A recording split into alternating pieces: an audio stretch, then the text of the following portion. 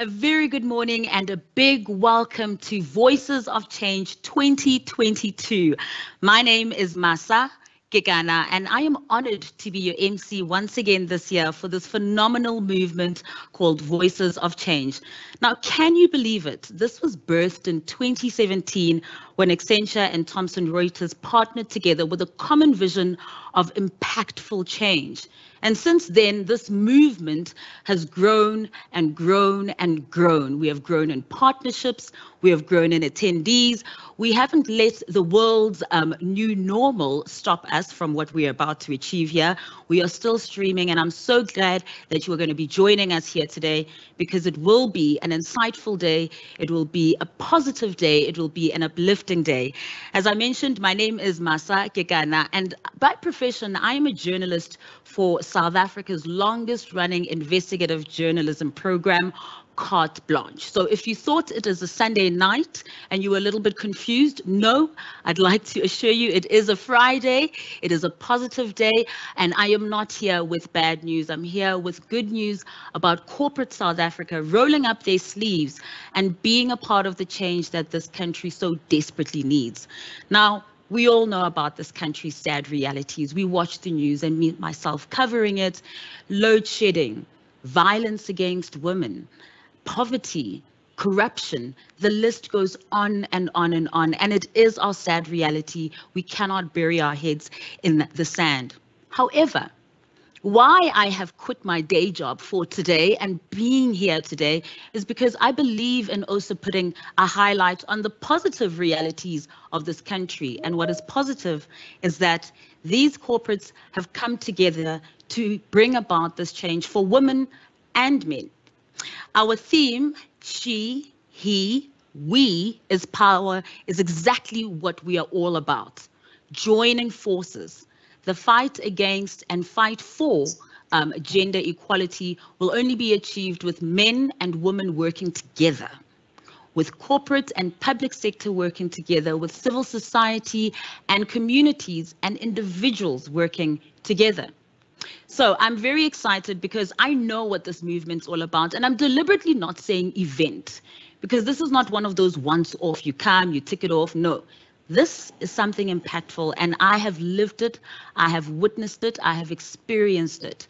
We have the most formidable speakers who are going to be giving us tools to empower us, not only for today, but also moving forward, and not only in the workplace, but also in our personal lives. So we're going to have fun. We're going to laugh, we're going to grow, but I would like to thank those who've made it possible, and it is our partners, starting with our founding partners, Accenture, Nedbank, Business Engage, and of course our growing partners who are also committed to this, which being AECI, Anglo Gold Ashanti, Aspen Pharmacare, Astron Energy, EOH, G&D Mobile Security, Hollard, Kearney, Life Healthcare, Pfizer, Refinitiv, and SAP. From me to you and from all of us, we salute you. We thank you for making this day possible, but we thank you for the impact that you are doing across our country every other day beyond today. So, without further ado, I can't think of a better woman to open this day. I mean, it is a great day. It is a Friday. Spring is kind of knocking on our doors. Winter's slowly leaving us, and things are feeling really positive. I can't think of anybody better than to open this than, of course, Dr. Ntombi Mangwane. But I must say, last year when I introduced her, I had her list of decorated CVs. I mean, she's got accomplishments from academia to her workspace. And at the end, I said, almost doctor, because she was studying for her PhD. Not only does she have big visions, big plans, she's a doer. Today, I am proud and inspired to announce and call Dr. Ntombi Mangwane. Congratulations, by the way. Thank you, Martha. Thank you. Most welcome. Yes, we can. Yes, we will. And yes, we have started a movement. It was the summer of 2018 when a young analyst took a chance to call me and use her voice. Her name was Lerato. Lerato was a junior, possibly 5 to 6 levels below me as a director. I had never met her. I didn't know her. She didn't know me. But she took a chance and dared to call me on my mobile phone. Now, many of you believe calling an executive on their private mobile phone would be a career testing moment. In fact, I would be so bold as to argue that many of you would find 101 excuses to not make that call, to not take the risk, and to not use your voice. And why? Because it's safer to not take chances. We deem it safer not to take a risk, not to be reprimanded. We find comfort in our comfort zones, and we choose anonymity over exposure. My question to you all is, how do you think women's rights were achieved? The public holiday we all enjoyed on the 9th of August, how was that day granted and passed on to women as a constitutional right? The answer is simple. Women who walked this road before us started a movement, used their voice, stepped out of anonymity, and chose to be visible. And most important, these women worked together to start a movement. Allow me to share a few examples. Encouraged by the universal female right to vote movement that had started in New Zealand, IWD, International Women's Day, originated from labor movements in North America, Europe, and this all happened in the 20th century. The earliest version of Women's Day was actually organized by the Socialist Party in New York on February 28, 1909. This then inspired the Germans at the 1910 International Women's Conference, where they proposed a Women's Day be organized annually. The following year saw demonstrations across Europe. After this, women's rights gained in Soviet Russia in 1917. They made and announced that International Women's Day would take place on the 8th of March. This became mainstream, a global holiday adopted and supported by the United Nations in 1977. So what happened here in South Africa? In South Africa, on the 9th of August 1959, Lillian Ngoyi and other women leaders led 20,000 women to the Union Building in Pretoria. They were protesting the much-hated past laws. But what came out was Women's Day, dedicated to commemorating the cultural, political, socio-economic achievements of women. This day brings attention to issues such as gender, equality, reproductive rights, and violence and abuse against women. Allow me to repeat my opening statement. Yes, we can. Yes, we will. And yes, we too have started a movement. The Voices of Change movement was born out of a young, naive Lerato who took a chance and made a call that would change her life and the life of all the organizations supporting Voices of Change.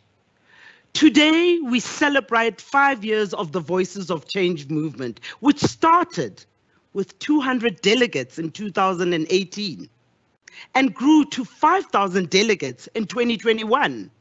And you know what? We are not done. We have only just begun our movement. Like our previous women leaders in New Zealand, New York, Germany, South Africa, and us today, we need to recognize that the journey that started in the 1900s, it's not yet done. And we in 2022 have a part to play in building a legacy that will change the female narrative for our children and our children's children. This year's Voices of Change speakers and leaders will focus on sharing and empowering you with practical skills to develop you as a woman and as a leader. We are intentional about helping women use their voice and developing women who can sit around decision-making tables with other men and women. Voices of Change is all about growing women leaders who believe in themselves and want to be the change. Make no mistake, Voices of Change is not a talk shop. We are determined to walk the talk and to deliver results. Through our Voices of Change CSI pillar, we are upskilling young men and women to understand and know about the right and wrong behaviors. We are educating these young people about being scientists, engineers, mathematicians, lawyers. We impress upon them that your background and social upbringing can and will change if you want it to. The 1,700 books distributed in schools countrywide are a testament of the work Voices of Change is doing at grass levels with the book titled Soar. The Voices of Change Leadership Coffee Sessions are our attempt to be always on throughout the year. Women's Day may only take place on the 9th of March, but here at Voices of Change Movement, we say women are always on, forever ready, and consistently learning to build a better future. As a Voices of Change partner, you should be proud of the movement that we have all started. We should also acknowledge and celebrate the men walking this journey with us. Equality cannot be achieved without women collaborating with men. To all our corporates, to all our partners, all of the employees joining us, today I salute you. You are leading in an environment that can only and will only deliver positive and profitable results. Yes, we can. Yes, we will. And yes, we have started a movement. To all those young specialists, analysts, managers, I challenge you. I challenge you to be the Lerato in your organization. Take a chance. Make that call. Share innovative ideas. Take risks. Be visible. Use your voice. Change the world. It starts with you. You know why? Because yes, we can. Yes, we have. And yes, you too can start a movement. I wish you all a beautiful, productive learning day, and thank you for joining us for the 2022 Voices of Change movement.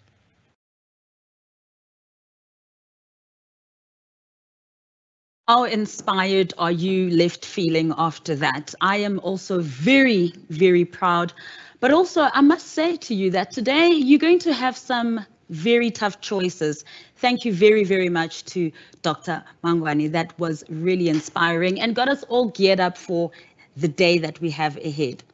There'll be some tough choices to make because we have breakaway workshops where you will be able to get those tools to find your voice, not to play it safe, and to be the Leratos that Ndombi speaks of. We want to be those people, and we want to be the change in making sure that we do strive for gender equality. Our keynote address today is a woman who is so phenomenal. She needs no introduction, and she is the first female deputy president of South Africa. Remember? She also has played a big role in the world across the globe. She has raised over $400 million in the fight against gender equality, to make sure that we have and we strive for gender equality. Without further ado, I would like us to take a listen to the wise words and pearls of wisdom coming out of Dr. Phumzile Mlambo-Ngcuka. Happy Women's Day and Happy Women's Month.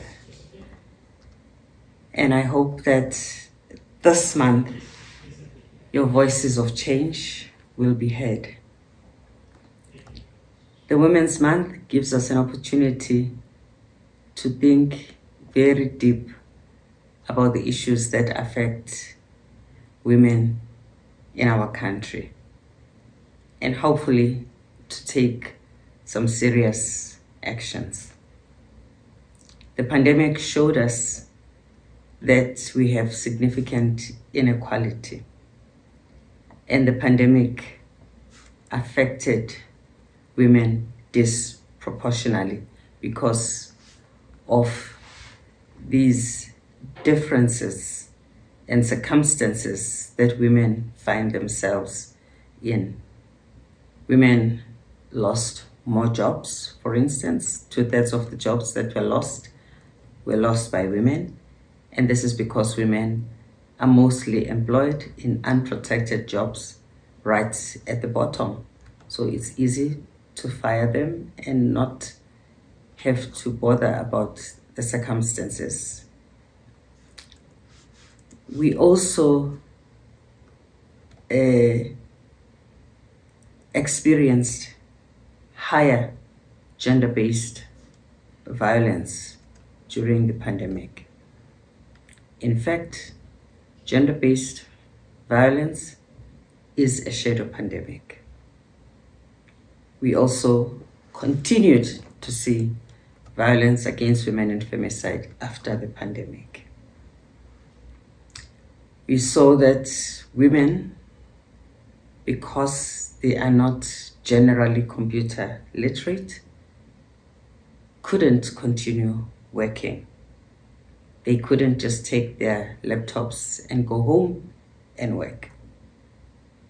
Women also faced the burden of unpaid care work, caring for children, the old people, and the sick.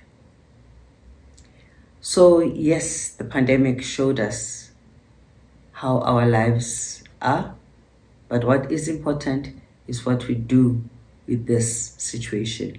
How do we fix our personal lives, and how do we fix our professional lives? There's an illusion of higher representation of women. Certainly, things have improved, but it's not enough, and it's too slow. And those who are caught up have a hard life. So the few, and I think in our country, some of them are amongst you in this room, the few who have succeeded have an obligation to lift as they climb.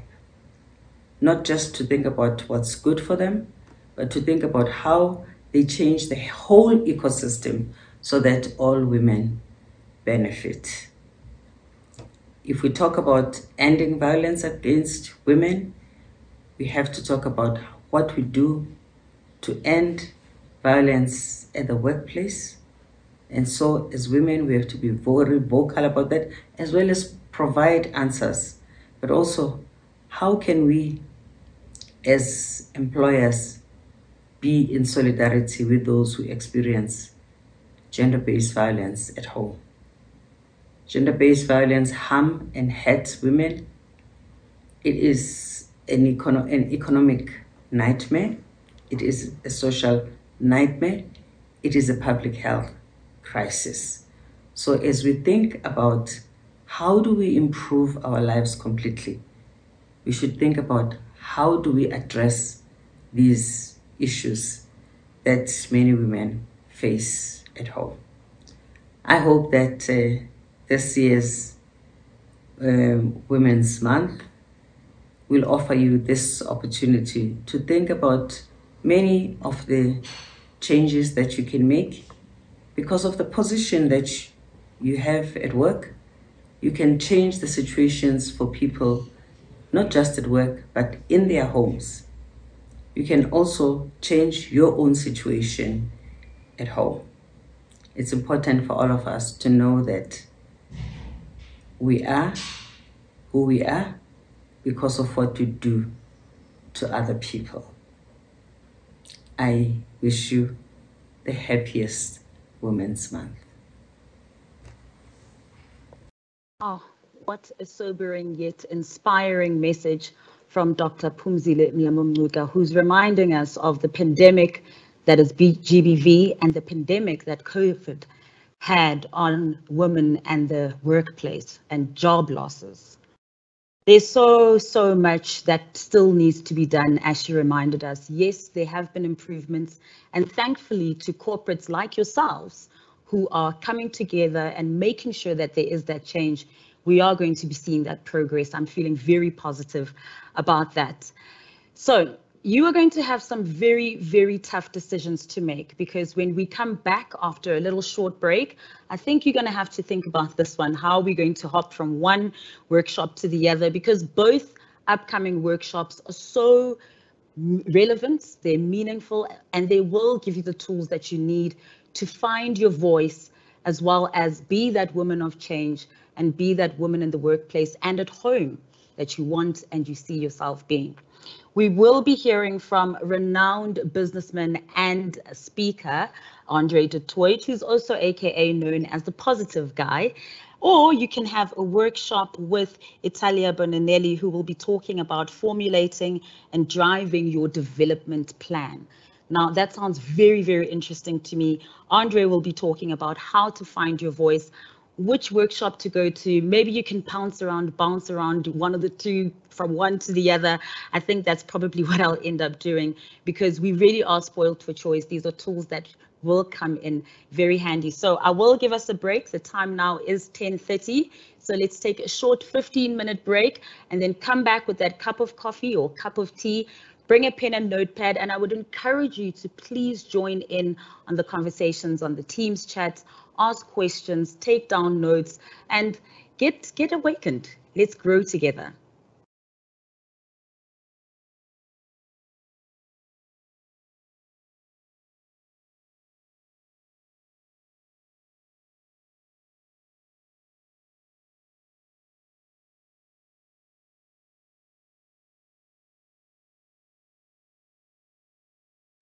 And a warm welcome back to Voices of Change 2022.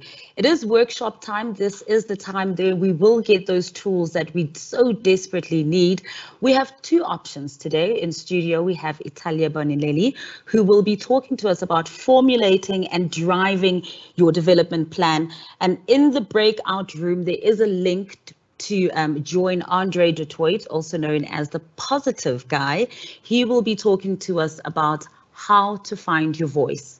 Tough choice, both very incredible, both very renowned and successful business people who we want to learn from. So let's take it away. Good morning, ladies and gentlemen. It's a pleasure to be here this morning, and I'm going to talk to you really from three sources of information. I think my own career and the learnings that I've had out of that, some research that I did many years ago into what was holding people back from reaching senior levels at executive level or even on boards. And then thirdly, the experience I've had as an executive coach, coaching people to these levels. So without further ado, let me dive into this. I think the first thing to ask yourself is, why do you want a particular position? So let's assume that you're aiming to get a position on a board. Why do I want that position? Is it the logical next step in my career path? Do I know enough about that position? So when I did some research many years ago at Standard Bank, what I found is that the really successful people had researched their future positions to in some detail. They had obtained copies of the role descriptions, they had obtained copies of the KPIs, they had prepared themselves by interviewing people who were successfully doing those positions. So they had a very clear idea of what that position entailed and were therefore better able to do an assessment of their own gaps to reach that position, but also what would lead to success in that position.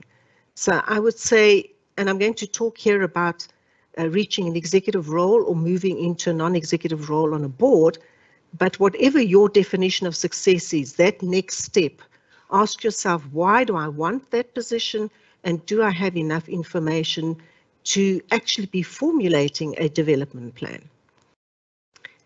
So let's assume for purposes of this talk this morning that what you're aiming at is a board position. Do your goals align with the organization and its board? So do the research on the company.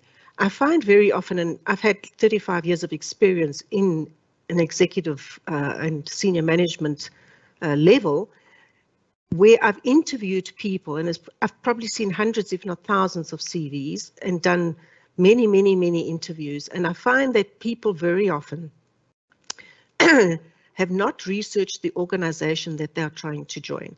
So my advice would be research the organization, read their annual report, read what the proxy agencies are saying about the company, try and speak to people who are working in the company so that you can understand the culture of the company, what their goals are, the kind of practical problems that they are facing, because not only will this help you prepare better for the interview when you go to present yourself, but you'll understand better whether your goals align with the organization and with the board, if it is a board that you're trying to join.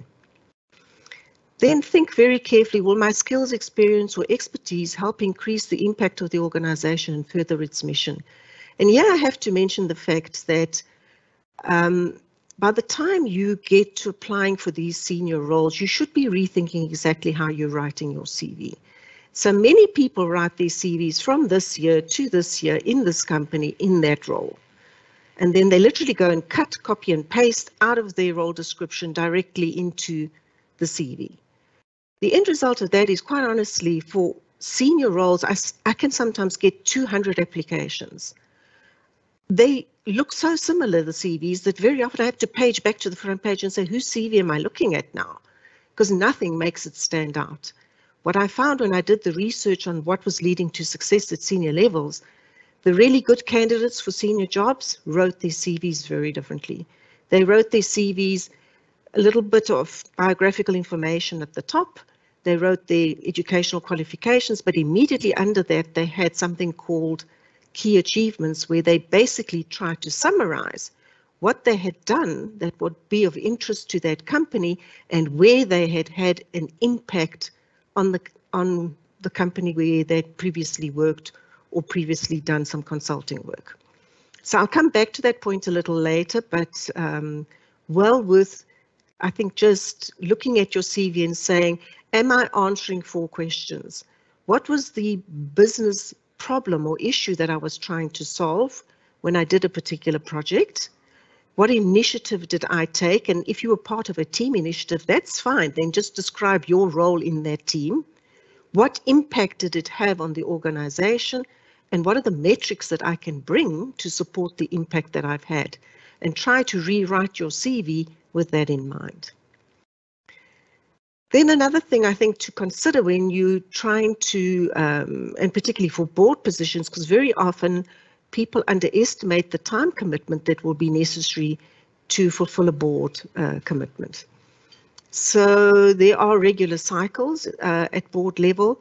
You would have 3 or 4 annual meetings. It may well take 2 or 3 days of meetings, depending on how many subcommittees of the board you are sitting on. You probably have a big stack of papers to read ahead of those board meetings. And very often companies do expect you to contribute and respond to queries or to participate in other activities in between meetings. You may be asked to join shareholder AGM type activities, either at the AGM itself or in shareholder consultations. So all in all, you need to work out exactly how many days of work that's going to take up. And particularly, I think, for people that are looking to do a board role on top of a senior management or executive role that they already have, just calculating exactly how much time it would take to fulfill your responsibilities as a board member is something that you should be considering. So what are the first steps to preparing to be a good candidate for a board position? And here I'm talking mainly to those that have never really sat on a board before, would like to sit on a board, but are finding it difficult to get that first opening. I think the first step would be to learn the essential legal, regulatory and operating knowledge that you will need. And some of this is fairly easily acquired, but just needs a little bit of insight as to what you should be studying. I'll talk a little bit about that just now. Develop a deep understanding of your roles and responsibilities as an effective board member. So there are definitely very clear guidelines in King 4. If you sit on an overseas board, for example, on a UK listed company, there would be very clear guidelines in the UK governance code as to what is expected of effective board members. It's well worth going to read the expectations of board members so that when you join a board, you are clear on those. Then I would say connect with and learn from women who have achieved success as board members. And if there are men on the line, men or women who've achieved success as board members. I think speaking to them about that difficult transition from being in an executive role to being a non-executive, where you're there to guide on strategy, you are there to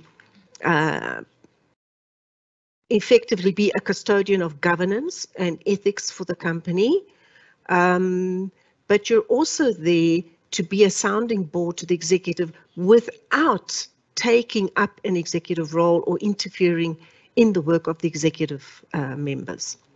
So it's a very clear distinction, and I think about what answer you would give to such a question, because invariably if you're interviewed for a board role, you would be asked the question, you know, how do you see the difference between being an executive, as you currently are, to being a non-executive on a board? And then importantly, and this is what I hope to spend the bulk of the time this morning on, is how do you develop an individual action plan to seek and secure your position on the board and to be successful in interviews and other activities to gain that role. So let's talk about this legislation that you need to get educated on. Clearly, candidates who've got training on governance issues or other in-demand skills will have more leverage when they're applying for a board role. So think about a board role as a combination of different skills that you may already have acquired. So have you had any experience with governance, compliance, legal experience, remuneration experience, sustainability experience, experience dealing with shareholders? Any of these aspects that you might have had as part of another role that you have fulfilled would be valuable skills to showcase if you're applying for a board position. Then attend appropriate training courses. It's quite possible to do a short course with the Institute of Directors, for example, in South Africa, that will give you the very basic grounding on all the legislation, including the King Codes, the Companies Act, and the JSE listing requirements and other things that you would need to know to function effectively as a board member.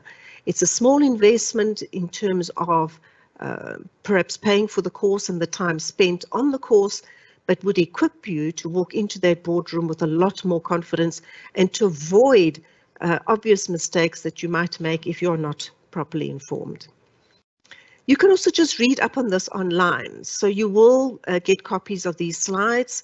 I'm sure that Colleen will arrange to send out the slides to anybody who would like a copy. I've put there a link to a website where in essence they give literally a very simple and well laid out guide to what directors are expected to do and their roles and responsibilities. So even if you can't attend a training course, then going online and just reading about the roles and responsibilities of directors would already put you 2 steps ahead in terms of your preparation. So if you're in South Africa, there would be King 4, which is the Corporate Governance Code for South Africa. There would be the Companies Act, the JSE Securities Exchange regulations. But depending on which country you're in, so you may be in Ghana, in which case you would have to look at the regulations for the Ghana Stock Exchange. You might be in the UK, in which case you would have to look at the UK Governance Code. Try to find out what all the regulations are that affect your role as a board member. You may need some information on other legislation, such as the Companies Act or the Income Tax Act or, Consumer Protection Act. But in my experience, you do not have to become an expert in these things. Every board has got a company secretary, and that company secretary, you should make good friends with that company secretary and be able to approach them for guidance on certain things. So it's quite feasible to approach the company secretary of a board that you've joined to say, I need to understand a little bit more about the legislation governing this industry. Are you able to supply me with the appropriate material? Quite apart from that, in most cases, company secretaries will in fact prepare an induction pack for any new director that is joining a board. And if you're not offered that, you should in fact be requesting it. There may be industry or sector-specific legislation. So these are just tips to you of what to look for when you're joining a board in the country and in the industry where you are operating. There may be reporting and other standards. So very often there are clear guidelines on what should be reported in the annual reports of companies, what reports need to be produced by every subcommittee of the board. So the remuneration subcommittee needs to do an annual report, which would include the remuneration policy, but also the implementation report of how the policy was implemented that year when it came to dealing with executive remuneration. Similarly, the Audit and Risk Committee would have certain reports that they need to produce. So depending on which subcommittee you land up sitting on, it is very advisable to know exactly what kind of reports would need to be produced for the year-end report.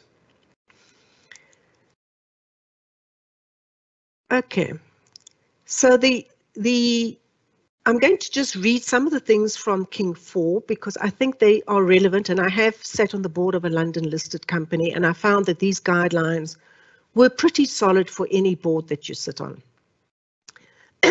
So I think two of the key focus points for any director is corporate governance, so understanding what controls are in place to ensure that governance. You are assisted in this role clearly by external auditors, by legal advisors, by the company secretary who would be tracking certain compliance issues. But also the focus would be on managing relationships with the executive management and other members of management, shareholders and other stakeholders. So depending on which country you're in, you might find that the local legislation is very prescriptive on how you, as a board member, you should be dealing with certain stakeholders. So if you take the UK Governance Code, it clearly sets out what kind of interaction board members should have with employees of companies and what kind of information and stakeholder management should be done with external communities. So again, just understanding the role of board members and getting some information as to the requirements would be very useful. Your role as a board member is also to appreciate the strategy, risk, performance and sustainability are inseparable, and to understand how these operate in a company. So you would assist the executive management. They may formulate a draft strategy, but the board would be responsible for reviewing that strategy, giving input to it, providing guidance, but also assessing the risk factors in a company, how the company is currently performing and is projected to perform, and certain sustainability issues. Now, sustainability, I think, goes beyond just aiming for net or zero carbon emissions and having a nice sustainability program that someone somewhere in the company is running.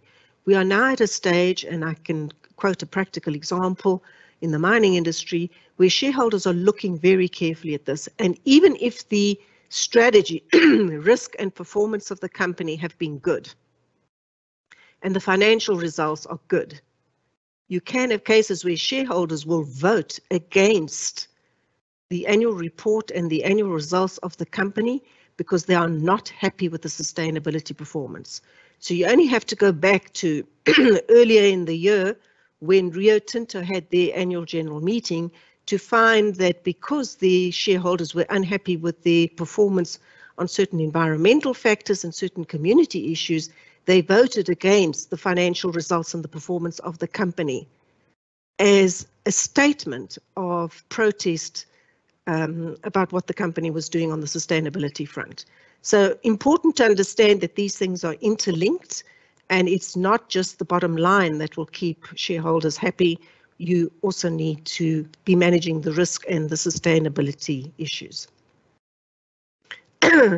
Clearly, I think board members are there to provide leadership on an ethical foundation. The company needs to be seen to be a responsible corporate citizen. And the other point to remember always is that while you will always sit on the main board, you will also be required to sit on subcommittees. Now, here are a list of some possible subcommittees: the Social and Ethics Committee, the Audit Committee, the Remuneration Committee, Nominations Committee, which is really, the Nominations Committee is involved with the appointment of board members and executive directors, but they may also review other aspects of human resources practices, the Risk Governance Committee. So, number one, try to think what experience you've had that you can in fact package in your interview to show how you could contribute to one of these subcommittees. And secondly, start thinking ahead of time which of these subcommittees you would be most able to add value to and could in fact think of joining, because it is an expectation on any board that you would sit on at least 2 subcommittees. So how do you prepare for this? I would say, first of all, excel at what you do in an executive role. So in order to stand out and be considered for a board role, you must have built a reputation and a personal brand of having had an impact at an executive level already. How do you pitch up as a leader? So many people rely on their technical expertise built up over many, many years, their position and title.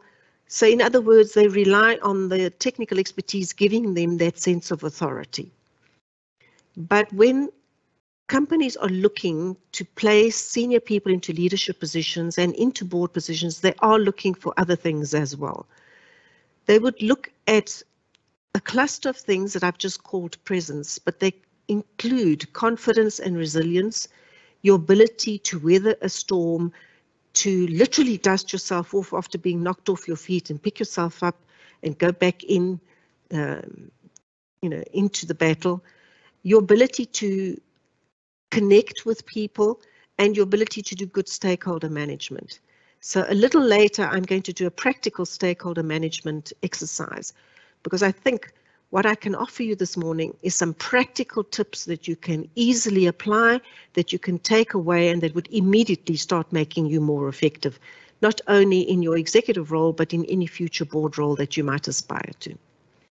Then the impact, your ability to look at problems in a company from a slightly different angle, reframe what the problem is, and in my experience, very often that means having an inquiring mindset where you effectively just ask more questions than would normally be asked.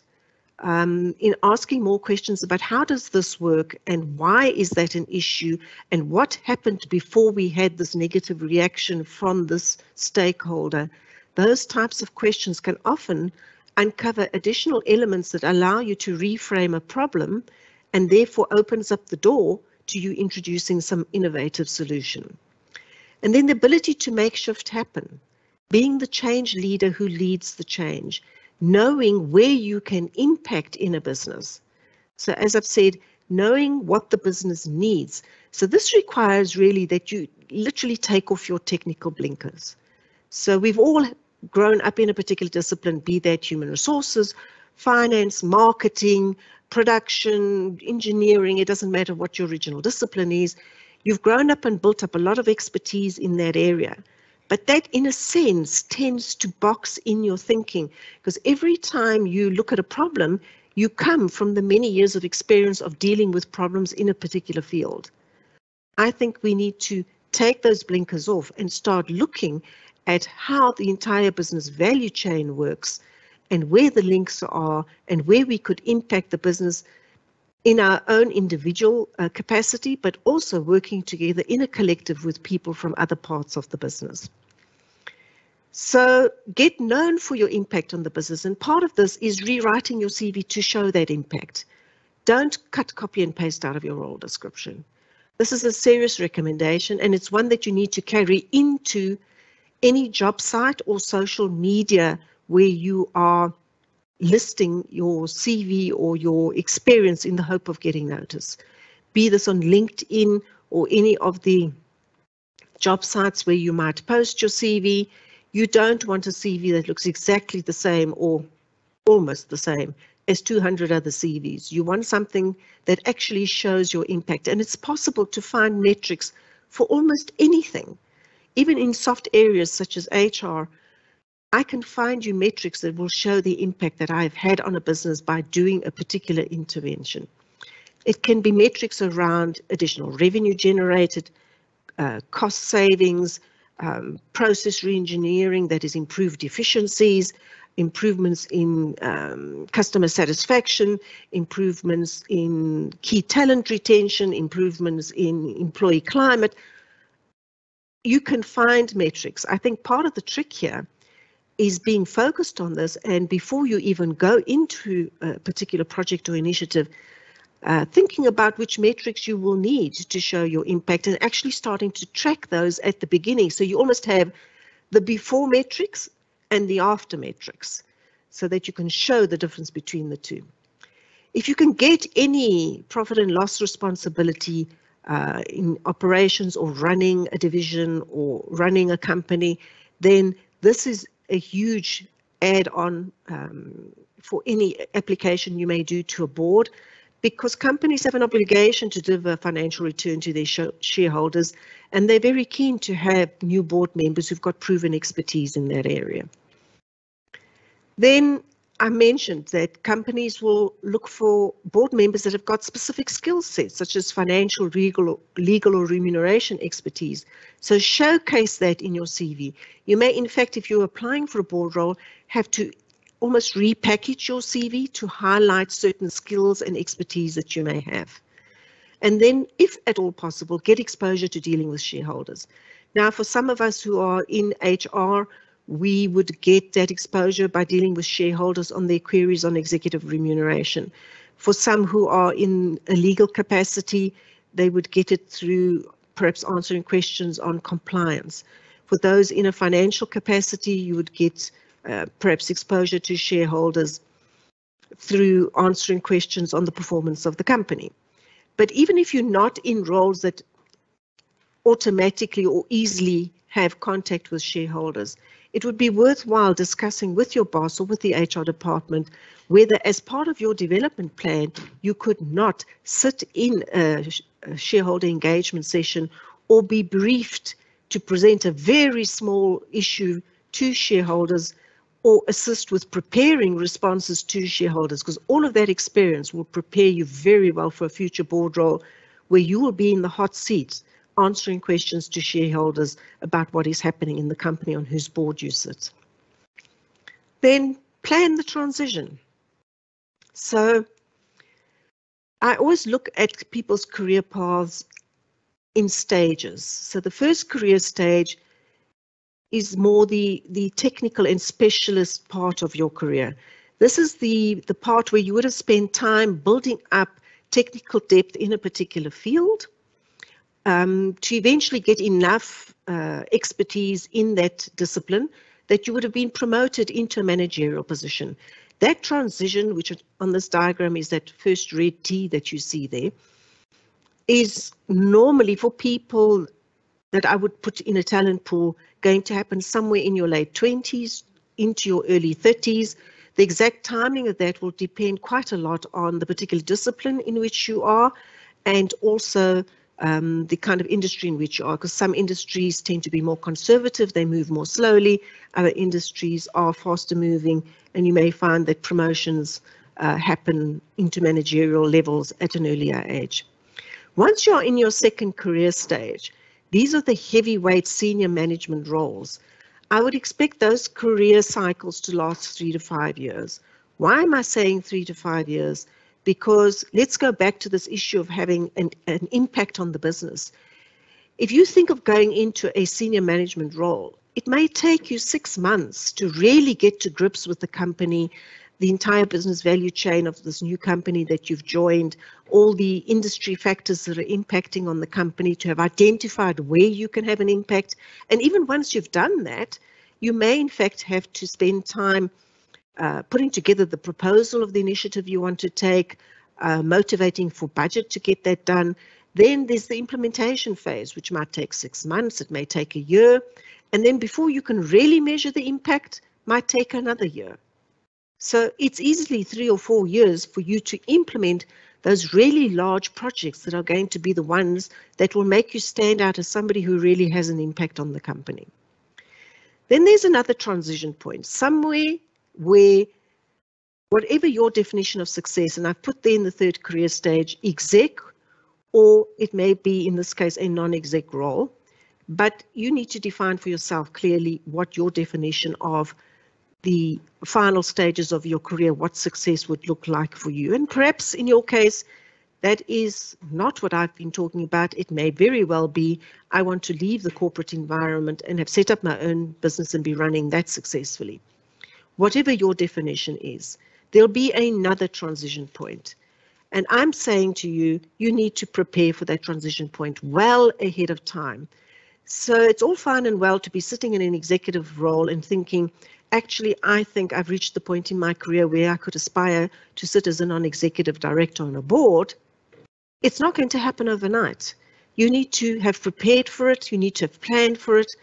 And so I'm really saying, think about it and prepare for anywhere from 6 to 18 months in order to get onto that board.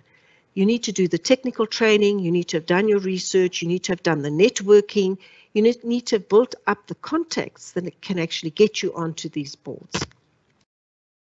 So consider your own career highlights. There are the 4 questions I mentioned earlier. This is how you should be rewriting your CV. It should also be how you rewrite the information that you have on LinkedIn. And I will talk a little bit more about LinkedIn later. Prepare a customized board resume that highlights why you're a strong candidate for that board role, that highlights the skills that you have, that highlights the experience you've had with compliance or risk management or remuneration or sustainability or any of the key issues that they are looking for in board members. And then develop some additional skills that will serve you very well, not only in your senior management or executive role, but will also serve you well once you're a board member. So let's try to look at some of these. In reality, the role of top management and the board are to be system developers.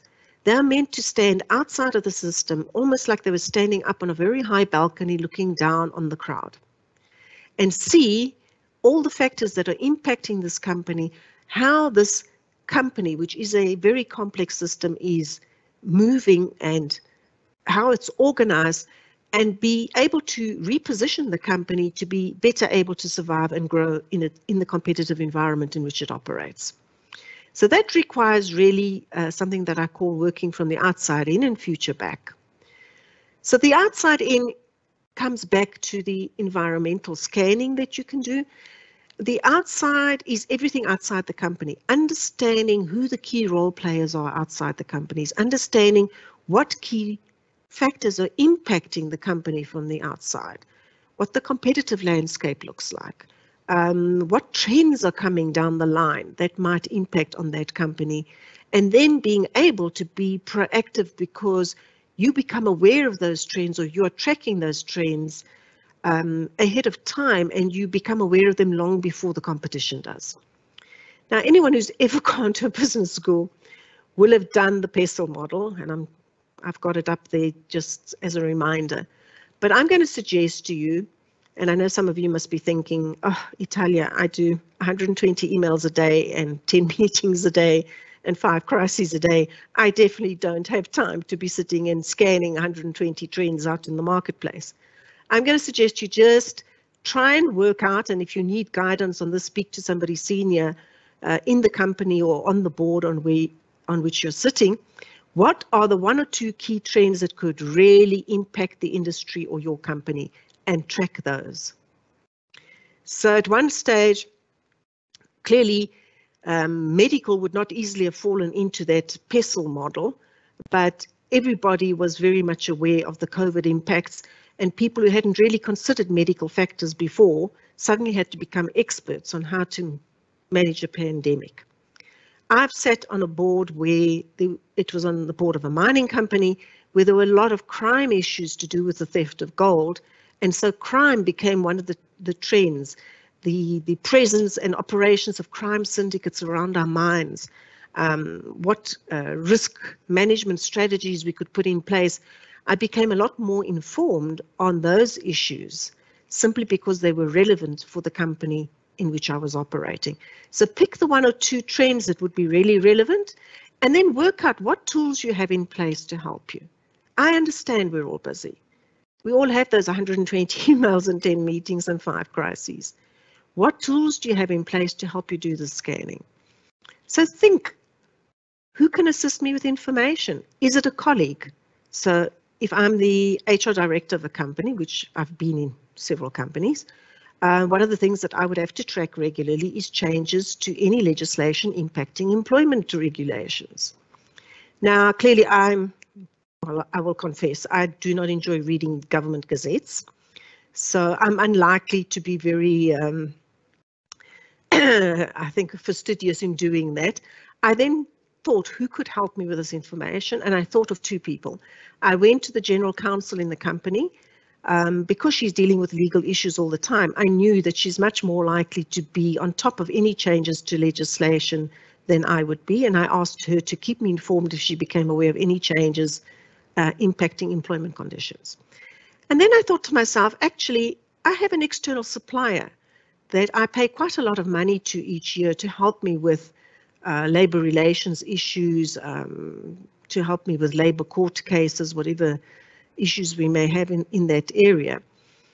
And I approached that legal company and said, you're going to become aware of draft legislation long before I will. Can you please just advise me? It may be a 2-line email. Maybe you won't give me the answers. You may want to get paid for the answers. But nonetheless, if you could drop me an email when you know these changes are coming through, that would at least ring an alarm bell that I know that I need to start researching and preparing for something. And that's exactly what happened. They sent me a mail at one point advising me that there was some change to the legislation. I had not been aware prior to that. I immediately went and started researching it and found that it would have implications for the company where I was working. I started preparing possible solutions. Closer, a few months down the line, I reapproached the external legal company and said, are you sure this is going to go through Parliament? They said, absolutely, it's going to be tabled and it will definitely pass. And I then persuaded my boss to give me some money for an external consultant to help me develop a solution. And when it came to the next board meeting, which happened to be that February, I walked into the board meeting only to find one of the directors on the board saying, have you seen this change in legislation? And I was very happy to be able to say, yes, I've been aware of it for 6 months. I've been preparing a solution. And if you'll just give me 10 minutes, I'll be able to explain to you exactly the solution that we are able to implement. And if you sign off on the solution, it can be implemented this week. Now, clearly, it's very easy to be confident and to show that kind of impact if you've had 6 months to prepare. Perhaps not so easy if you only found out about it the week before. So think, in your environmental scanning, what tools do you have in place? Who could assist you with that environmental scanning? And what are the 1 or 2 key trends that you should be tracking? both as an executive in a company or even if you're sitting on a board, what are the 1 or 2 trends that you should be tracking? Let's move on to the other issue that may be impacting your company. And these are key stakeholders, be it shareholders, be it regulators, funders, proxy agencies, communities, media and the press. It can be a whole range of different stakeholders that can seriously impact the company. And part of what I think one of the key things that we miss in these situations is identifying the key stakeholders early enough and having a really proactive stakeholder management strategy. So let's do this exercise because I think it may give you some practical tools. So here I've just listed some potential key stakeholders that may be important. Try and do this exercise. Draw these lines on a piece of paper that you may have in front of you. So you'll have on the vertical axis the level of involvement of the different stakeholders, just how active they are in either supporting you or resisting you.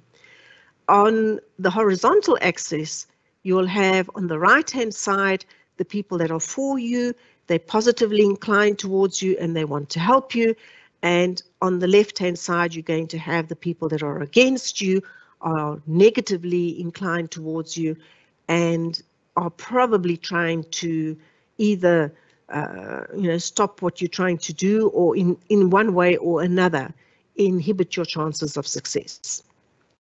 Then simply think, and if you're finding this difficult because you don't know your external stakeholders well enough because you haven't really thought about this before, then think about your internal stakeholders where you're currently working, because those I'm sure you're a lot more aware of. Put in that area, the top right-hand side, where you see change champion. These are the people that are positively inclined towards you, but they're also very active in their support for you. They go out of their way to try and do things to help you succeed. So put down the names of people that you think are your change champions. So these hopefully would be your boss, hopefully would be a mentor, a sponsor, other key senior people in the industry, or if you're thinking of external stakeholders, your important stakeholders, if you have formed the right relationships with them, they should be your change champions. They should be working with you to effect positive change. Slightly below that, but still on the right-hand side, on the positive side, are the willing helpers. These are people that are probably too busy with their own lives and their own business. But if you approach them and ask politely for some help, they're going to be willing to put down what they're doing for 10 or 15 minutes to help you with information, introduction to other key stakeholders, information on technology, maybe arranging a discount on something. You never know what you're going to need. These are the willing helpers. Now, when I did that research of what led to success, even internally, think of your internal map of stakeholders. If you cannot count 1 or 2 willing helpers in every single division or department of the company where you're working, you're probably not sufficiently well equipped for maximum success. So think of it like this. If there are 15 departments or divisions or different areas of the company in which you work, you probably need 15 to 30 people in that category who are willing helpers. It's quite a number. So just think who your willing helpers could be. If we move to the left-hand side, on the negative side, the people who are against you and who are very active in resisting you and undermining you. These are your enemies, hopefully not too many names in that quadrant, but nonetheless. Just below that, still on the negative side, but perhaps a little bit less negative and also not quite as active in their resistance to you, are the cynics. But don't underestimate the cynics. These are the people that will not miss the opportunity to take a cheap shot. You'll be in a key meeting doing a very strategic presentation, and all of a sudden, from the one side comes some sarcastic comment, and you just think to yourself, what just happened? Where did that come from? And why is this person so negative towards this project? Those are your cynics. And you need to think very carefully who your cynics could be. Sometimes your cynics are people that you may not think really have a say or an influence on the things that you are doing, but because they are able to influence key decision makers, you still have to keep them in mind and actually develop a stakeholder management strategy for them. So I'll come back to the cynics. Then at the bottom, as you see, are the fence sitters. These are, I don't want to call them the sheep, but for want of a better word, these are the people who have not decided yet whether they're for you or against you, and normally they're waiting for the most important person in the room to take a position, and then they will follow that. So if the most important person in the room is in support of what you're doing, they're likely then to all be in support of what you're doing. But if the most important person in the room decides they don't like what you're proposing, they are likely to side with that important person, and then you will find yourself with a whole lot of unhappy and disgruntled people. So I'm going to give you just half a minute or so just to jot down some names, whether you're doing the map of your external stakeholders or the map of your internal stakeholders. If you're thinking of internal stakeholders, try and answer the question, who could have an influence on the success of the project that I'm running or on the success of my career in this company? And that will very quickly help you identify who key stakeholders could be. So I'll just give you half a minute for that.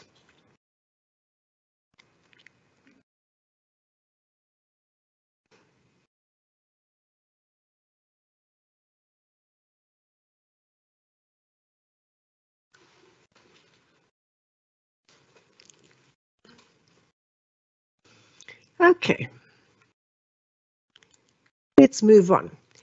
Think of one of those stakeholders that you put on the left-hand side that were negatively inclined towards you and were just putting obstacles in your way the whole time. Let's try and understand if you can picture one of those people, whatever that person's name is. Picture that person in front of you, this negative person who's creating problems for you, and just think to yourself, first of all, how much power and connections do they have? Now, clearly, if their title is general manager or managing director or chairman of the board or minister of this or whatever the case might be, the title alone would suggest that they have significant power and are able to influence things. But don't underestimate that people may have power through their connections. As anybody who has annoyed the PA of an important person will soon discover. Once you've annoyed the PA, you cannot get into that important person's diary without extreme difficulty ever again. So sometimes connections can give people power. How do you see these connections? Well, I know in the era of COVID, where we've all moved a lot more to online meetings, it's a lot more difficult. But if you're in a live meeting where everybody's actually in the room, I think develop the art of observing who talks to who looks at who before a decision is taken. So if I'm being asked for a decision and the person is sitting directly in front of me like you are now, but I look to the side and I look at Richard every time I'm asked for a decision to see if Richard is smiling or frowning, it's quite likely that Richard is an influencer who is influencing me in my decisions. Who has coffee with who? Who smokes with who? Who's often in somebody else's office? You'll very quickly see where the connections are, right down to the body language.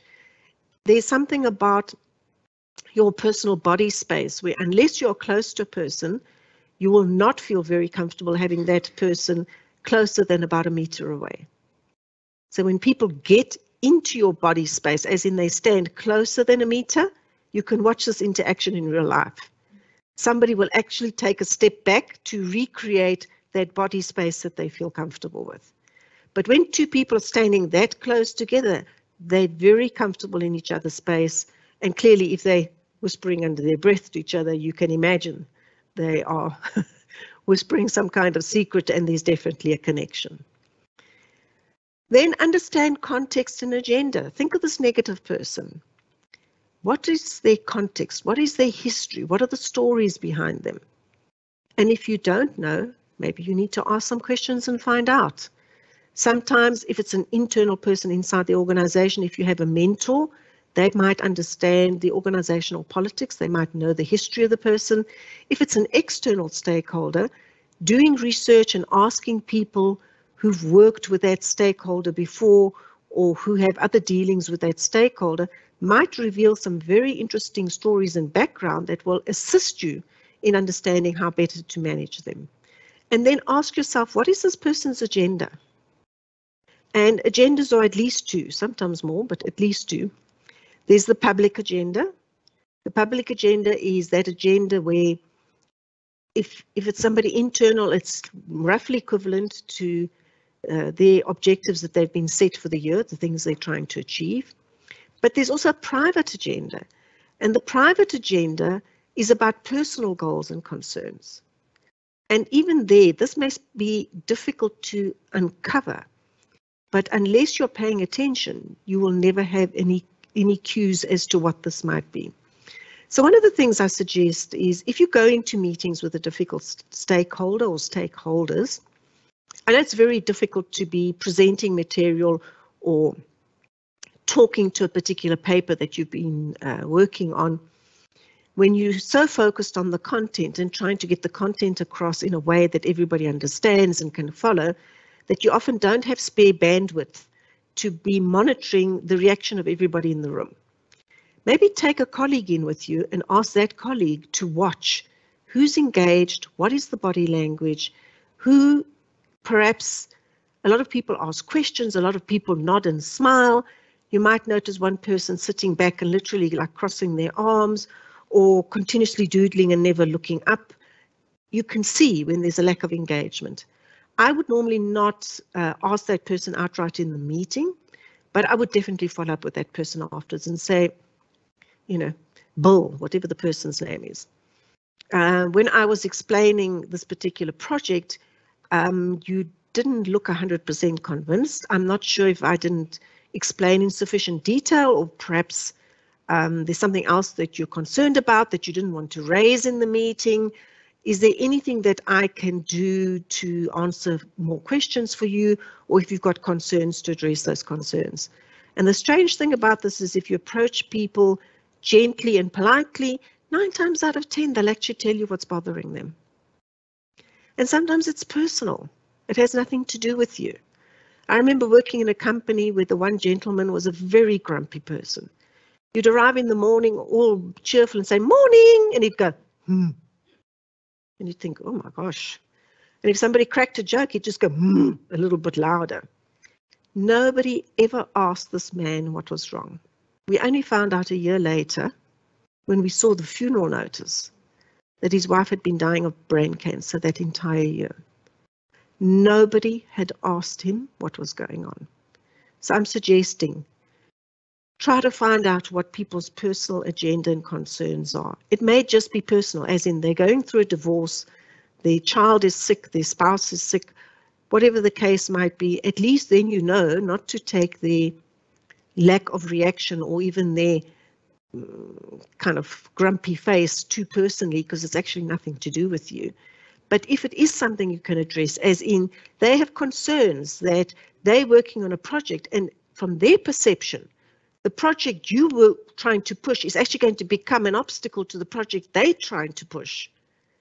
The sooner you know that and can address that and can try and find some compromise that turns out to be a win-win, the better off you're going to be. Then style issues. I think in all my executive coaching, this is an issue that comes up regularly for just about every person that I coach. They're dealing with a difficult stakeholder, and very, very often it's a style issue. So let's try another little exercise which may be enlightening. Write down 5 or 6 adjectives that you think people would use to describe you at work. So think, how would your colleagues describe you? Would they describe you as very active, take charge, assertive, pushing things through, very task-orientated?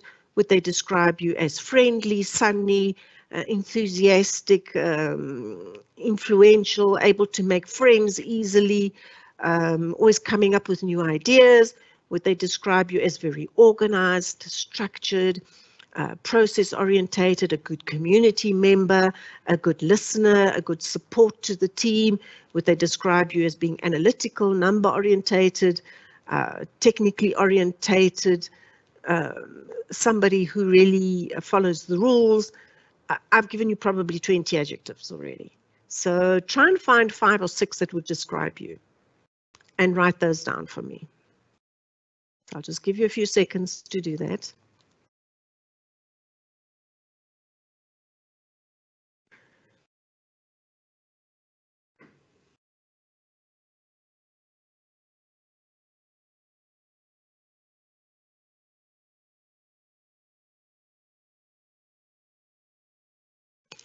Right. Now, I want you to think of that difficult stakeholder and just think to yourself, this person that you're having all these problems with. 5 or 6 adjectives to describe that person. An idiot can't be one of them. So try and describe that person's work style to the best of your ability with 5 or 6 adjectives, and write those down, and then we're going to do a quick analysis of work styles. Now, in a wonderful world, you would ask all these people to do a psychometric personality assessment and to share their report with you so that you could understand their personalities. Unfortunately, real life isn't like that. All I can do is give you a very simple, albeit a little bit superficial, but nonetheless useful tool to try and guess what people's styles might be and how you can adjust your approach to be a lot more effective with key stakeholders, be those internal stakeholders or the external stakeholders that could impact on the business. So I'll just give you a couple more seconds to get both your adjectives down, or your descriptors, and the descriptors for your enemy or cynic.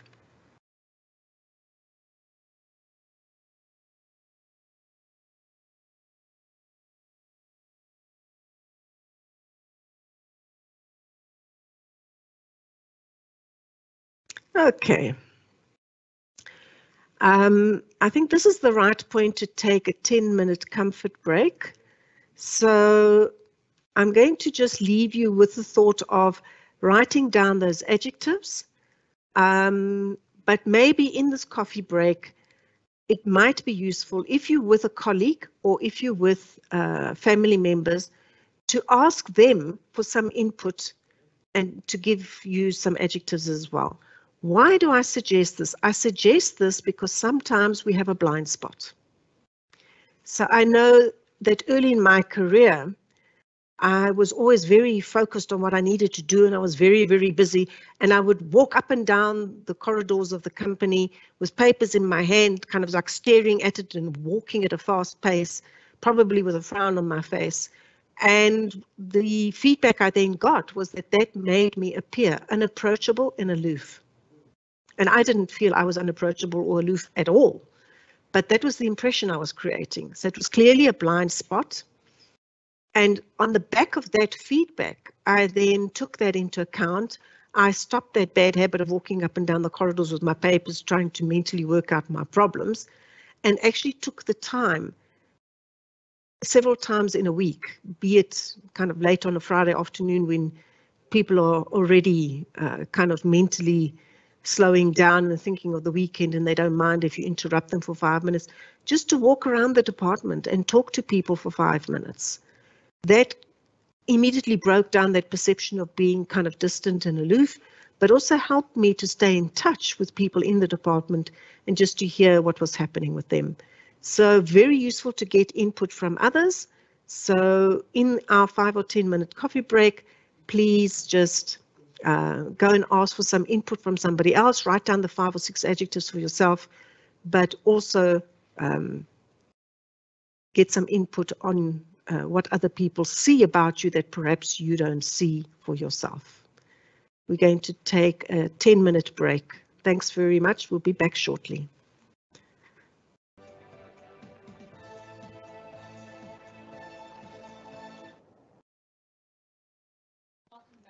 Thank you so very much, Italia. The content that you are giving us here today is so relevant and it's so helpful. We have a lot of questions that have come through for you. And I think what you've reminded us of here today is the human approach to our own development. I mean, the story you just shared of the man whose wife was actually dying of brain cancer and nobody knew, nobody took that time. It's just made me reflect and take stock and remind us of our own blind spots too. Yes. But straight into our questions, Italia. This one's coming from Anonymous, who says, I have got a degree but can't seem to get a position related to the degree. I went through a process of job shadowing in the related department, but I didn't get approved for it. And this is something that you also advise to say, research the position you want, research the organization you want to be a part of. I had that experience myself. I got a degree in psychology, but then when I wanted to work in that field, found I couldn't get a position. My advice would be try and find a position. So the most important thing is to actually start getting some work experience. So try to find a position, if you can't get it in that field, in a neighboring field, where the skills that you acquire in the neighboring field at some stage, a year or two down the track, can be transferred into the area you really want to be in. So you'll find that, for example, maybe you want to be in marketing and you can't get into a marketing role. Maybe you could get into a communications role. Maybe you could join the HR department but work on projects to do with employee communications, where at least you're acquiring some of those skills that can be transferred. My other advice is that very often, if you are very enterprising and you go into a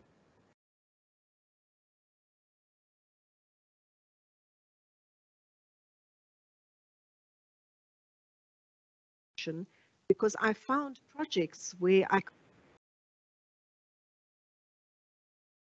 original role description but had some degree of overlap, and I was able to grow the original role description by persuading my boss that I could work on other multidisciplinary projects or undertake something where I had an input, and it started expanding my experience so that my role, from being in a kind of that size, it suddenly started to grow like this, and I was acquiring other skills that I then used to move eventually into the role that I wanted. So things like, project management, communication skills, a whole variety of things that you can learn. The main thing is, how do you actually get into that first role? And then immediately once you're in that first role, try and find a mentor in the area that you eventually want to move into, who could perhaps help you make that transition.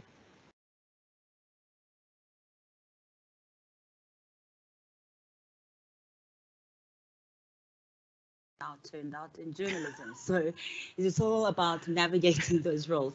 Another one, Italia, a message coming through with a question.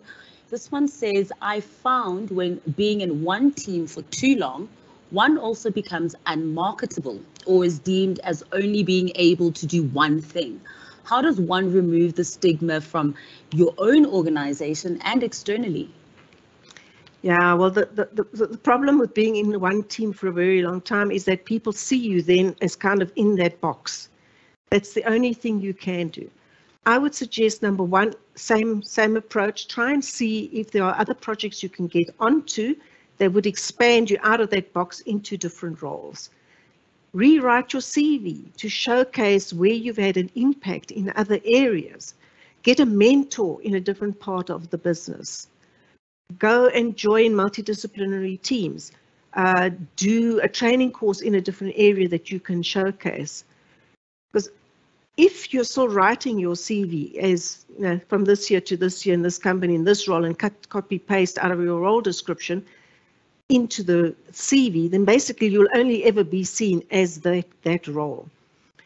Even when you go for interviews, go prepared to talk about where else you've had an impact and what else you can do. A lot of companies now, especially the more advanced ones, they actually run skills audits. So I use a company called The Secret Sauce. They run skills audits for jobs where they can show you what other jobs you already have skills for. So it would be useful to go online and do one of their skills audits, and they could then say to you, based on this, not only could you do this role, but you could do that role and you could do that role. And there are a few gaps for those other roles. At least then you would know what are the small gaps for those other 2 roles that you could start closing. They would actually set you up to do something different.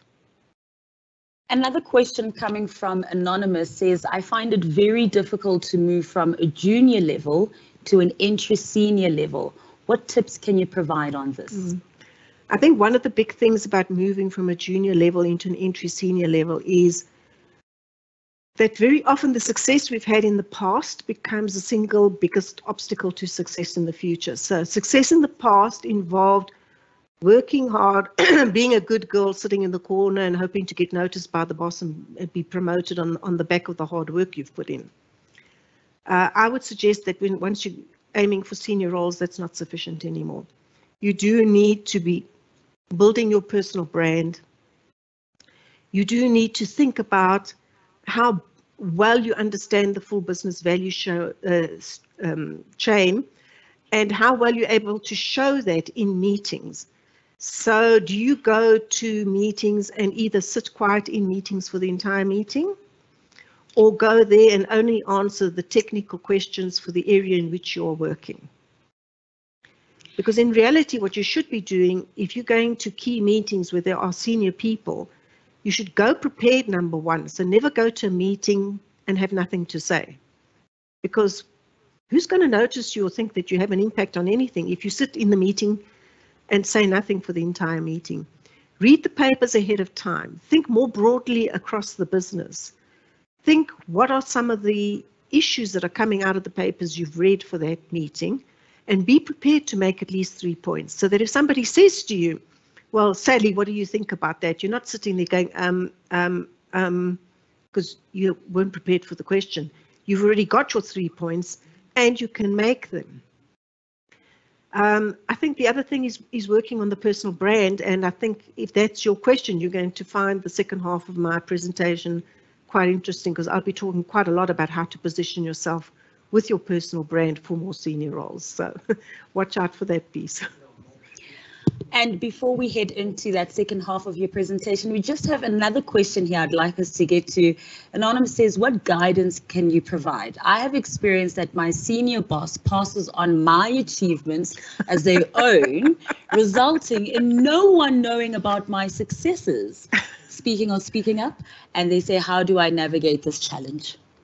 All right, so first of all, you need to own those successes. And I realize sometimes senior bosses, particularly those who are stuck in executive meetings all day and actually don't physically have the time, and I know I've been in that situation, you don't actually have the time to work on your own projects, and you are then left with talking about what your team has delivered. And if the boss is not sensitive to these issues, it then comes across as not giving credit to the team. I think a good boss should always give credit to the team. So if I was presenting even my team's work, I would say, thank you to Joe and Sally who worked on this project. And in reality, I would be asking them to present at least half the material.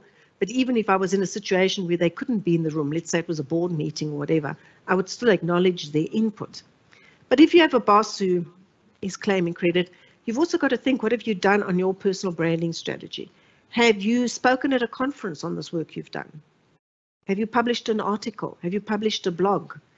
Have you put something about this on your LinkedIn profile, so that other people, both inside and more importantly, even outside the organization, can see that you've done the work, you know what you're talking about, you're the one who's actually executed this and achieved the success. You cannot sit there without a personal branding strategy and think that if you just work hard, the boss will notice and promote you. When you were junior, that might have been a strategy, and maybe that led to some promotions. The more senior you get, the more you're going to have to drive your own career, do your personal branding, and look at multiple options for career steps, and not just the strategy of be a good girl, sit in the corner and hope to get noticed. So I'm hoping that some of the practical tips I give just now will help this particular person as well. Are there any other questions that have come up, or shall we just move on to complete the exercise we started before the break? We may move on. Okay, fantastic. So I asked you before the break to write down some descriptors and to get some input of how other people see you, because you may have a blind spot, and also to write some descriptors for your key stakeholder. Now, I know that, we don't want to make this overly complex, so I've used colors to describe certain personality styles. It's just a simple way to refer to it. So if any of you have done an instrument called Discovery Insights, or even something called the DISC, you will recognize the use of colors to depict certain personality styles. I think it's more important that you get a basic understanding of how different styles think and the questions that they want answered, because that will help you to adjust your approach. So if you look at the words that you use to describe yourself, or that other people gave you to describe yourself, then think back and tell me if a lot of those words describe you as being high drive, problem solving, seeing the big picture, being dominant, taking charge, action orientated, likes to tell, and when it's taken too far can be a little bit pushy, maybe could be seen as arrogant or insensitive because they drive so hard. Then there's a lot of red in this personality. If, on the other hand, the words that describe you are more about how good you are at influencing people, you're good interpersonal skills, you're bubbly, friendly, sunny, make friends easily, talk a lot, enthusiastic, come up with new ideas, and you can sell ice to the Eskimos, then you have a lot of yellow in your personality. The weaknesses, obviously, if you take this too far, is that in your enthusiasm you can oversell and then struggle to actually deliver to the expectations that you've created. You can be a little bit impulsive and maybe a bit attention-seeking. If you've been described as a good support to the team, very structured and organized, somebody who's very process-orientated, a good team player who has a sense of community, very stable, the person who doesn't lose their temper, who's a good listener, then you have a lot of green. The only problem with having too much green is that you like stability so much that it can be difficult for you to change, and you can avoid conflict because you like to support everybody and therefore you don't like conflict very much. If, on the other hand, you've been described as being analytical, detail orientated, having a technical orientation, you like to follow the rules, then you have a lot of blue. The weakness of this, particularly when these annoying red and yellow people come along who haven't analyzed the detail, is that you've spent so much time on the detail that you can become defensive, rigid, and controlling. So let's look at these colors and just think, number one, let me clarify that you can have more than one dominant color. So for myself, I have a lot of red, but I also have quite a lot of yellow. I have very little green and a little bit of blue, but blue is something I've had to work on because in the various roles that I've been in, I've had to have better attention to detail than was probably my natural style. The other issue that I think is worth noting is that even if you've got one or two colors that are dominant, it doesn't mean you cannot do the other styles. So even though I'm predominantly red with quite a lot of yellow as well, it doesn't mean I can't do blue. So if you say to me, I need to sit in front of a spreadsheet and analyze numbers, I'll do it for 3 hours. I may be muttering under my breath for the 3 hours, but I'll do it for 3 hours. It's just that it's an indication that your natural style is what you'll naturally go back to and feel most comfortable in and most in flow when you're working. So I think let's just think about what colors you have that are dominant, if you have one or two colors that are dominant. Now I want you to look at this person that you were having all this difficulty with and try and work out what are that person's dominant colors. And then I'm going to address what could be leading to the difficulties between you.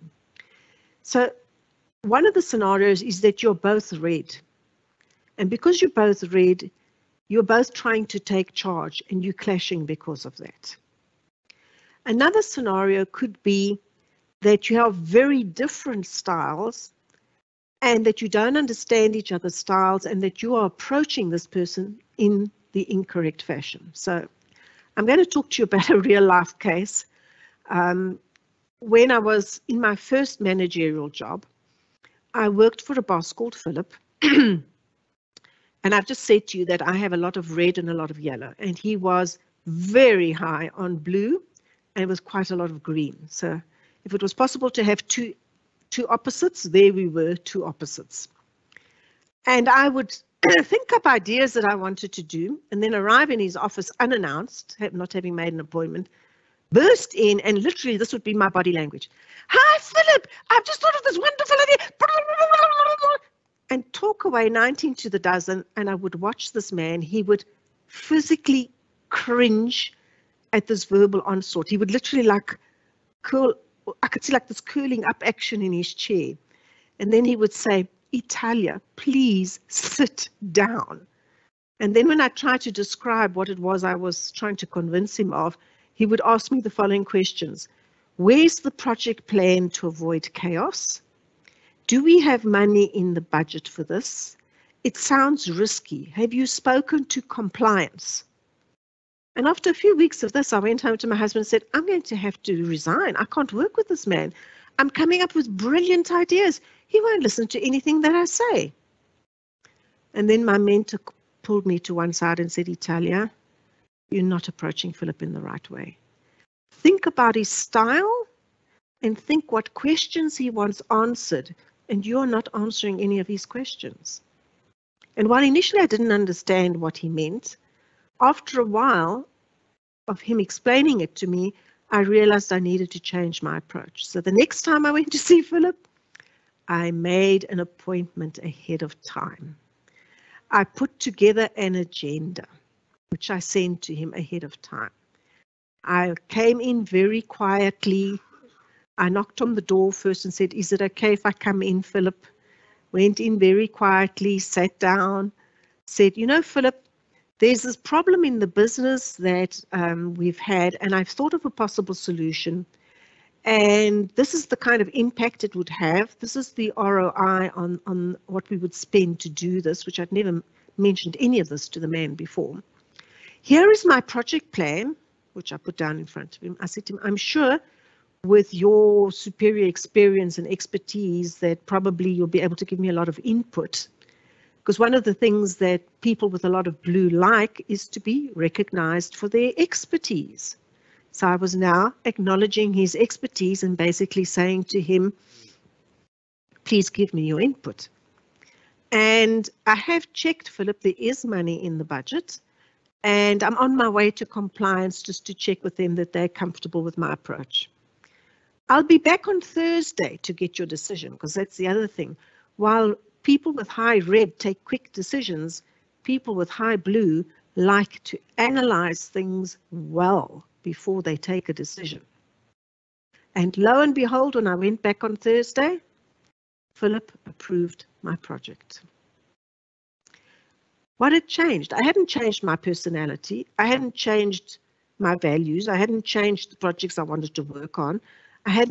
All I had done was change my approach to him and answer the questions that he wanted answered. So let's look at what these questions might be.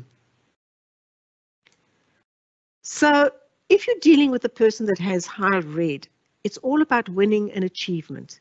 In fact, if you go into somebody's office and they've got a shelf with all the trophies they've ever won. So I have to confess, I've had several awards, and if you go to my home office, not my work office, but my home office, there is a shelf with my trophies.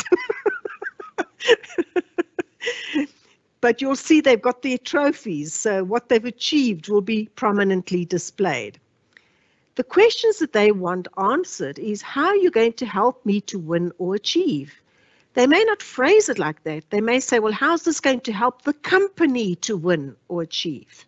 But it's in essence the same thing. So if you're not pitching to them how this is going to have an impact, I'm afraid they stop listening. And then the next question that's going to come out of their mouths is, how fast can we deliver this? And usually if you hire in blue or green, that already sets your nerves on edge, because you're thinking to yourself, this person hasn't understood how complex the processes are behind the scene, and they've got this desire for a fast delivery, and actually I know it's going to take months and months to deliver this. If you're dealing with a person who's high in yellow, then it's about status and being connected, and they understand connection and stakeholder management better than most people.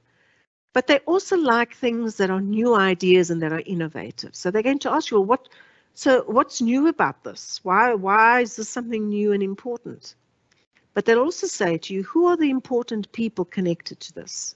Have you considered that if we want to do this particular project, we have to bring the minister of XX whatever on board? We have to convince the chairperson of the board to go in this direction. They've already worked out in their minds who they need to be influencing. So you'd best have a yellow person in the team who can manage all the key stakeholders and who's very aware of those dynamics. If you're dealing with a green person, they are very structured and organized. So just to go back to the yellow person for 1 second, if you go into somebody's office and they've got photographs of them shaking hands with some movie star or rock star or some president, so they've got a photo of them shaking hands with, I don't know, Madiba, or they're shaking hands with Freddie Mercury from the Queen, or Lady Gaga, or goodness knows who they've met that's famous, it's quite likely that this is a yellow person. The yellow person will also be a person who talks a lot and who has a lot of energy, and you can see this in their physical movements, as in they look like Energizer bunnies. Let's go to the green. If you see a person who's very structured and organized, they have well-organized files, their desks are neatly organized with, like an in tray and an out tray, and they've got a very organized diary, they're likely to be green. They are all about maintaining order. And because they like order, they're going to ask you, why do we need to change? We've been doing it successfully this way for 10 years. Why do we need to change? And then, because they don't like chaos, they're going to ask, where is the project plan to avoid chaos? They may not say it in those words, but that will be what they need from you. Then it's all about expertise and analysis for the blue person. And in reality, they're going to ask you the technical questions and the financial questions. A lot of accountants and engineers, IT people, etc., are high on blue. They're going to ask, what is the ROI of this proposal? And if you don't even know what ROI stands for, I'm afraid you're already on the wrong foot. And then have you analyzed the numbers or the technical specs, and they'll ask you questions about that. So just think about this person, the stakeholder that you've been trying to influence, and just think, have I been approaching this person the right way? Because you might need to change your approach in order to be successful. Then try to create shared value. The shared value is the win-win. If you're paying attention, you may find some way to help them with their project, which would constitute a win for you anyway, but you need to have your mind and your eyes open for that. And don't forget the 13th fairy. The 13th fairy is the fairy who didn't get invited to the feast, who in the fairy tale of Sleeping Beauty cast a spell on the child. So who is the uninvited guest to the feast? Who is the stakeholder that you have not consulted, not influenced, not lobbied with, but who has the power to influence the key decision makers? That's your 13th fairy, and you may think that person has got nothing to do with your project, but if they're influencing the decision makers, you'd best have a stakeholder management strategy for them. Okay, there's just a depiction of the 13th fairy. She's busy presenting to the CEO, and the guy next to her is frowning, and the CEO looks at him, and all of a sudden he doesn't think that her proposal is such a great idea. We've just identified who the 13th fairy is. So I'm going to just, I think there's not much time left, so I'm going to wrap up with one more exercise and then we're going to close. You need to develop and leverage a powerful network. So you've got your intimate circle, which is your family and friends. You've got your broader network of friends and relatives. You've got people that you collaborate at work. Think about your external contacts and how many of those could help you with an introduction to get that position in a new company or to get that position on the board. And how many contacts should you ideally have? The really successful executives have about 200 external contacts. So if some of you are sitting there thinking my external contacts are 10 or 20, you need to rethink this. A quick tip, because we won't have time to go through this exercise, is take that circle and break it up into segments and just put headings. People I know from companies I've previously worked with, people I know from university or college days, people I know from competitor companies, people that I know from customers. You can put whatever headings you like, but when you start using headings like this, it becomes very easy to think of 6 or 8 names under each of those headings, and all of a sudden you can map easily 80 stakeholders. And then think which of those stakeholders could be useful allies in helping to promote your project or helping you to promote your career. Then let your professional network know of your interest in that board position or in that other position that you're seeking, and ask them for referrals to other high-level executives and board members who could assist you with introductions, because a lot of roles are filled through personal referrals. I would say probably 3/4 of senior roles are filled through personal referrals. Either somebody senior in the industry putting your name forward, or through a headhunter who phones senior people in the industry and asks them for names. So they might phone me and say, we've got this role, do you know of anybody suitable? And I would give the headhunter some names of people that I think are suitable. Okay. So use a coach and mentor or a sponsor, because these are useful allies in driving your career. A mentor is somebody senior in the industry who's been through the system and knows how it works. A coach is someone who can help you develop the kind of technical and interpersonal skills I've been talking about this morning, whether those are stakeholder management or networking or whatever. And a sponsor is similar to a mentor, but someone who's got power and influence to motivate for your promotion. You can approach somebody to act as your mentor, and you can ask for the use of a coach, or even consider, if you really want the assistance, maybe even paying for 1 or 2 sessions with a coach yourself. Then finally, in closing, develop your brand and value proposition. You've got to stand out. And in order to do that, you've first got to stand up. Positioning yourself for greater career opportunities is becoming known for where you've had an impact. So plan to do at least 2 activities per annum that will raise your personal profile, whether that's talking at a conference, publishing an article, taking a leadership position in a professional association, doing a presentation to senior levels of the board.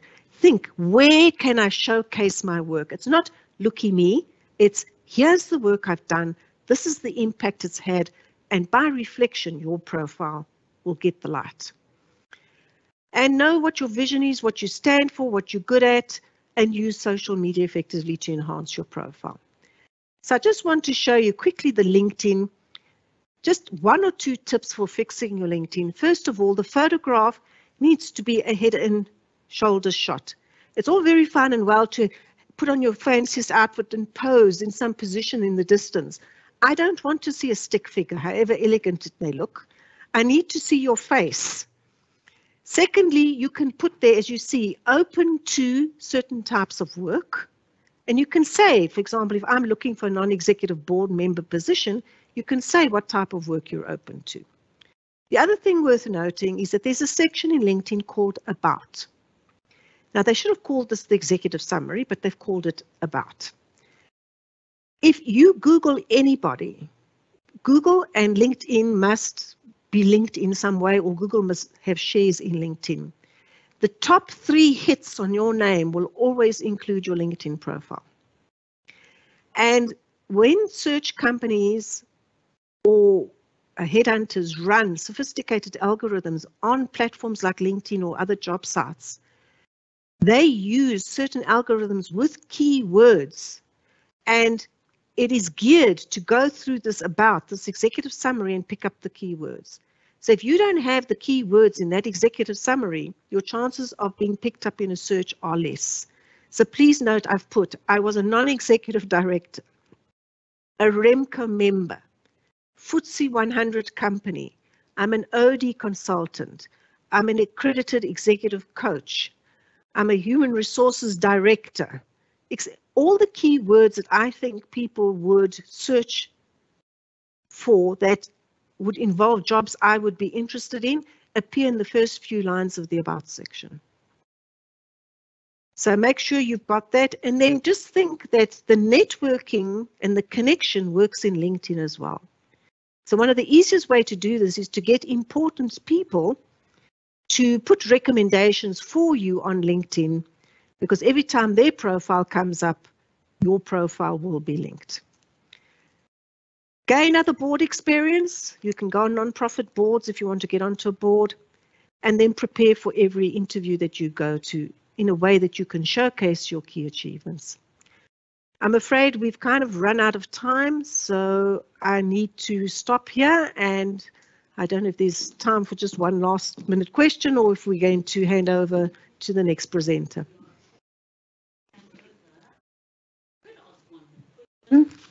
Because we've had plenty. Okay, we'll go with this one. This one's coming from Anonymous Italia. It says, I have been in a position for a while now and once said I'd like to see myself in a leadership position in future. My colleague then went to my boss and told her that I said I wanted her job. Hence, I'm working so hard. That's when I started experiencing hell. I was blocked when opportunities came, bad treatment. I feel like my leader and most of the people in the team are supposedly making my life hell. So if you could briefly answer that question for us. Well, I think first of all, you do need a candid discussion with your leader as to what your real intentions were, and it was probably not to compete for her job. I do think you need to have a discussion with the leader about what the development opportunities are and what other options would be. In preparing for future roles, you should never have only one option. And having only your boss's job as an option is, in my opinion, a fatal flaw. You should have 2 or 3 options that you're aiming for, and no problem speaking to your leader about helping you to prepare for other options. Thank you for the exposure and for the time. And I hope you found some useful tips. It was incredibly useful. Thank you very much for your time, Italia.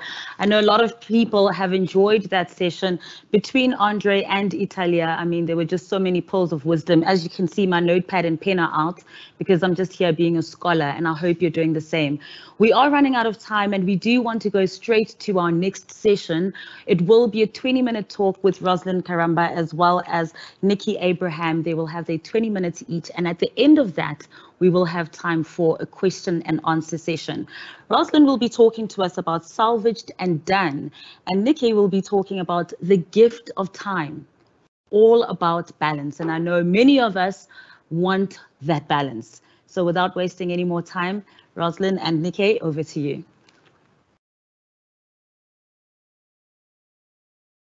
Thank you.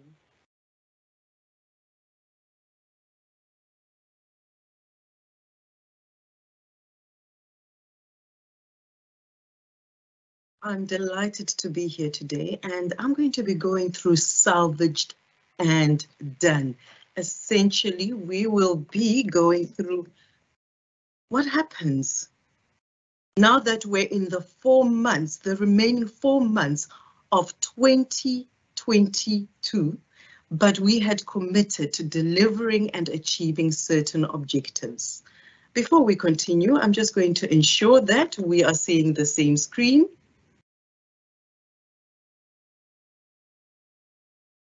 Okay. At the beginning of the year, we were ambitious, we were excited, and we had hoped that the economy would open up. We were ambitious in our roles, in our development conversations, in setting targets with our teams, in our jobs. Because after all, the lockdown levels were becoming better and better, and we were hoping to return back to work and pick up where we had left off pre-COVID. However, on this day, 12th August 2022, there are some objectives, metrics, revenue targets that we have actually missed. And it looks like we might actually be heading towards a storm when we need to represent and share with the powers in our area, with our teams as well, about how we've done. There was 12 months allocated to achieve certain objectives, but 4 months left and we are not where we intended to be. In some instances, some of those objectives were personal objectives that we had, such as, for example, let's take the common one that everybody tends to have in some, not everybody, but many people might allude to at the beginning of the year, such as exercising more, eating healthier, losing weight, whatever it may be. And then there'll be personal targets that we might also set with our families, development targets we will set with our bosses. So what we're going to do is, firstly, we need to actually have a conversation about the reality. The reality is that we are heading towards a storm in which there's 4 months left to something which we initially understood was going to take us potentially 12 months. So this goal feels shipwrecked. And the reason why shipwrecked might be an analogy that we might want to reflect on is simply because nobody sets out to fail. And that's going to be important for us to recognize that, because maybe it is not us who are needing to salvage the goal. Maybe it is our team members who are going to come to us and say to us, hey, I'd actually intended to deliver the following. However, this is where we're at. We might not make it as we intended. We need to keep in mind that their intention, or to at least give them the benefit of the doubt, that their intention was to deliver. Nobody sets out on a journey to actually fail or to become shipwrecked. So it's important to just keep that in mind, because it allows us to then be open to having the next bit of the conversation, which is, how did we get to this point? We do need to retrospect for a few seconds. Not to become depressed and to blame anybody, but to understand, how did we get to this point? Because only in retrospection and understanding of the current status are we actually able to map a way forwards as a team, as a department, as a leadership that does not involve repeating the same mistakes that maybe have led us to this point in August. So it's very important to actually have that realistic view, a reality check of where we're at. How did we get to this point? What would we need to do differently? That reality check, however, might be a candid conversation, or what might be known as a courageous conversation, in which we actually might need to actually show our accountability, or lack of accountability that also resulted in the situation. Maybe we actually did miss a target. Maybe we actually overestimated our capacity and we did not seek help as and when we should have actually asked for help. So maybe we actually have to be candid and open with our teams to say, hey, we missed this target because of the following.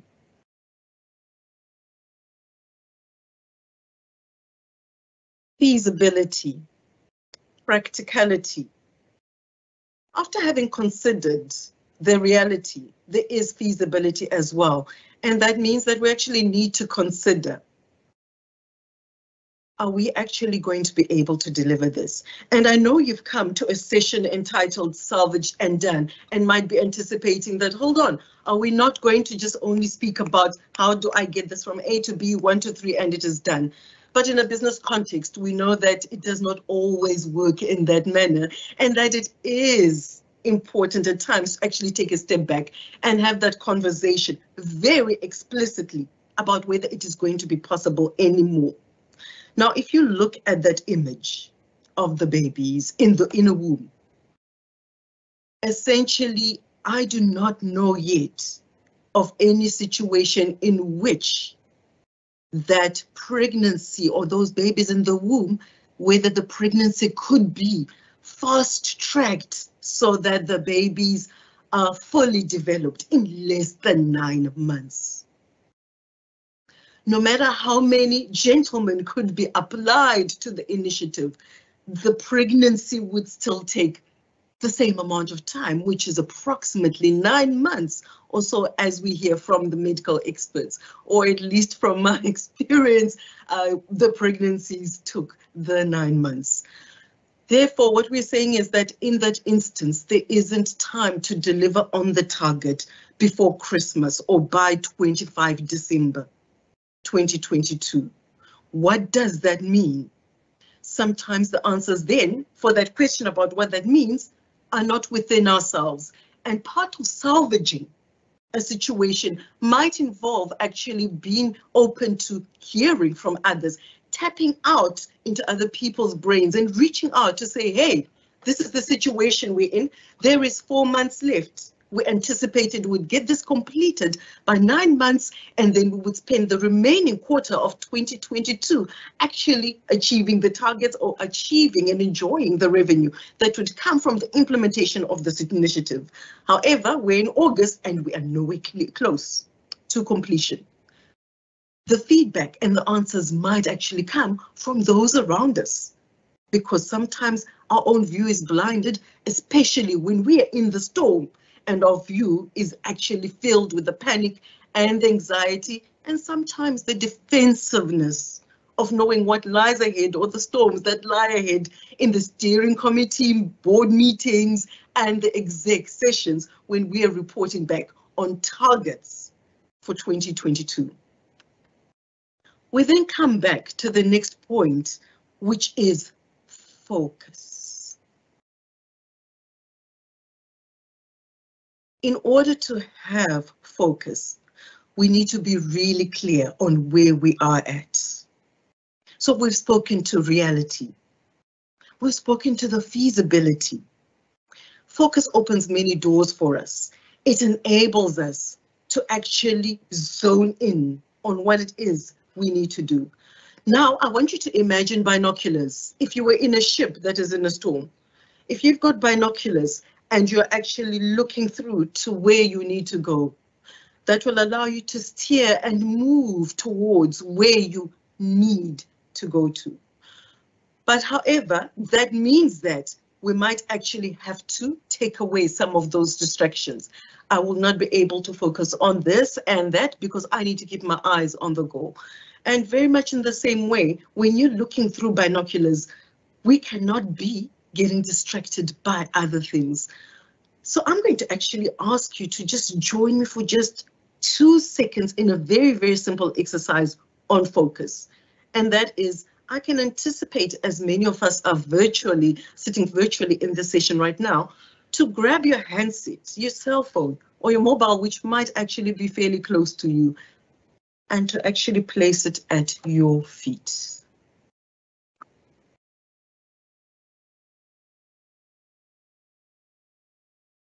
If you can, just indulge me, please, and do that. And I would like to challenge you to leave it at your feet until Nikkei, the next speaker, has completed her session. That will be an example of focus for 40 minutes. And I am not saying that there is anything wrong with your handset.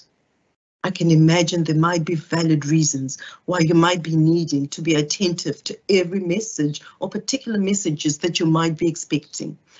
However, I'm wanting for you to reflect in 40 minutes the experience of being focused, your ability to be in the present, to focus on what needs to be done, and to also recognize how it enables you to actually deliver and be more productive when there is less distractions.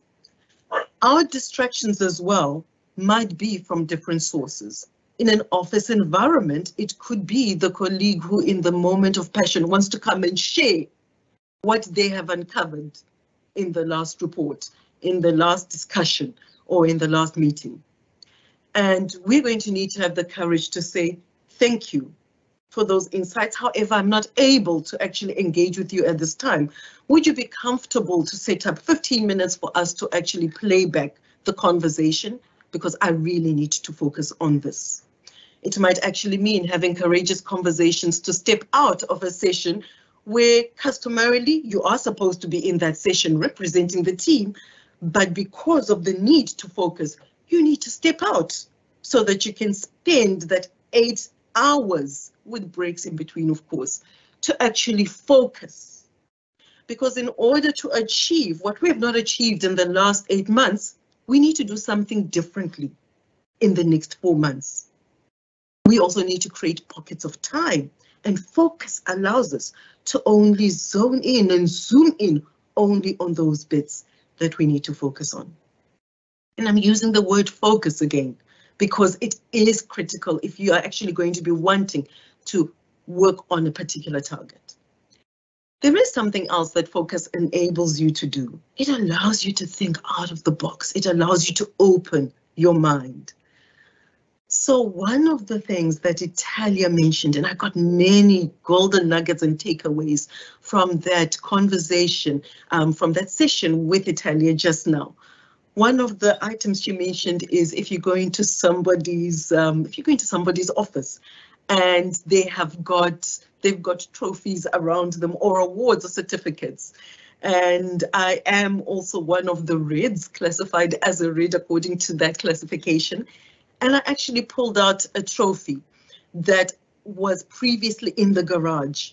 But the reason why I pulled out this particular trophy firstly is because it is actually from I'm giving away my age now, but it is from 1998. I was at university at that time, and this is from Rose University. This trophy is for a designer fashion show. So even though I was in commerce and IT faculties during my university days, I actually enjoyed design and trying to think differently. And I entered this show and was delighted to get it. I had completely forgotten about this trophy until I saw it in the garage in a hidden corner where it had been for several decades. And the reason why I brought it out and actually put it on my shelf was to actually remind myself that for some of the challenges where I need to actually assist and support my team, we need to do things differently. And sometimes tapping into the innovation, thinking differently might not come as naturally to me when I am anxious about the timeframes, where I'm trying to drive everybody as a typical Red. Let's get it done. How soon can this be completed? Who can assist us? I might not be thinking in terms of, is there a different way of approaching this? What have I missed that I did not see before? Who has been speaking to me, and have I actually been listening to the feedback they have been sharing on that which I have been trying to achieve over the last 8 months with limited success? So this for me allows me to remember to consider innovation.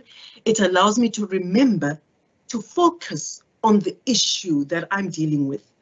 However, it also does allow me as well to consider that there are certain things I might need to sacrifice in order to achieve what I've not been able to achieve in the last 8 months. So let's look at some of the examples that we might be dealing with. And I'm going to speak generically to some of the examples in my environment or over my career in the previous years. Simple example was joining a program in which there were several projects that needed to be delivered within a year. However, these were not achieved over 3 years before I joined the initiative. So then I asked myself, what does it mean for me? If I'm joining this initiative, there's an expectation that this backlog, this is 3-year-old, this 3-year-old backlog should have been achieved by now, but it has not been achieved. But a commitment has been made somewhere that we will bring in someone fresh to deliver it in the next 4 months. Already alarm bells came into my head. First alarm bell was reality, practicality, feasibility. Even with focus, is that possible? Or what if I have an extra cup of coffee? Would it allow me to elongate and stretch myself out so that I can actually do more in the 4 months than I ever did in the last 8 months? Essentially, yes, I could sacrifice myself, and sacrifice is important when we focus because we are not getting distracted by the things that are on the sides here. Those things, those distractions on the sides that we need to sacrifice, they might be beneficial. However, sacrifice, we need to consider it in the different angles. Number one, yes, I have to sacrifice to focus. Number two, what or who am I sacrificing? Am I sacrificing my team's self-esteem?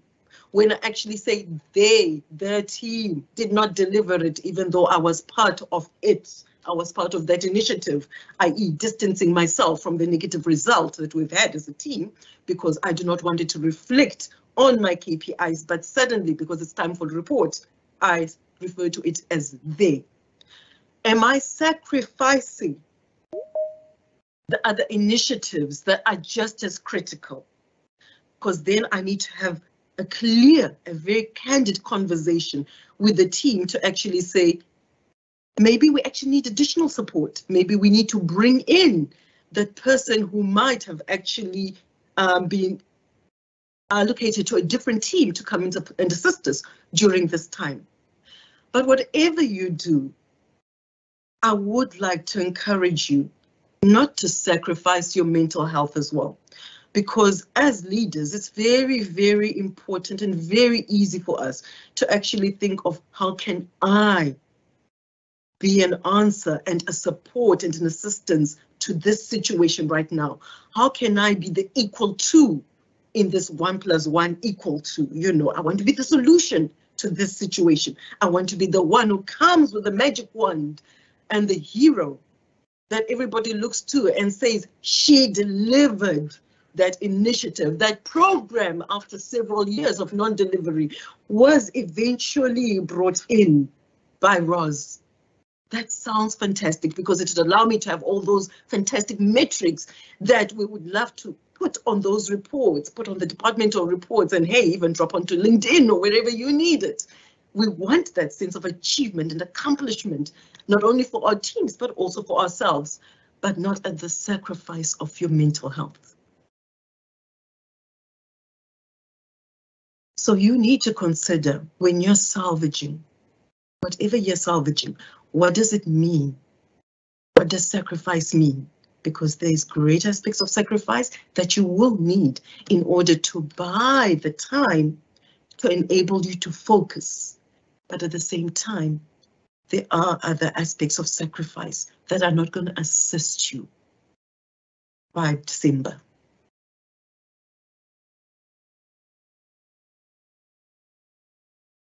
We are speaking to salvaging and getting things done. And you might be wondering, what does integrity have to do with all of this? Integrity has to do with the fact that now more than ever, we're so close and so able to using the digital tools that are available on Google. We can find those anywhere, and it is so easy to actually modify that 2 to a 5, that 3 to an 8, in order to reflect the relevant targets that might be expected, or to even look like we've excelled and achieved over and above what we had committed to in our departmental or company goals.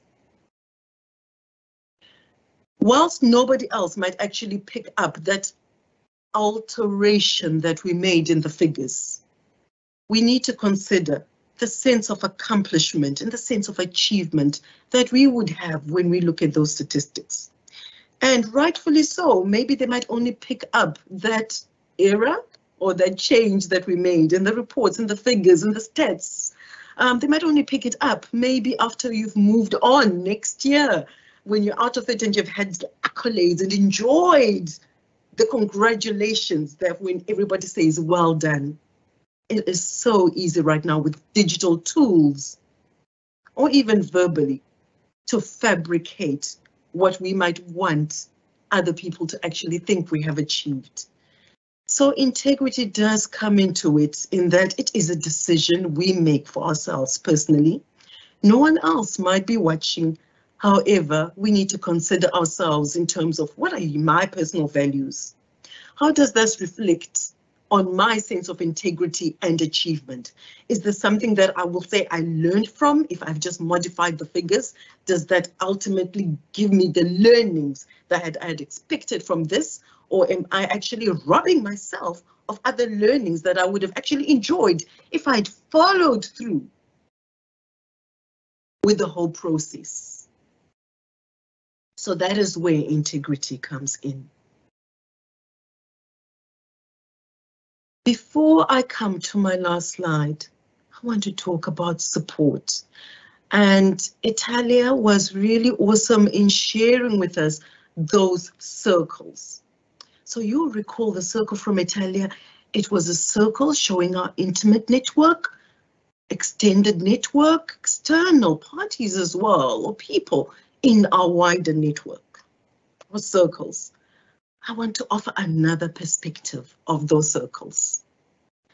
And that circles could actually be a reflection of the different pieces and the components that we need to break down in order to achieve the work we need to work on.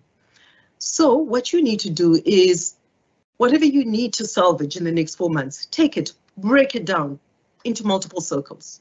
Write on each circle whatever the task is. For the new system, the new application that needs to be implemented in 7 months, but we've only got 4 months left. Write it down, but break it down. Not into one task, but you know how to break it down into the pieces. Now, this is where the circles come in. For each circle, consider to yourself, who can support and assist me in the circle? And that forms the interconnectedness. You're then able to actually say, hey, can I actually tap into and leverage on their knowledge? You as a person are unique. As per the fingerprints and your DNA, you are unique. However, whatever it is we're trying to achieve in our departments, personally, in our teams, in our organizations, might not necessarily be unique. Someone out there, someone on Google, someone in another organization might actually have achieved it, or might have actually gone through the same journey. And there is an opportunity to actually reach out, to actually ask them and knock on the door and ask, hey, could we have a conversation to find out how you approach the following?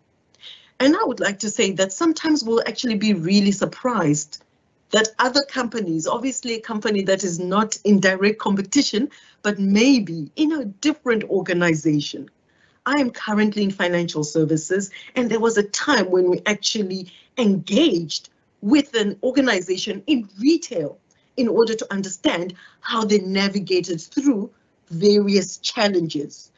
But what was exciting about it was they were open to the conversation, sharing these skills in how they worked through that journey. And we were actually able to share ideas and notes. And in the same way, as I mentioned, you are unique. However, whatever we're trying to achieve, although it will be a unique offering for our team, according to our business case, it will have unique benefits for our organization. We might need to consider that someone else might have done something similar, and we could benefit from that.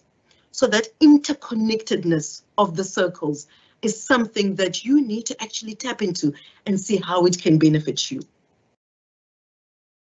Another aspect to these circles of support is that whilst we are looking at the circles and whilst we're trying to assess who can assist me to achieve my goals in the remaining 4 months, maybe someone is actually looking to you right now in this virtual room, and they're thinking that you might be the support that they require, and they're probably in their heads already trying to map out and think of the words that they will use when they approach you to ask you very courageously, would you please assist and support me with the following?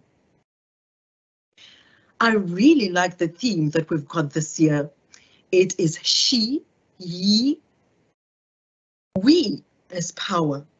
Voices of change for this year. Ye, she, we is power collectively. And I invite you to really consider your circles. And we've got a fantastic exercise that Italia shared earlier. And also consider this exercise as well as a way of just unpacking and breaking down that massive goal that you want to work towards in the next few months, but also mapping out in the same way how you support other people and also mapping out the support that you need in order to break it down.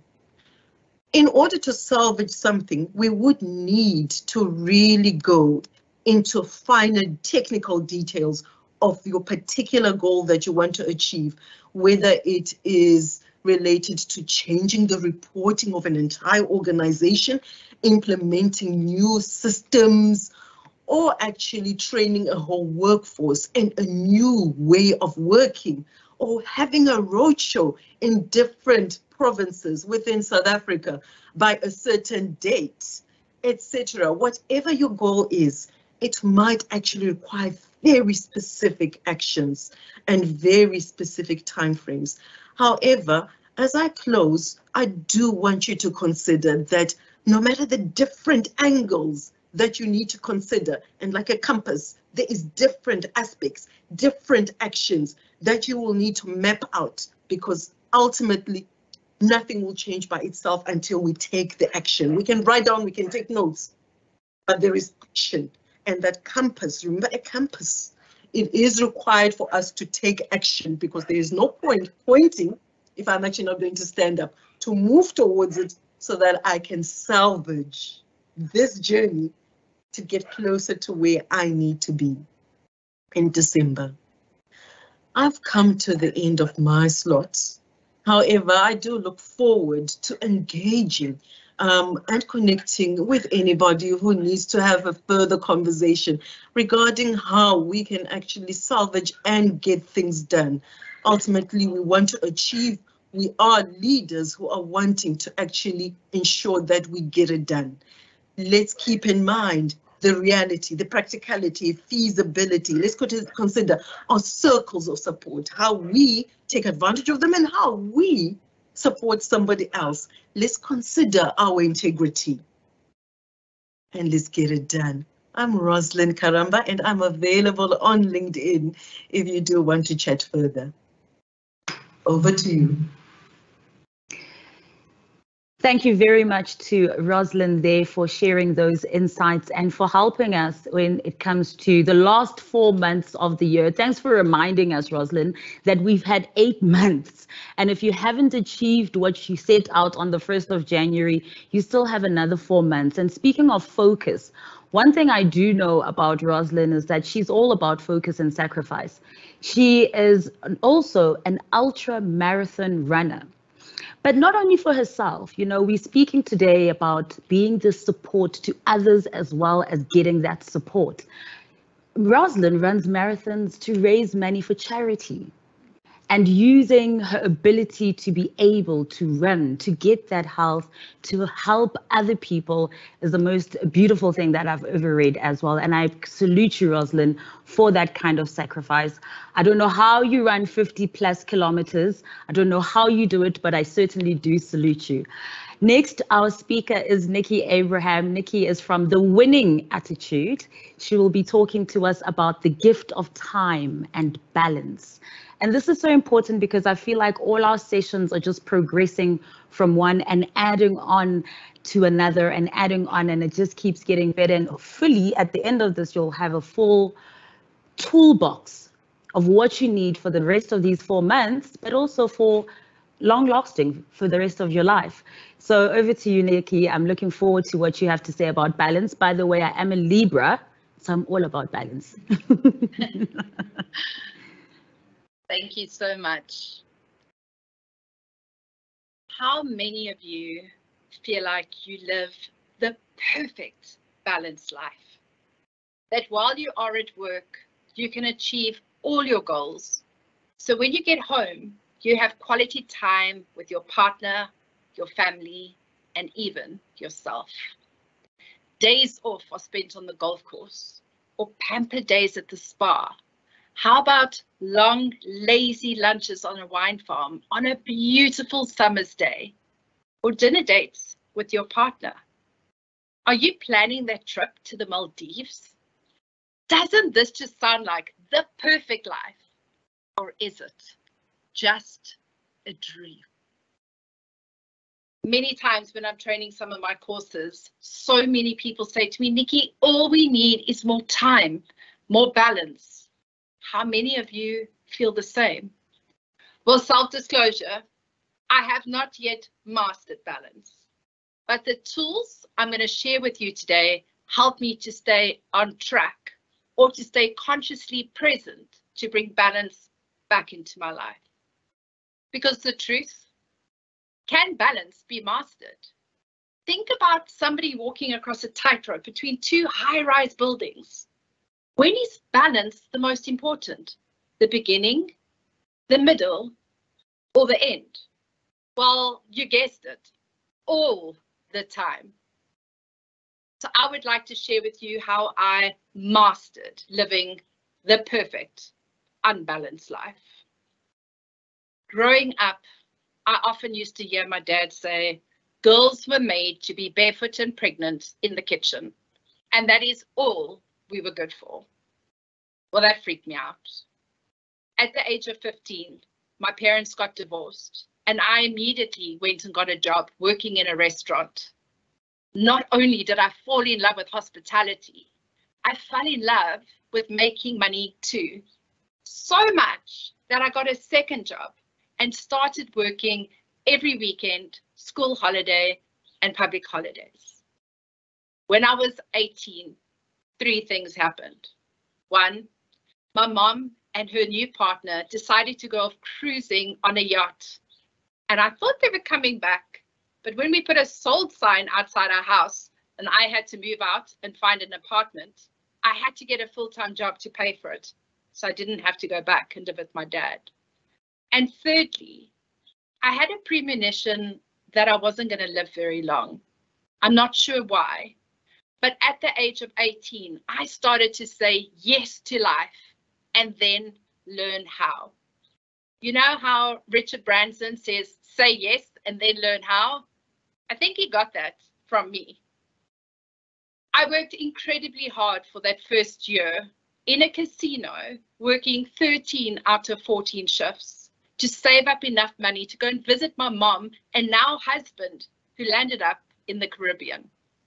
I worked with them for a year before the 3 of us were offered the opportunity to fly back to South Africa, collect a yacht, and sail it back to the Caribbean. Now picture this, 21-year-old socialite, no friends, no devices, no boys, just my mom, dad, and myself out on the big blue Atlantic Ocean for 43 days. It was a fantastic experience, but one I said I would never do again. 6 months later, the most beautiful, luxurious yacht came into the harbor. I met the owner at a party that evening, and he asked me if I knew of a chef, as their chef couldn't do their trip, and they wanted to leave for Turkey the next day. My hand went up. I'm a chef. I mean, I'd done home economics at school, and I got the job. That evening, I came back to my parents' yacht, left a note on the table, and I said, gone to Turkey, see you in 6 months. And the next day, I joined the yacht as a crew, and the chef for 7 men. Our second day out into Atlantic, I was busy telling a story when my childhood limitations was brought up again. Boris from Turkey turned to me and said, "Do you know, in Turkey, when a man talks, a woman keeps quiet. And when a man walks, a woman walks a step behind him." Well, this stubborn South African piped up to Boris and said, "Well, Boris, do you know, in South Africa, if the woman's the chef, the man does whatever the woman wants him to do." Respect was earned, relationships were made, and 28 days later, we arrived in Turkey. I then signed up to chef school. On returning back to the Caribbean, I fell in love with a local islander and decided I wanted a land-based job. And of course, at 22 years old, I had lots of experience as a manager. I got a job running a small Italian restaurant for a very dictatorial, aggressive leader, an Italian stallion. His tantrums, Oscar worthy. What I learned working for him for those 3 years was what kind of leadership style I never wanted to adapt. I used to spend my hard-earned money across the island at a beautiful beach bar reggae nightclub. And that way, that helped me get through those hard days. So when they advertised they were looking for a general manager, it only made sense to apply. At my interview process, they shared with me they don't hire women. Querying why? Because the restaurant turns into a nightclub and often fights can break out, and they needed a strong man who could separate the fights. Well, I'd done karate for 3.5 years at school, which I had, and I convinced them I could kick any man's butt, and I convinced them to give me the job. Much to my parents' delight, my disappointment, I never got to use my karate skills over those 4.5 years that I worked there. However, I loved working 18-hour days on beautiful crystal white sands, looking over the blue turquoise waters. It made work so easy. At the age of 29, one of my dreams came true when I fell pregnant, yet recognizing that I was in an emotional and abusive relationship. I decided to take motherhood and do it on my own, ending a 6-year relationship with a guy who was very similar to my father. At 2 months pregnant, I set free, and after having my son, he was quite a sickly baby, and we often used to land up in the hospital, which had to shoo the chickens out of the hospital before they could attend to us. So I decided when my son was 11 months old to return back to South Africa with 2 suitcases and my 11-month-old Caribbean souvenir on my hip, and started life again. My first interview process was with one of South Africa's premier retailers. And as I sat in front of the gent with my interview, he said, "Single mother, you should be home looking after your child." Well, single mother, I needed to work. And this was a 9-hour workday, something that it would be like a part-time job for me. And I begged him to please give me the job so I could have more quality time with my son. I got the job. But within 6 months, I got promoted again and again, each time coming with new challenges, more opportunities, but also more money so I could offer my son a better life. And slowly, I grew accustomed to working the 16, 18-hour workdays again. One day, a time management course popped up in my email browser. Excitedly, I signed up and forgot to go. The next day, I received an email from the organizers. I called them, apologized, rescheduled, and paid again. But when I forgot to go the second time, I knew I was the problem. You see, I just didn't have time. I love to say yes to the challenge, yes to the opportunity, yes to the promotion, yes to never showing weakness, sitting around a boardroom table filled with men as a single mom.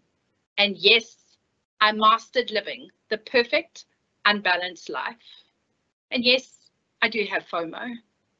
But what I've learned now is that every one yes is 1,000 no's to something or someone else, including ourselves.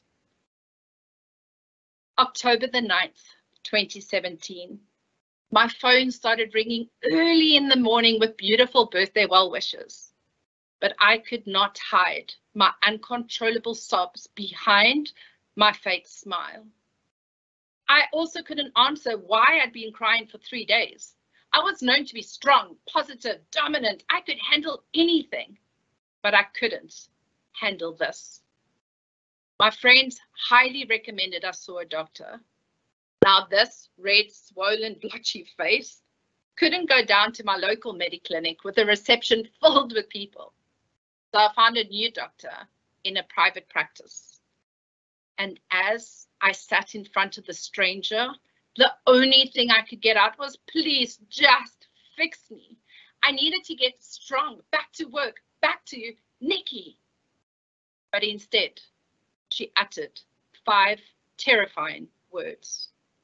I was having a breakdown. All my yeses finally caught up to me. Instead, she taught me the most amazing sentence. No. No to the quick fix.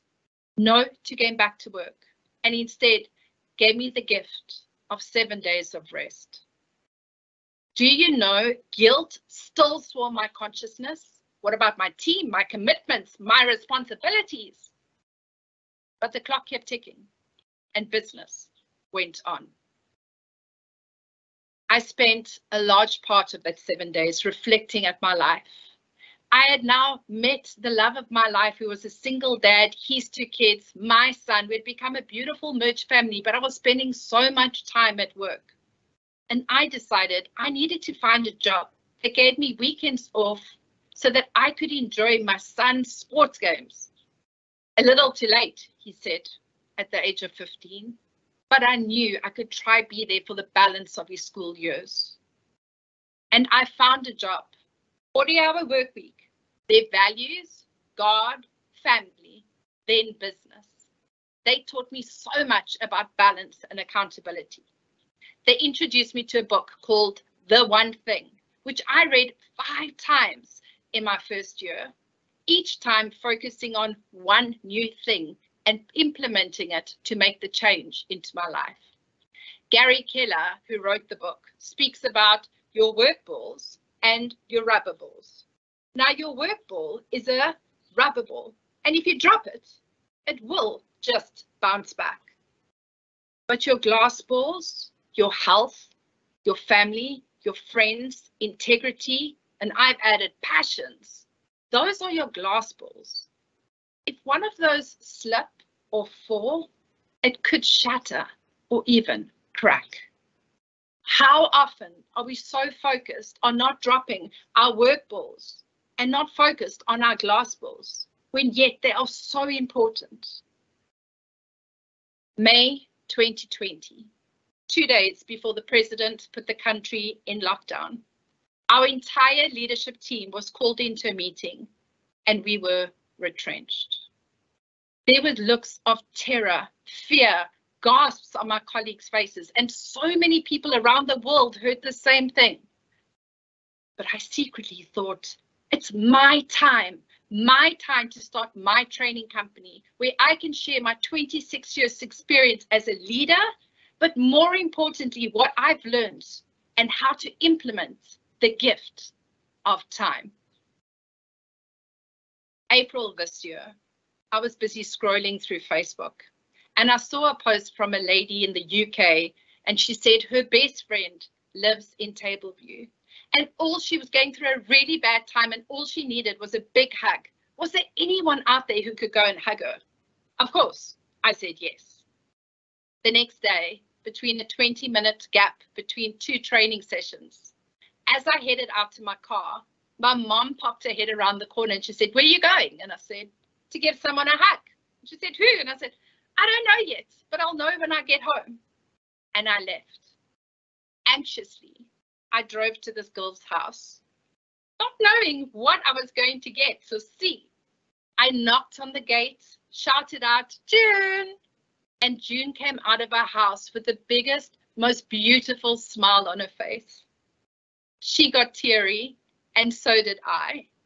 I gave her 3 big bear hugs, and she told me I was the 3rd person that day to come and give her a hug. I asked her if she got everyone's numbers, and I said, clearly we should all be friends because we are kind of people. June and I became immediate friends, especially because a few days later, she dropped off the most decadent tray of chocolate brownies for me. She even joined me for a 6 o'clock in the morning cold water sea swim at 12 degrees Celsius, not owning a costume. She showed up in shorts and a t-shirt. And during those 30 minutes, maybe it was nerves or the cold, she told us her whole life story. After a swim, we were sipping on hot coffee. She took a swig of Jägermeister. Definitely my kind of friend. June and I became such immediate friends. She wanted to sign up for my time mastery course and said to me, I really need to do it, but I just don't know when. I don't have time. Sounded familiar. She was going on holiday for a week, and then she swore as soon as she got back, she would do my time mastery course. June didn't make it back from that holiday. She died in a freak accident. My newest friend of 1 month doesn't have more time. How often do we put things off thinking we've got unlimited time? Now, why do I share my story of June, all my yeses? Because I have lived my life 100%, saying yes and then learning how. I have had hardships. I have had trauma. I've had pain and difficult relationships. However, I am so grateful for those because it's molded me into who I am today. So more importantly, it's taught me the importance of going forward with my life, specifically with the gift of time. So let me share with you the tools of the gift of time. Get clear with your why. Get clear with your goals. Get clear with your passion. And if you're not really sure what that is, if you won the lotto this evening, what would you do with your life? And maybe focus on that. Invest in yourself. Upskill yourself to where you want to be. Go and study, do those courses. Or maybe it's just simply investing in a hobby. Is it learning to play piano lessons, swimming lessons? What about joining me for a cold water sea swim one day? Your investment is yourself. We spoke about support. And with that, when you find yourself too busy and you've got too much that you need to do, have a list of your non-negotiable items. And then find someone else to do what you don't love to do. Do you know there are people out there that love doing what you don't? Help them to help you. Or simply learn the art of delegation. Or that powerful sentence, no. Remember, for every one yes is 1,000 no's to something or someone else, including yourself. This is your time to master your time blocking, to put you, your investment, your goals, your dreams, your passions together, and allow your actions to influence those around you too. I ask you, if you could just do one thing today that will help you, give you the gift of time, being clear on your goals, investing in yourself, finding out your non-negotiables and who can help you, and time blocking for time mastery for you, what would that one thing be? If you would love to connect with me, please go ahead and connect with me on LinkedIn. It's Nikki, Nicke Abraham on LinkedIn, and let me help you get your gift of time.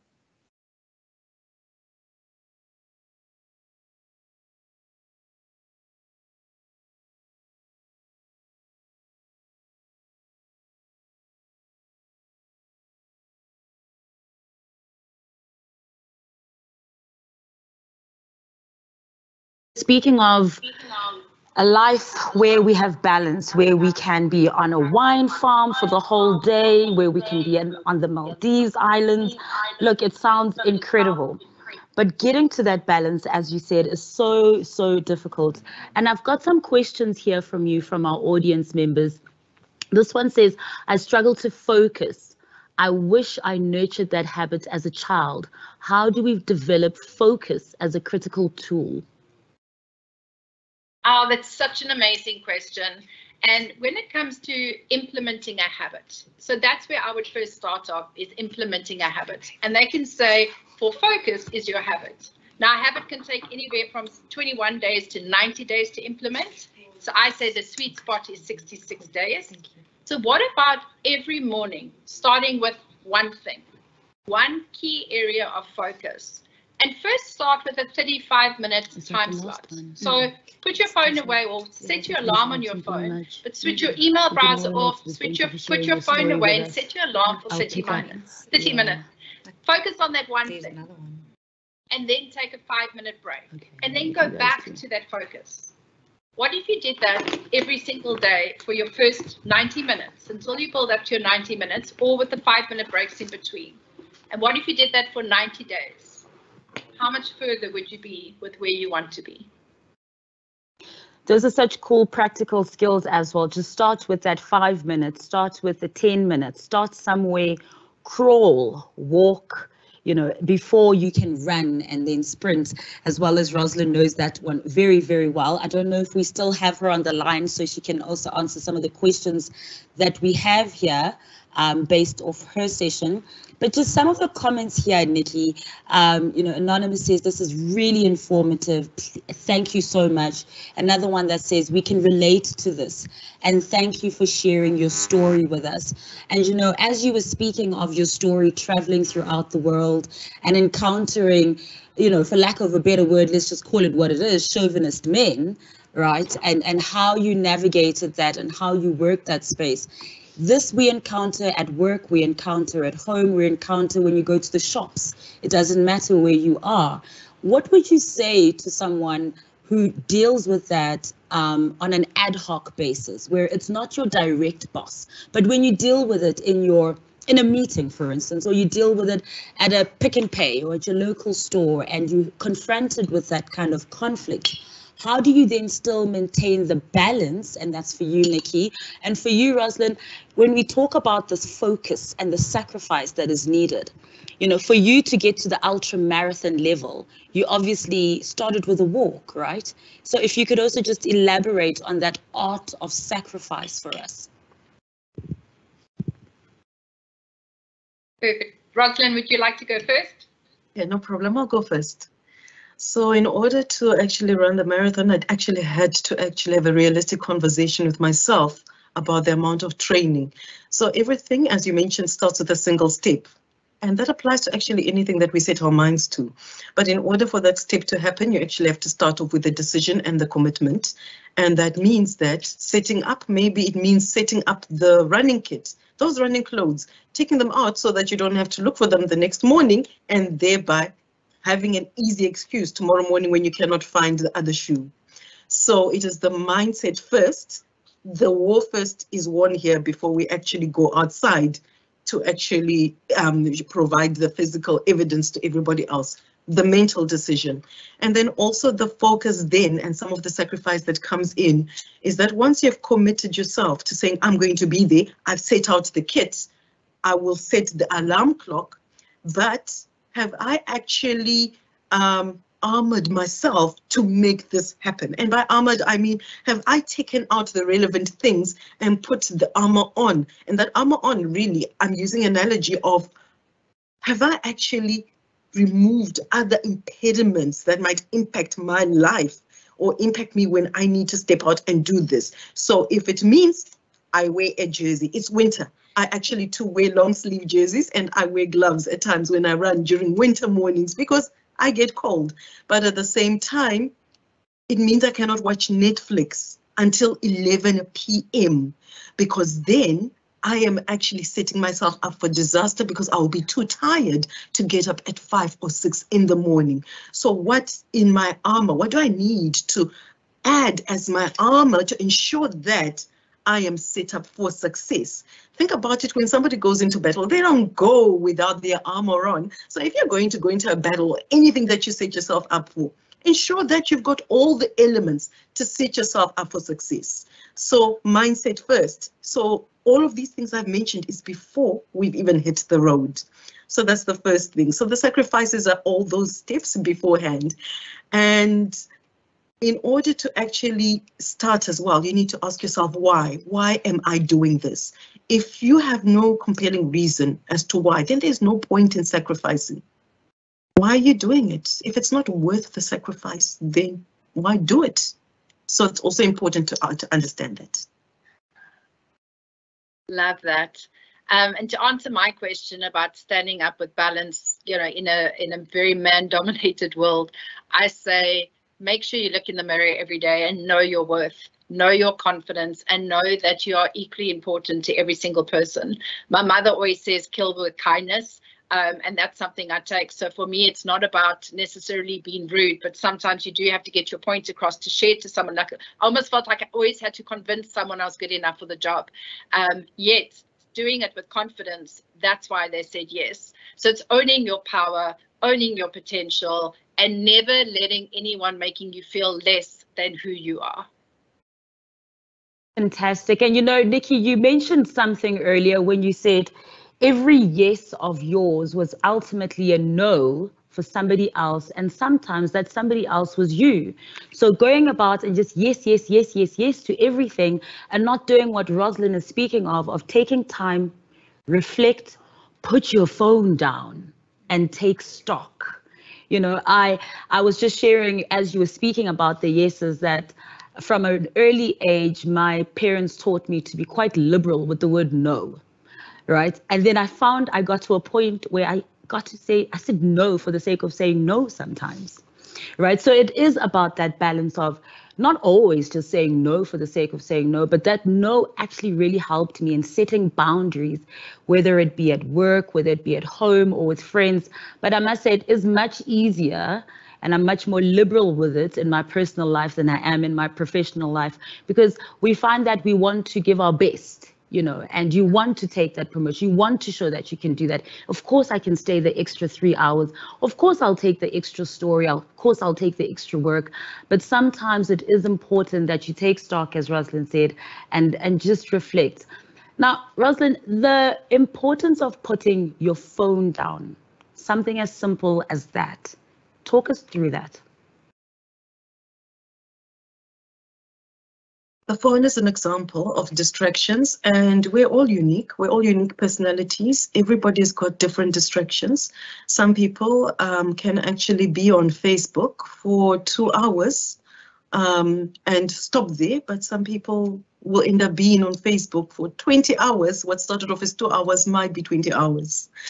So for each person, every person needs to actually know themselves initially. Know yourself. What are your distractions?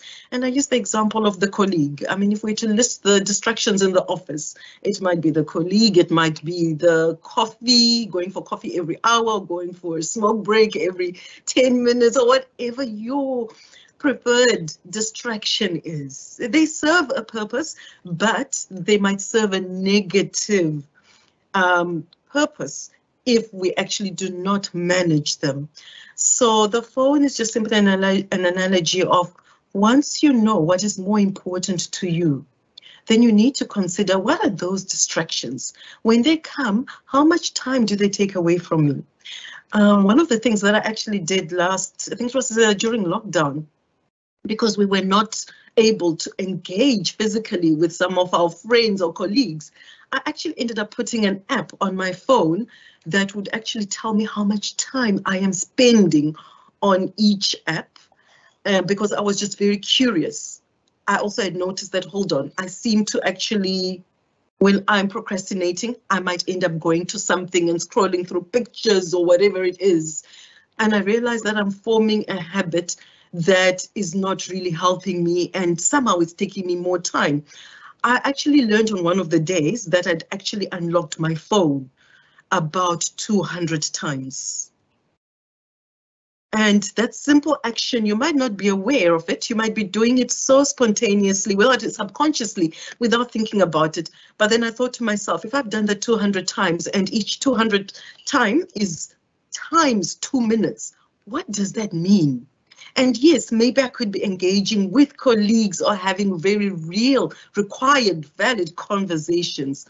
However, is that all of it, or is that time that I could better use to something else? And especially when I started considering those projects, those initiatives that I'm wanting to salvage, that where I'm tracking behind. Maybe it is the exercise I didn't get to do this morning, or the report that I've fallen behind on work. It was due at 12, but I've not done it by 1 o'clock. Then I start having to ask myself, hold on, maybe that pocket of time could have actually better served me if I'd used it for that.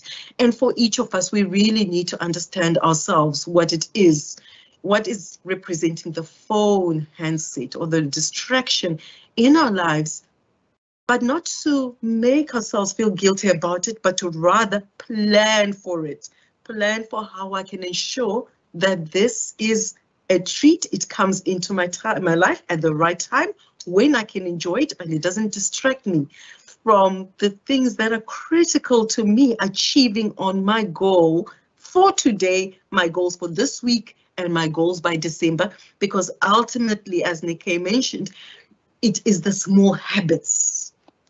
And the phone could just be one of those habits that takes away our focus and impacts on our successful fulfillment as well of our goals. Wow, I do have that app too, and it is quite scary when you see how much time you do spend online, but it does also help us to manage that time. My final question before we wrap up, Nikki, can you create time when you speak about pockets of time? I say yes. So if you time block for it, and that's something that I've learned to do in the last 5 years, so it's actually creating time where you time block for that time and you have to be very disciplined. But if you've got something that you need to do, break it up into bite-sized chunks, time block it, put it in your calendar, and then treat it as a non-negotiable. And that way you can slowly make it through. Again, starting small and then growing with your time, and the more focused and disciplined you're getting, stretch yourself to do it a little bit more. But it really is, we say you can't turn back time. So it's actually looking at today, right here, right now. How can you start time blocking? How can you implement the discipline to create the time to achieve the goals that you want to achieve? Fantastic. Thank you so much to the both of you. That was highly informative. I feel much better. Whether I've achieved balance yet, absolutely not. But I am definitely going to implement those tools and time block. Thank you very, very much to Rosalind and Nikkei for joining us and sharing those pearls of wisdom. We are going to head to a lunch break, and we will be back at 5 to 2. It is 20 to 2 right now. We'll be back at 5 to 2 with our next session.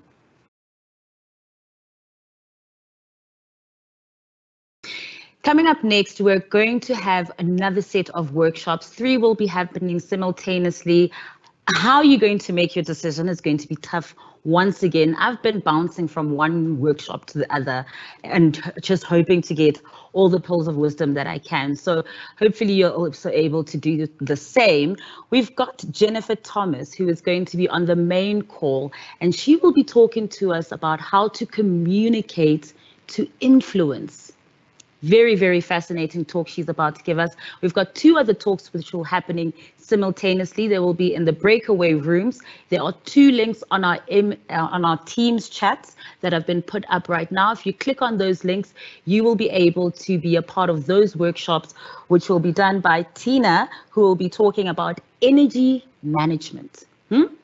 Energy management. We're all about good energies, good vibes, but what about that energy management? And then we've got Dr. Atkinson, who will be talking about integrative health and awareness. And I guess, this is where mental health awareness also comes in very handy. Nikkei just also spoke to us about having a breakdown, ultimately, from not taking care of herself. So if you'd like to be a part of Jennifer's talk, please do stay on this main line or click on those next 2 links, or you can just bounce between the 3. Jennifer, a very big welcome to you. Thank you so much. So look, let's get started, because I know we're a bit tight time. And again, look, feel free to bounce in and out. And I also want to leave some time for questions and to hear from you, actually, because I always think that's the best bit of the session, is hearing what's on your mind, and hopefully I can help. So communicating to influence, I mean, that's quite a big subject area. And I always like to start, because I'm in comms, to start with a bit of a definition. What do we even really mean by influence, right? So when you look at sort of the Oxford Dictionary of the definition of influence, it's the capacity to have an effect on the character, development, or behavior of someone or something, or it can actually be the effect itself, which I think is a really interesting point, and that's actually where I want to start, to be the effect itself. And I've got 3 areas that I kind of want to highlight and have a bit of a discussion, and hopefully, you know, if you've got a pen and paper, jot down a couple of headlines. So if I start with that definition of influencing as the effect itself, for me, this links directly to personal brand. And I know there's sessions and discussions around personal brand throughout this event. So that's actually where I wanted to pick up. Really understanding who you are, what you represent, and how you kind of hold yourself when you're with an audience, right? And for me, that's where you do have to start before you even get to the skill set of influencing. And that can be everything from your appearance, your tone, what you choose to wear or not wear, the kind of energy that you come into a room with, whether it be that a virtual room or an actual physical room. All of that starts to mold into how other people see you. And I always think the sweet spot of a personal brand, of anyone's personal brand, is how you want to come across to your audiences and how your audiences see you, right? And often those two things don't always match. And I think it's really important to do a bit of work on yourself to really delve into the depths of that. And I'm not going to get into that in too much detail because, like I said, I know there are other sessions on that. But it's a bit of advice for me, from me to you, that I really wanted to convey as I guess I would call it your step one. Your step one, understand your personal brand. And I want to tell you just a little quick story about, I guess, my discovery to my own personal brand. And I could do a whole session on this in itself, but in summary, as we all do, a lot of who we are today is shaped by our childhood and our experiences, right? And us as human beings, we can't get away from that. It's a fact, and I would also say you should embrace it and really understand how it plays out in your life. But I think for me, I went through ups and downs of being a very, outgoing extrovert, all the way through to being really quiet and becoming quite introverted, actually. And what I realized, and this is a reflection point more than me realizing it at the time, what I realized was that it was the circumstances around me that were causing me to change who I was to become an introvert.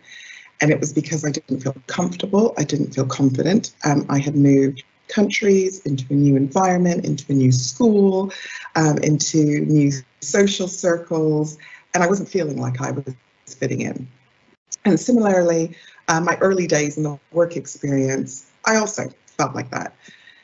And it was sort of a moment for me, a crescendo of many moments actually, that really made me think about how I was turning up. And actually that inward looking, that lack of confidence was actually starting to impact my job, actually, and how I was being seen, and actually starting to play through to performance. And that's when it can start to have a detrimental effect on you. So I tell that story, the first bit of it, because I want people to really understand that this isn't about sort of waking up one morning and deciding I'm going to be this person, and therefore I'm going to march out of my front door and I'm just going to become this person. I think it takes a lot of time, effort, homework, looking within yourself and actually talking to others to really get that true understanding of who you are and who you would like to be, right? Because ultimately your personal brand should be authentic to you. but it is a really big step one into the influencing game, right?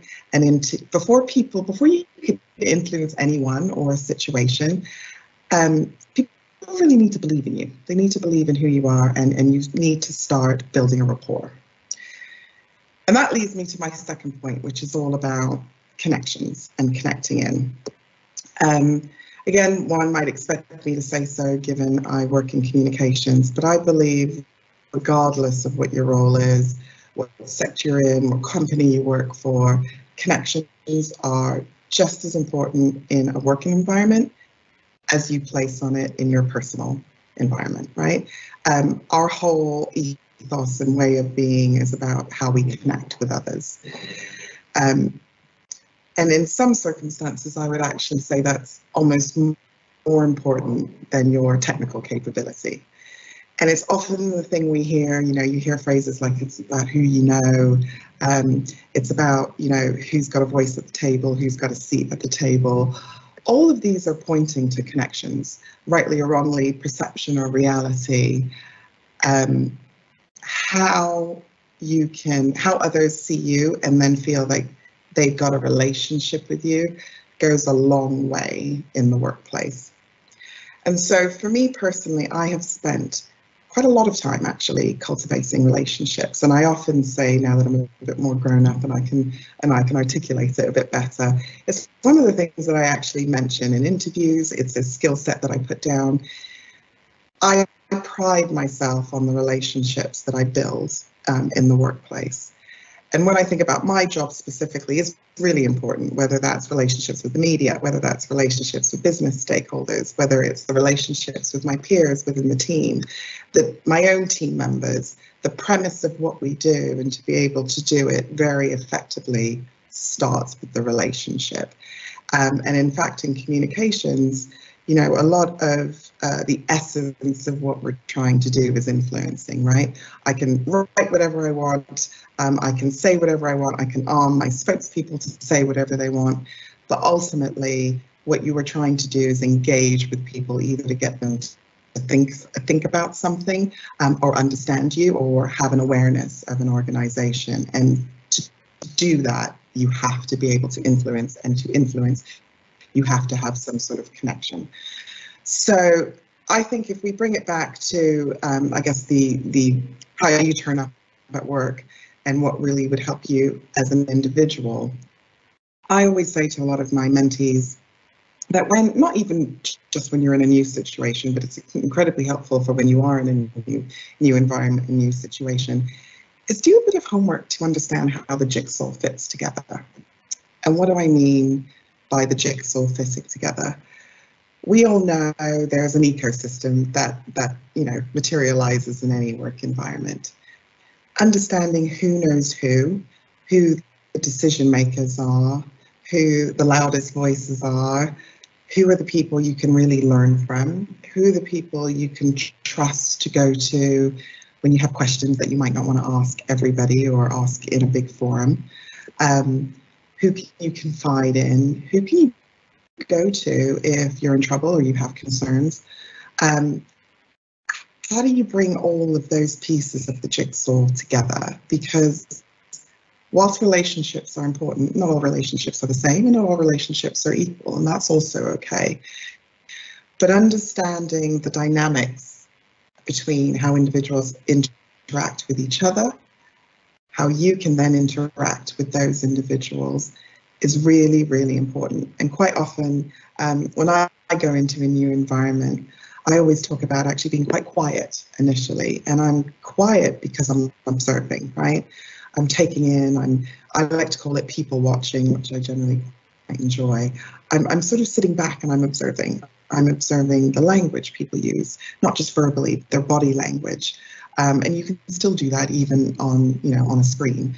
I'm observing the tone that people take with each other. How do they put their arguments forward?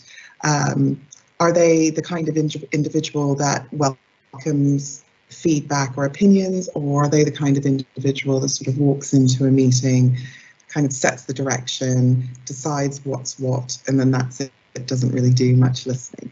all of these are data points. They're data points for me because it really will then help me when I'm in a situation, whether it's one-on-one or whether it's in a group situation where I'm having to convince them of something. So either play something back, convince them on a particular decision, or have a really open discussion about a particular topic. And I will work out who what I like to call my allies are around any particular table, virtual or otherwise. So who are the people I can really count on who will amplify what I'm saying. I'm also very aware of who will challenge me, and challenge is okay. We should not be afraid of challenge. Actually, it's quite boring if you always walk into a room and everybody just blanketly agrees with everything you say. I actually find the most interesting conversations are the ones where I get challenged, and maybe even sometimes they get me to see something that I hadn't quite thought of before going into that conversation. So we definitely shouldn't be afraid of challenge, but we should have a real acute awareness of where that challenge will come from. You also want to work out, you know, if we think much more, I guess, around personal development and career development, who are potentially the people within your organizations that could be sponsors for you, that can really, what I call cheerlead for you when you're not in the room, right? Those are the people you also want to make sure they really get an understanding of who you are and they see you and they hear you. And that's not going to start from day one. But I always think we get a bit of a sense and a gut feel about people that we often quite ignore, ironically. But I would say tap into your gut. You'll know who you instinctively connect with, and you'll know the people that you need to work a bit harder to connect with. And I must also say, when I talk about connections, and this might sound a bit controversial because I've said this once to somebody in my team, this is not about everybody being your best friend or your best mate. Actually, making friends in the workplace is fabulous. I call it a bonus. This is about a very positive and strong and productive working relationship. And if a friendship blossoms out of that, that's great too. But it's not quite the same dynamic we're looking for as it would be in our social circles. I personally believe, again, it's really important to understand those lines as well, because quite often sometimes we go into things wanting everyone to like us, to be liked, and to be best buddies with everybody. And that's not always possible in the workplace, and that's also okay, right? We're definitely not trying to make enemies, but not everybody has to be your best friend. It should be a mutual, respectful relationship, I think is the most important thing. And then I think eventually if you can start from mutual respect, then you can start to build on deeper relationships and see how and when they go. And those are the kind of ones that might develop into a mentorship or a coaching or a sponsor type relationship when we're thinking about personal development. Or it might be, you know, a real strong business ally who can actually help you with your influencing when you have to go to a senior group, a large group of people to try and convince them of something that you truthfully believe is the right answer. Then that brings me to my third point, which is around credibility and trust. So if you think I've talked about understanding who you are as an individual and your own personal brand and how you turn up in a room, I've talked about the relationships and how you need to really start building that throughout your career. Then you kind of get to the credibility and the trust, because ultimately people need to know you're really good at what you do. And I always say you should really be a subject matter expert at something, right? Whatever it is. And that almost becomes your USP. So it's, you know, Jennifer is known for X, Y, and Z. So I know I'll bring her into a meeting, pull her onto a project, seek her advice, because I know these are the core things that she is a real expert at. Doesn't mean I don't have other capabilities, but it's sort of, you know, kind of what's your spike? What's your, you know, what's the thing you're known for, the ultimate thing that you're known for?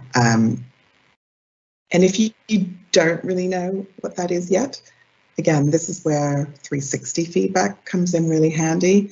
This is where your reviews, what are others saying about you? Think about the pieces of work that you get asked to do that maybe are outside of your day job.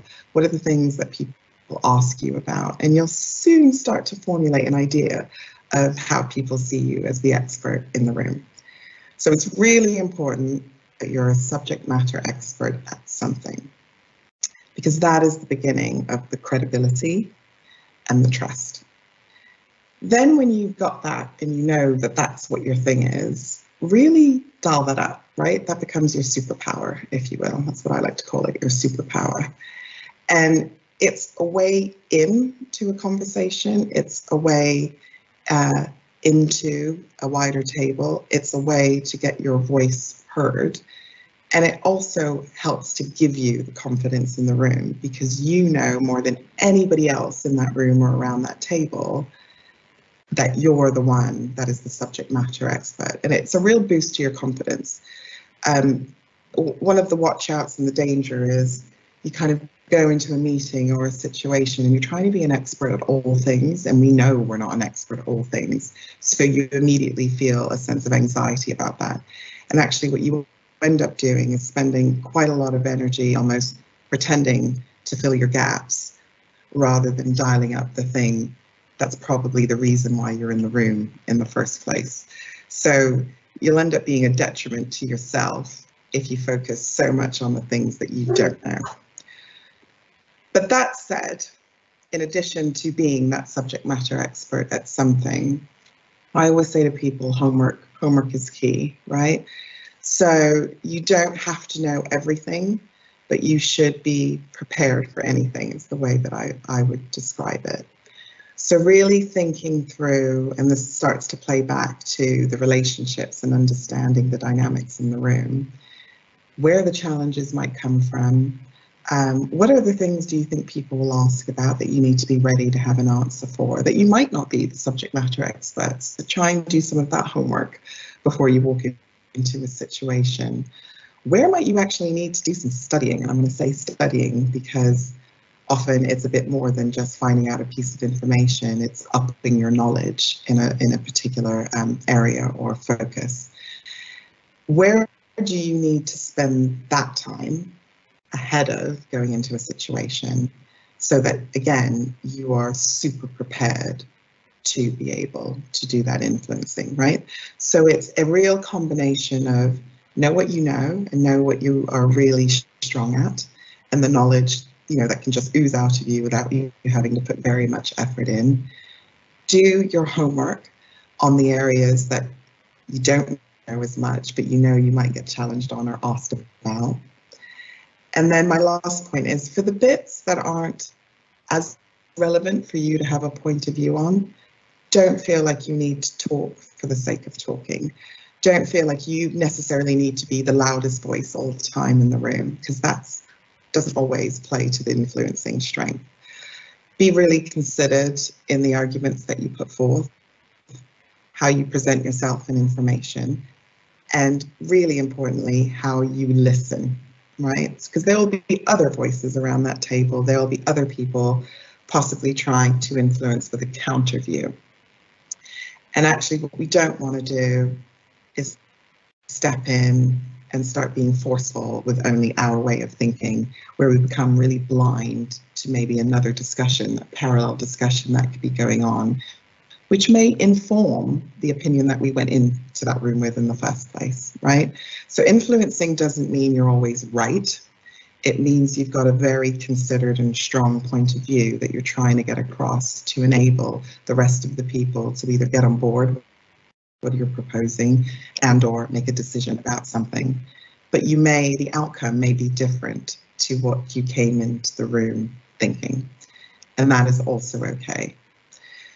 So that's a real absolute whistle-stop tour, but I wanted to present something that was digestible and almost give you something that you could go away with and think about. And so just to recap, start with your personal brand. and who you are and how you present yourself. It becomes really important. And I'm really happy to take questions on that, by the way, to delve into that. Really understand your relationships. That is part of your job, just like you're building your technical capabilities. So make the time and space to do it. Really observe at first to get that understanding of other people, and then build the relationships as you need to. And then lastly, really think about the credibility, your own credibility, so people trust that you're the subject matter expert, and also trust what you're presenting to them, even if they may disagree with it. So those would be almost my 3 top tips. And I think as a package, that's what leads you to being a great communicator who can also influence others and a situation. So with that, I'm going to pause because I did want to leave time for questions, and then I'm also happy to expand on any of those areas at all. Much, Jennifer. That was really, really helpful and insightful, and especially when we're talking about personal brands and understanding who is cheerleading for you when you're not in the room, because you cannot be everywhere all the time. We do have a question coming through here from Anonymous, who says, one writer once said, one needs a good idea in order to make money, and the bank has a platform where one writes the idea through, and this is limiting because some are good in talking live than writing. At times you write your idea and it gets rejected, then later you get a smack on your face if it's implemented by someone else, and that person now takes the credit. Now, Jennifer, I guess the question here is, we've all got different skills and abilities, and what if you are so good at writing this proposal and you can get that financing for it, but you're not necessarily great at public speaking, which is a theme that has come a lot today. Yeah. I think that goes back to what I was saying about do your homework, right? And really understand what you're great at and what you're not so great at, which we'll all have those, right? Again, nobody is perfect. Sometimes we can look at others and think, God, they're just the perfect specimen of everything.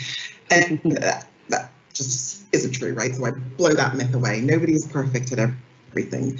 But in this particular example, so the way I would approach that is if I know I'm not the best at getting my ideas across in writing, I would either do some sort of training to upskill myself in writing, or I might speak to a friend, a colleague who I know is brilliant at it and get them to help me. And I'll give you a really live example from my own life where I'm definitely still to this day not brilliant at. I absolutely hate PowerPoint decks.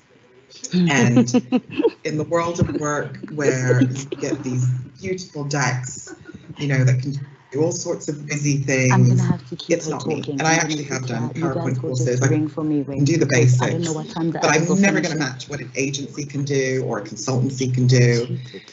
And so the way I got around that, and quite often, as we all know, when you're going into a boardroom, senior leadership table, it's all decks, right? It's decks you have to submit beforehand, and it's the deck that you're going to go through in the meeting, right? So it has to be really impactful. So what I managed to figure out is I had a couple of colleagues within my own team that were actually amazing at PowerPoint, like truly, truly amazing.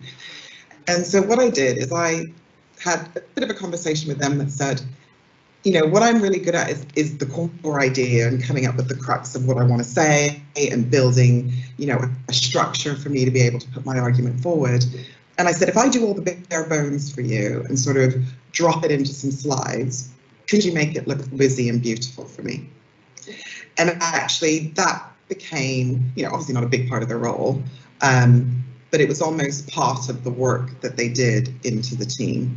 And we sort of added it into their accountability. So they're also, getting, credit for the work that they're doing. So I would never claim it as my own, but the core content of what was going into it was wholeheartedly mine and my ideas, but they helped me to bring it to life in a PowerPoint format. So I think it's finding the shortcuts and the tricks of the trade. If it's something you can upskill on, definitely do that. And the same goes for public speaking, right? I hear, as you said, that's come up a lot today. Not everybody is comfortable speaking in front of an audience, has had the relevant experience to do it, and suddenly we're just sort of put into these situations where we have no choice and we have to do it. Again, I've worked with a lot of people in my team, whether that's from formal training. I highly recommend actor training, actually, because it's also about, yes, can you string some sentences together and convey the messages you want to convey, but there is a performance element to speaking as well. And I actually did some actor training to help with that, and it's what politicians do, it's what great speakers often do. After this breakaway session, what we am I also do announcing? it What's coming up next? So there's about upskilling yourself, but then there's also about finding the people who are brilliant at the things that you're not so brilliant at, and maybe working with them so that they can help you. And that doesn't mean always doing the work for you. It's not about that. It's working together with somebody on something. And actually quite often, you know, even through my PowerPoint example, it's enabled me to build more PowerPoint skills working with my colleague than actually it did through the course that I did. So hopefully that's helpful. Tell you, I completely relate on that PowerPoint struggle. It is not my best friend. And if your colleagues could help me, I'd be very much grateful to that. We've had questions coming through also throughout the day, also for you about, you know, like you said, you would enlist the services or help from your colleagues, for instance. And this is where we start with that influencing people, building those connections that you were talking about, and having those mouths that will speak on your behalf when you're not in that room. But what happens, Jennifer, when you're dealing with colleagues that aren't like yourself, who won't give the credit to say, actually, it was Masa who did the PowerPoint presentation, but they were my ideas. We've had questions coming up quite a lot today, you know, people saying, I've worked so hard, I've been in the same position, and I've tried everything I can, and it's not working for me. Or I've shown that I can do this job, I want to be better at it, but I come across as a threat for my boss's job. So what do you do when you are trying to communicate and influence those around you and those you work with without threatening them as well, and also without dimming your light? Yes, no, exactly. So this is where understanding the dynamics of the people around you becomes really important. So when I talked about actually understanding who your challenges are, understanding where the threat's coming from, and you know, quite often that is an immediate boss, right? And the way I'll take the immediate boss slightly separate, because that is more challenging when it's somebody you report to. So let me tackle that first. Quite often what you want to do is, I think, try and have a real open conversation that starts to demystify the threat. And what do I mean by that? In most circumstances, not all, and I would probably argue the ones that ends up being a bit more of a toxic relationship, that's a whole different conversation. That's about, are you in the right place? And actually maybe you should think about not working for that person if possible. But I'd like to think in most situations, it's our natural human nature that's coming out, right? And not everybody is comfortable with having, you know, people in their team that are frankly better than them at some things. Not everybody's comfortable with that. So the way that I've tackled that is much more about, how can I help you look good? And actually what I'm trying to do, and everything that I'm doing, if I do this piece of work well, you look good. If you look good, we look good. If we look good, the team looks good. If the team looks good, the function looks good. So net, actually what you're doing is actually playing to the ego of that person, which is most of what's driving that behavior. And you're demonstrating how you can help them look good. And that is normally where I start with the conversation. Then I think, because again, you're trying to build a relationship, a non-threatening relationship with this individual.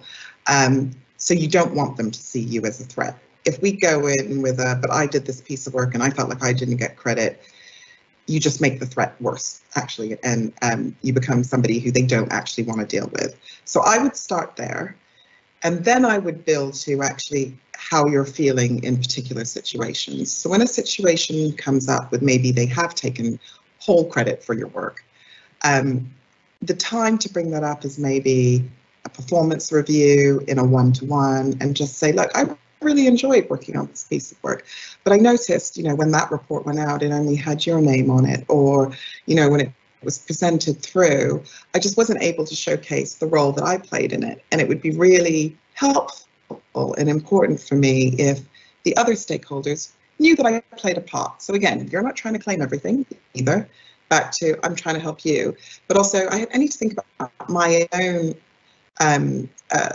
credibility within the organization. So if I can get my name on a report, if you wouldn't mind mentioning it when you're at Exco, for example, that would really help me in my career. And I would start to have those kind of conversations. Now, if none of that is received positively, you're probably heading more for a bit more of the toxic relationship, which isn't ideal for anybody. And I've actually had quite a lot with some of my mentees who eventually they've had to walk away from those relationships because no matter what they did, it was always going to be toxic. And I think you probably need to evaluate whether you're at that end of the spectrum. But I'd like to think most of the time we're not. And again, this is not about being best friends. This is about mutual benefit. Always look for the mutual benefit. With the other element where you're trying to just get known and for people to see you and hear you, if you're not in the room because you're not part of that meeting, but you've done all the work for the content that's being presented in the meeting, another tactic that I tend to use is whisper in different people's ears, right? And again, this is when you really need to understand the ecosystem of your stakeholders. So it's really easy to drop into a conversation.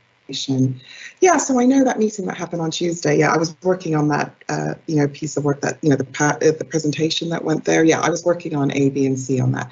Drop it casually into conversations with different people.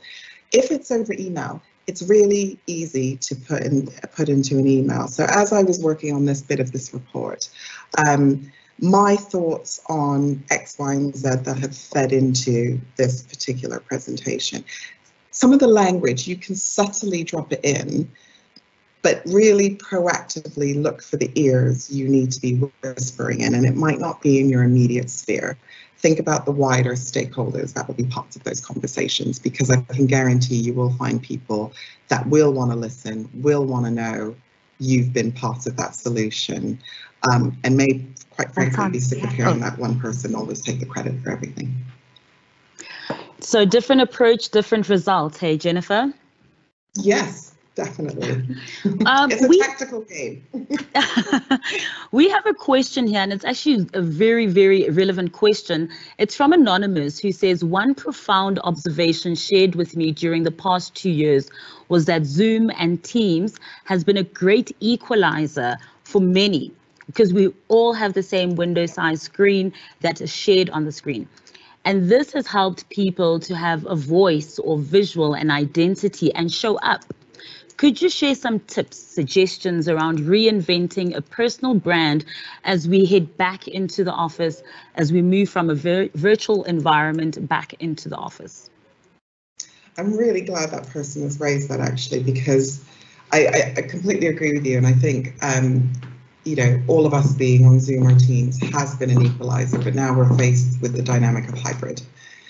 And I think everything that I talked about in terms of those three areas becomes even more critical, I think, as we move back into the office and as you then start to have a disconnect between who's in the room and who's on the screen.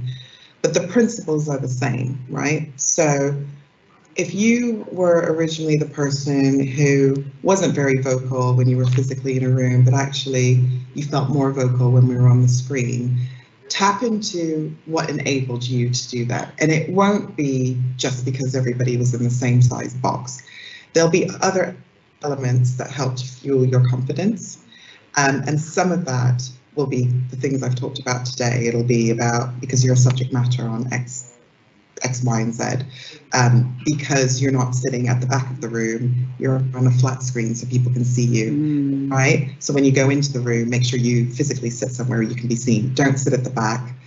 Think about who you need to sit next to. A tactic I always think about is probably the more vocal people, and this is assuming you do have an idea of the people you're meeting with, but the people that I know tend to be more vocal. I always sit near them. I don't sit away from them, or I'll sit opposite them so I'm in their eye line.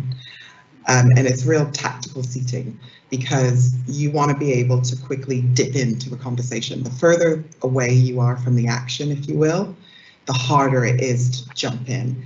And that's where screens, you don't have to think about that, right? Because we're all equidistant, if you know what I mean.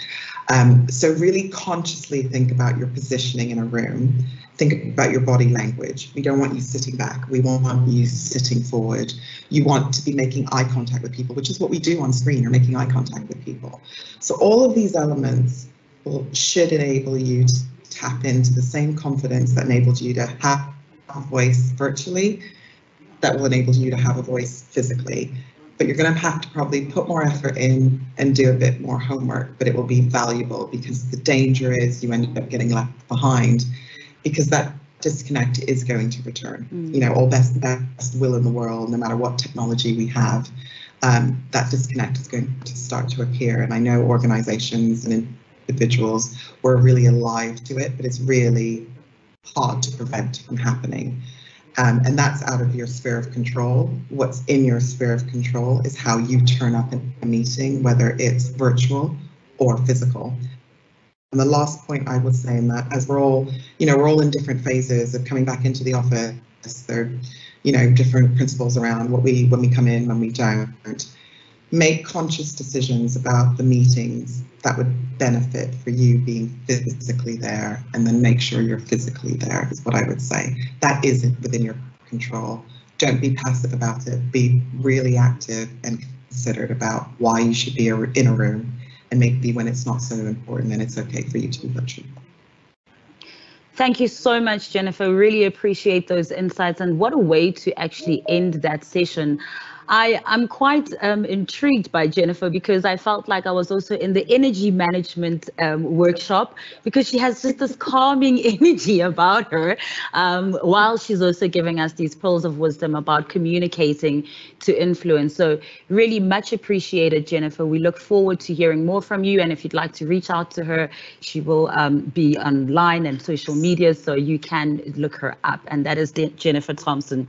Much appreciated. So if you are returning back into this main room and you have just come back from the breakaway rooms, welcome back to Voices of Change 2022. I hope you've had a wonderful time in the workshops that you were in, whether you were learning about energy management or integrative health and awareness, or you stayed here with us to talk about communicating to influence. All very relevant and meaningful topics that we could all use in our daily lives moving forward. Coming up next, we've got a session to talk about fear and adversity. Now, this is a topic we can all relate to, especially in the climate that we live in this country today, and especially as women. We'll be hearing from Jason van Slot. I hope I'm pronouncing your surname correctly, Jason. It's so unique. Right, I've never heard of a Jason van Slot is also spelled like this, but we'll be hearing from Jason, who will be talking to us about how to overcome fear and adversity, as well as Dr. Samke Ngcobo, excuse me, that's Dr. Samke Ngcobo, who is in studio, and she will also be sharing her pearls of wisdom just after Jason. And following Jason's presentation and Dr. Ngcobo's presentation, we will give you an opportunity for a Q&A, and I'm sure you'll have lots and lots of questions. And I do encourage you to take this opportunity to ask those questions, because as you can see, our speakers are very forthcoming and willing to just share this information with us. So let's make use of that. Jason, welcome. Thank you. Just to confirm, you guys can all hear me? Yes, we can. Perfect. I woke up this morning and I had this terrible fight going on inside of me, and it was this fight between these two wolves. The one wolf was evil. He was envy, self-pity, and self-doubt. But the other wolf was good. He was happiness, humility, love, compassion, and most importantly, hope. Now, this fight between these two wolves, it goes on inside of you and everybody else as well. I'm not saying here that life is easy or because it's very difficult. What the important question is to ask is, which wolf will win? And what's important is to ask yourself which wolf will win is the most important part, because it's that mental struggle that you have between yourself. And the world is not easy. I was brought into the world with cystic fibrosis, a life-shortening genetic lung condition, which causes an overload of mucus all over the body. And it doesn't really sound that terrifying until you realize that it slowly causes all your organs to then malfunction and fail. This thick mucus lines the lungs like syrup does to pancakes, and your airways are restricted and they tighten, and it feels like you're breathing through a straw. There's a plethora of pathogens that thrive in this environment inside your lungs, and they cause recurring lung infections, which then scars the lungs and results in permanent lung damage. I'm 27 at the moment, and the average life expectancy for cystic fibrosis in South Africa in particular is 21 years old. But it would have been really easy for me as a young child to ask, why me? Why do I have CF, but then not my twin sister? And I never actually felt the need to ask this question, because we have a family motto that says, don't give it power. Don't feed the wrong wolf. I was 3 years old when I was asked by my father to give him my sister's toy. But I didn't want to, because I wanted to play with the toy. And I came up with this excuse that I was too sick to give him the toy. And instead of letting me off the hook, my father made a choice. And he decided to then scold me and tell me that I was never allowed to use that excuse again. And this has been the building blocks to how I've chosen to live my life. 1 month before my 20th birthday, my parents, they let it slip that I was given the life expectancy of 10 when I was diagnosed just after birth. And when I say they let it slip, it's because they knew of other people who were so set on reaching this milestone of 21 years, which they did, but then they died soon after. In fact, my parents, they only told me that in general the condition was life-threatening when I was 15. And I cultured a bacterial lung infection, which I still have in my lungs. But what they did do is, when they told me, was something so important for my mental development, is that they made sure that I met someone by the name of Peter, who was in his 60s. He's had a double lung transplant, and he still lives a full life with his family. And by doing this, my parents showed me not only the light at the end of the tunnel, but the life that I still had at the end of the tunnel. And this has been fundamental in how I see the world. I remember in my final year of schooling, I was talking to a childhood friend, and we were busy discussing what we were going to do in the future and our goals and ambitions. And in the conversation, I mentioned that I was going to be doing the Cape Epic, which is the toughest mountain biking race in the world. And in the conversation, I told them that when I would compete it, it would be the world's first for cystic fibrosis for someone to complete this race. And Sasha turned to me and he said, Jason, I completely forgot you ever had cystic fibrosis. And I realized that, much like that scolding that my father gave me, it didn't allow myself to define me or perceive myself as someone who suffers from the condition. And in turn, I didn't allow others to then perceive me or define me as someone who suffers from this condition. When people find out that I've completed a few world's firsts for cystic fibrosis, I'm always asked two main questions. What is next? And why? Why do you do these physical challenges that most people would deem beyond them, even with a normal body? And these two questions, they can't be answered independently. What was next is an Everesting attempt, which is cycling repetitions of the same hill over and over until you get the accumulated height of Mount Everest. That's 8,848 meters. During this attempt, you're not allowed to sleep or walk, otherwise you'll be disqualified. So to get your head around it, that's 9 vertical kilometers.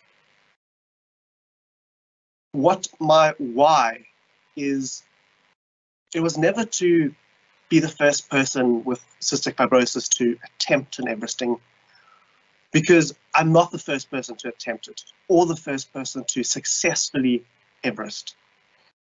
There's a German triathlete by the name of Willi, and he attempted an Everesting, and after 14 hours, he fell short of 3,000 meters of elevation, and he deemed this beyond his capabilities. He said this was not possible with his body with cystic fibrosis. He was then put on a drug trial for a drug called Trikafta, and essentially what it does is it corrects the underlying cause on a genetic level of the condition, and as a result, the symptoms are reduced instead of targeting just the symptoms. And when he had this drug, he explained it to me as a feeling of going through a purge almost, because all these decades of mucus that's been lying dormant in his lungs became liquid, and he could very easily expel it, and it was no longer like thick syrup. And as it came out, he felt like he was gaining these superhuman powers, and he felt like this re-energized person, but in reality, all he was actually experiencing was breathing unrestricted air for the very first time in his life. This drug, it works within hours, and by the next day, he had this cough that he had, this chronic cough was non-existent, it was gone. And the biggest gift that he said to me was, when he had this drug, he had this realization that he's going to be able to one day meet his grandchildren. Am I back? So this, great. So this drug, it's got these amazing abilities to restore the function of this defective gene, to the extent that there's been people who are on end stage and living on oxygen where their lung function is 17%. Then they go onto this drug, and within only 6 weeks, their lung function increases from 17 to 74%. That's more than 50% improvement in 12 weeks. Imagine that is your company's growth. It would be absolutely insane. Fortunately, Willi will have a lifetime access to this drug because he was on a trial basis, but also that he lives in Germany, which is a first world country, so he has access to this. Unfortunately, the market cost is $311,000 for one patient for only 1 year. This is out of most people's affordability, and this is something that I wanted to change. On the 14th of May 2022 this year, I was healthy enough to attempt an Everesting. And I started at 2 o'clock in the morning. It was bitterly cold, and the moon lit up the mountain in front of me. And I was actually feeling incredibly lethargic and tired and unable to move. And this is because I'm diabetic and my sugar levels were high. So the first 4.5 hours I rode in this state of lethargy and not being able to move and being in a very bad mental state. And I realized that after 4.5 hours, something had to be done. Because in order to do endurance sport, you have to refuel your muscles and the nutrients to your body. And I hadn't eaten at all.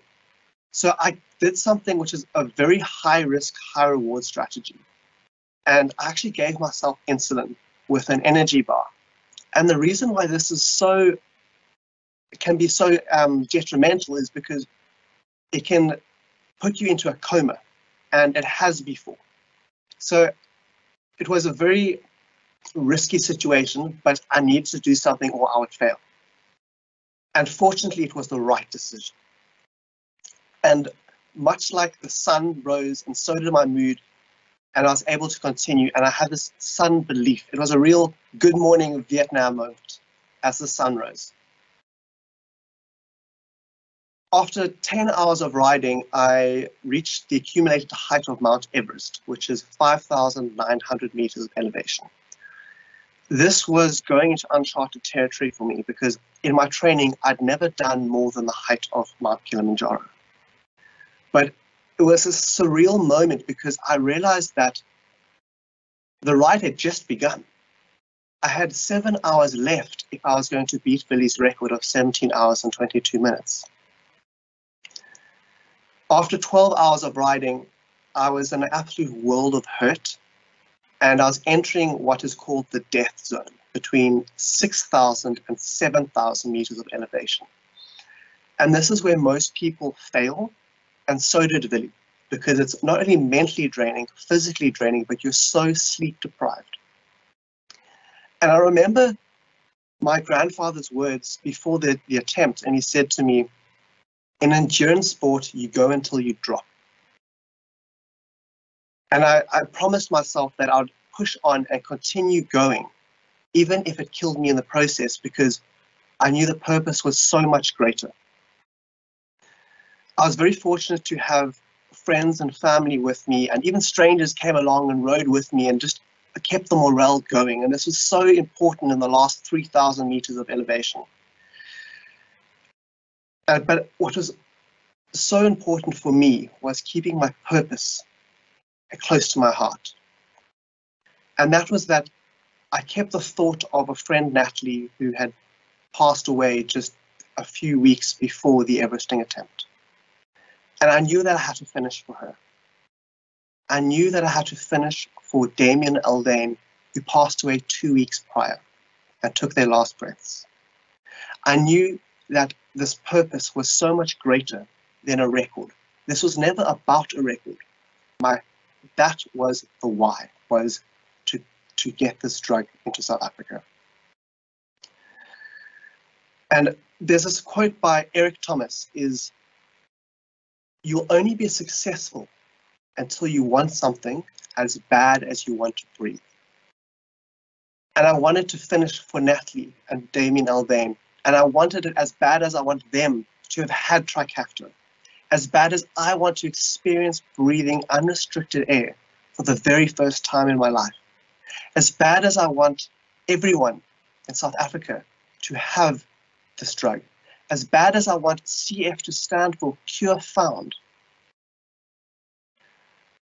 After 16 hours and 12 minutes of cycling, I reached 8,848 meters of climbing. It was a new world's first and a new record for cystic fibrosis on an Everesting. I was completely exhausted, depleted, and I was overwhelmed by emotion. My body began protecting my vital organs, and I actually blacked out. I don't remember going home, having dinner, having a conversation with my family. I don't even remember having a shower. But there's still a much bigger mountain to climb. And this is going to take lots of resources. And this was the why behind the Everesting, is to raise funds and to raise awareness about the condition, to fund current ongoing negotiations between CF South Africa, the pharmaceutical company who creates it, the Medical Advisory Board, to give South Africa and other first world countries an opportunity to have access by reducing the cost of this drug, so that it's similar to the antiretrovirals where you drop the cost, more people have it, they live longer, and the pharmaceutical companies can recuperate their costs in the long term. This was so important for South Africa and for cystic fibrosis. And it's been a gateway for many other first world countries, such as the UK, Canada, and Australia. So this negotiation process is very much becoming a reality slowly. If your organization or your staff would like to hear more about stories of cystic fibrosis and overcoming adversity, please contact me on LinkedIn, because I would be absolutely honored to share the insight that I've gained from facing challenges on a daily basis to be able to overcome them and succeed in various areas of my life that would normally, in normal circumstances, deem beyond my abilities. I'm not defined by CF. I feel that I'm defined by the mindset that my parents created around CF by not feeding the wrong wolf. Despite CF, I finished in the top 3% of the Cape Town cycle tour, beating 25,000 able bodies, even with reduced lung function and a puncture. Despite CF, I completed the Cape Epic, the toughest mountain biking race on earth. Despite CF, I completed an Everesting, the most difficult hill climb challenge in the world. And all of these accomplishments would not be possible without a choice that my parents made when I was a child, a choice that I made growing up, a choice that I still make every single day. But I urge you to make the same choice. I urge you to choose your purpose, your why and your what. I urge you to find that thing that you want as bad as you want to breathe. And I urge you to choose which wolf that you want to feed. Because by choosing the wolf that I want to feed, I'm not measuring my life by the number of breaths that I take, but the number of moments that have taken my breath away. Thank you.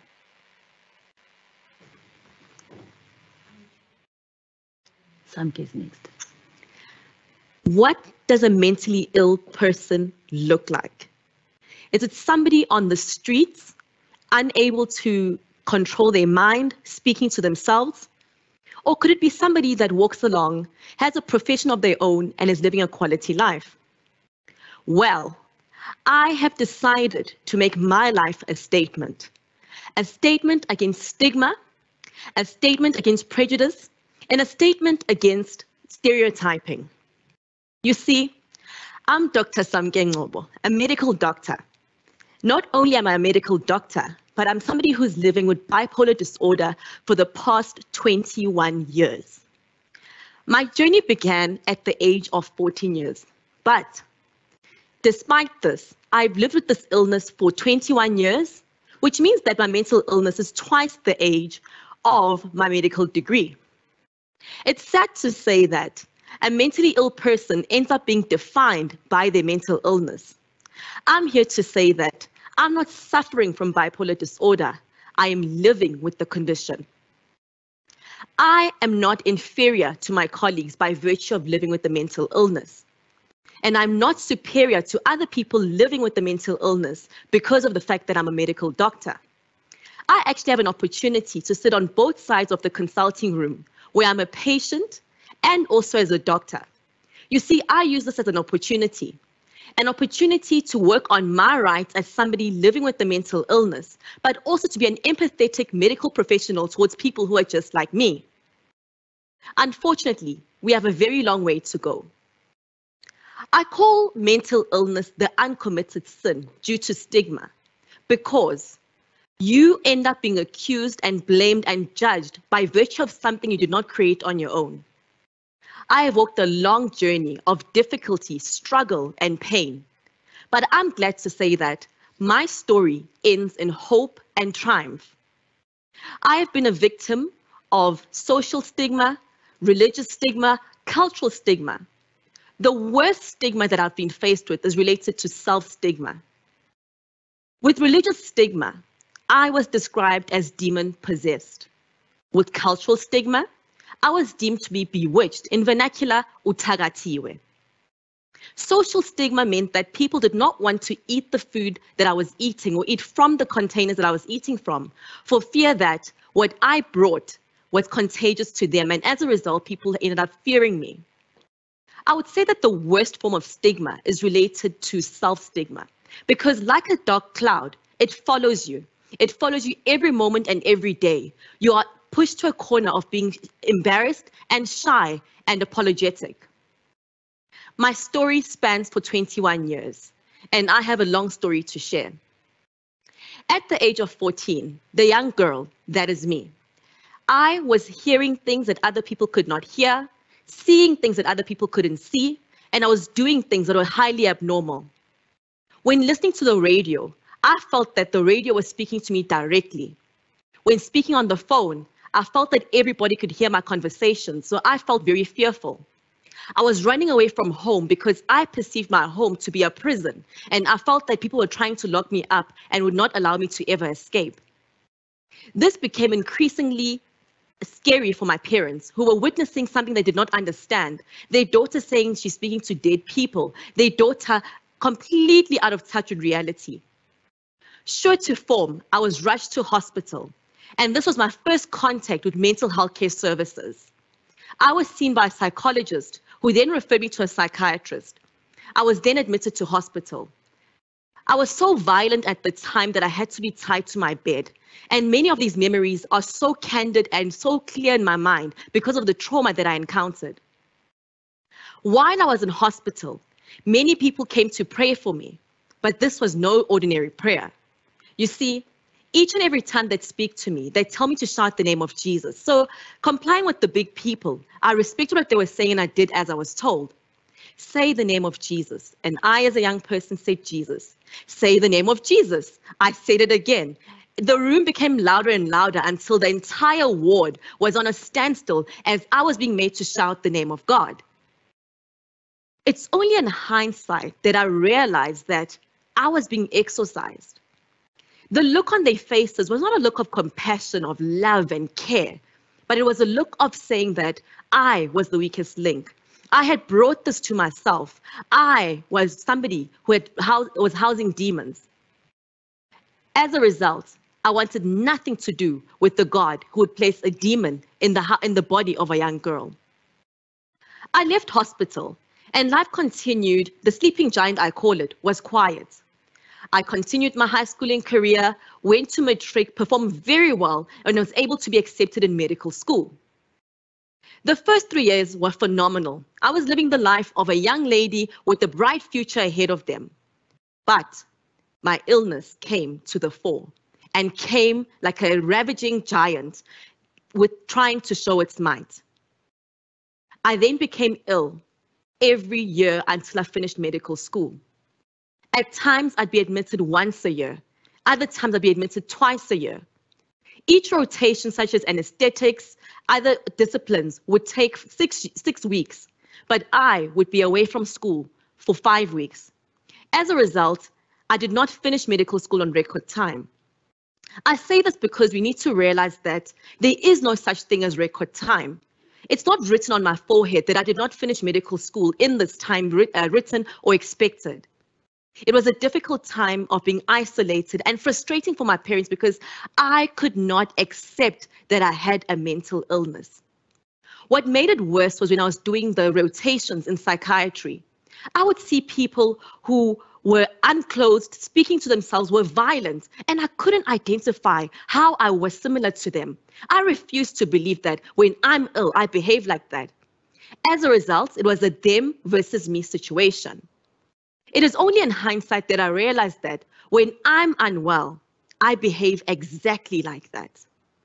This has been something that I've had to reckon with, to realize that I am out of control when I'm unwell.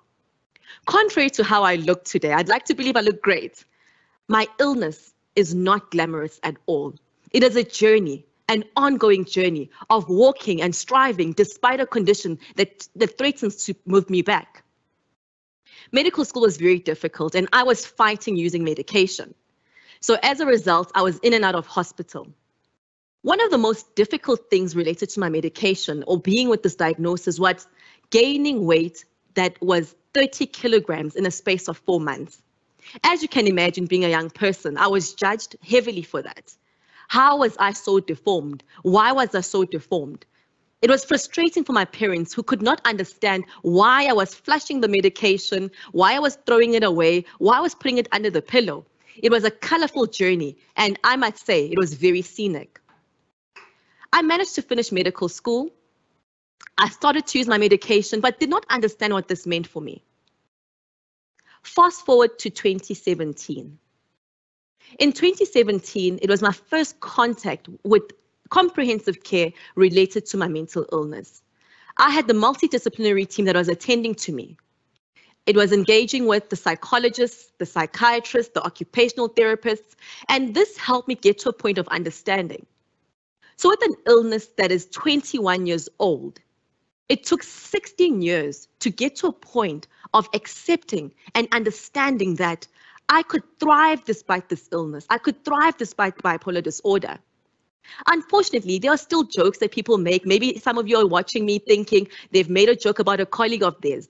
Well, this is an opportunity to learn and understand and to have a different picture of a mentally ill person.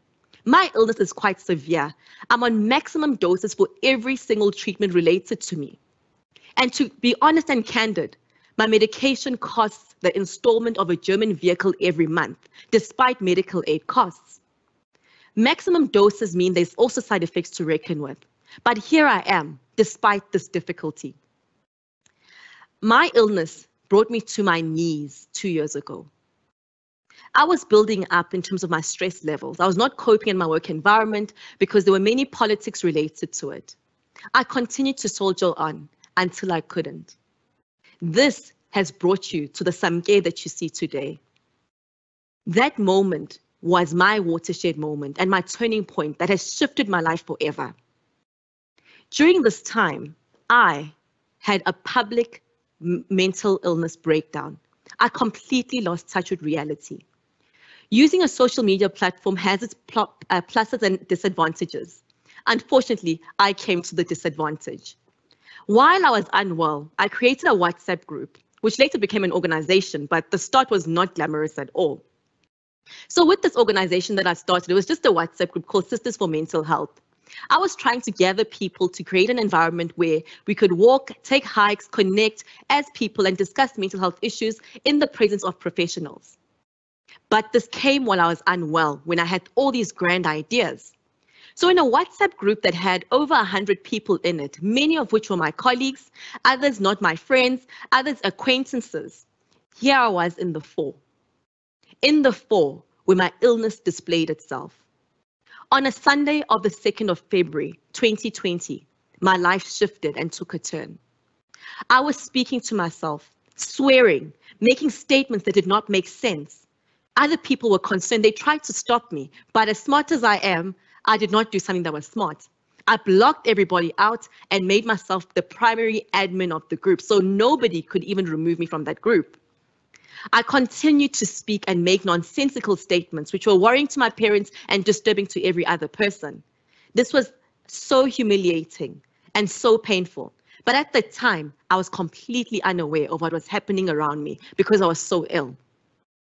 Sure to form, I was taken to hospital. Due to an unexpected set of circumstances, I ended up in a public mental health care facility in my home province of KwaZulu-Natal. Not many people know the conditions of mental health care services in the public sector or have heard about it.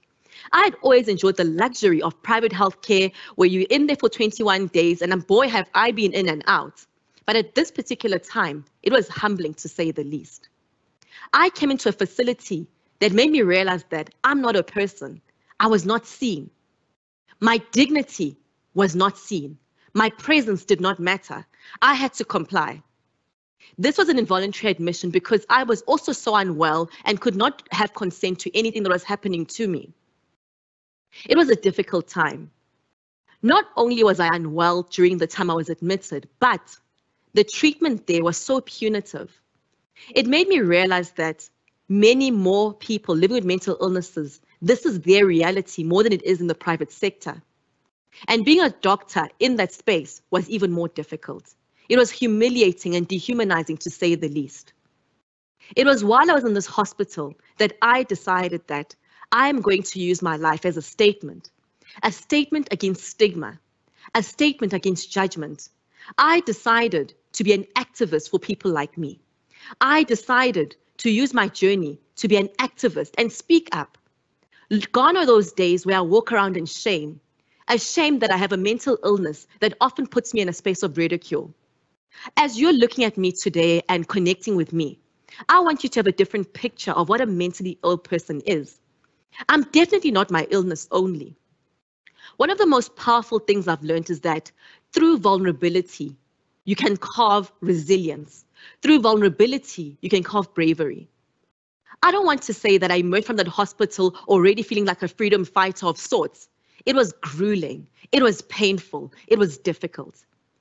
Because I'd had such a relapse, a severe one, my brain functioning was impaired. In my brain functioning being impaired, I had to start from scratch. I could not function as any other doctor at that time, as I needed to rehabilitate. The rehabilitation process was grueling.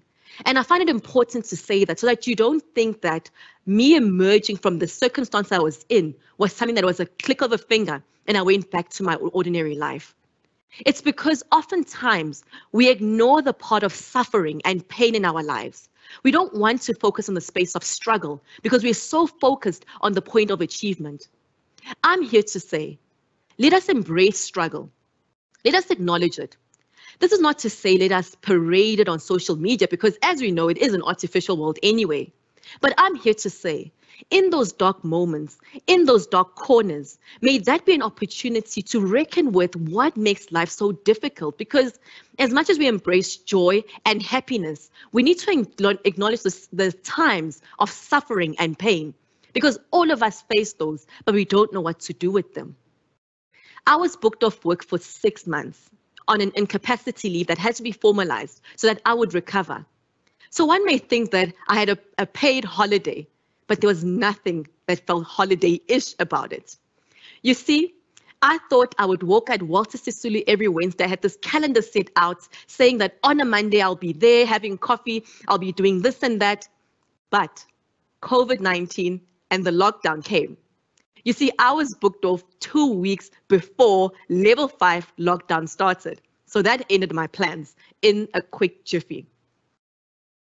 I walked this path where I decided during this time of suffering and pain, reckoning with what had happened, I had to decide, am I going to shy away in shame, feeling apologetic for what took place so publicly, the humiliation in terms of my colleagues, in front of people I don't know?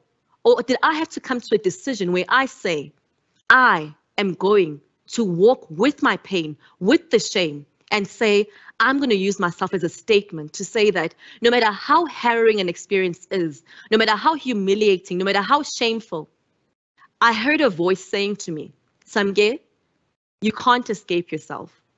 Yes, we believe in the afterlife, but the reality is that as I walk this earth, I can't come as anyone else other than Samge. So I had to decide, am I going to hide away in shame, or will I walk with pride, with my difficulties, with my pain, with my humiliation, in the hope that I serve to inspire other people and to live a quality life? Many people see the end product, and we get very caught up in that and not realize the struggles and the pain that somebody had underwent. I looked around and I felt that stories of people like me were not being told. The story of pain and difficulty related to mental illness was not being told in a manner that was as honest and as candid as possible. It is during this time when I decided to put pen to paper during my incapacity leave to write my book, Reflections of a Convoluted Mind, a journey with my mental illness. Why reflections? How does a convoluted mind reflect? You see, I'm not my illness only. There's so much more to me. I'm a sister. I'm a daughter. I'm a friend.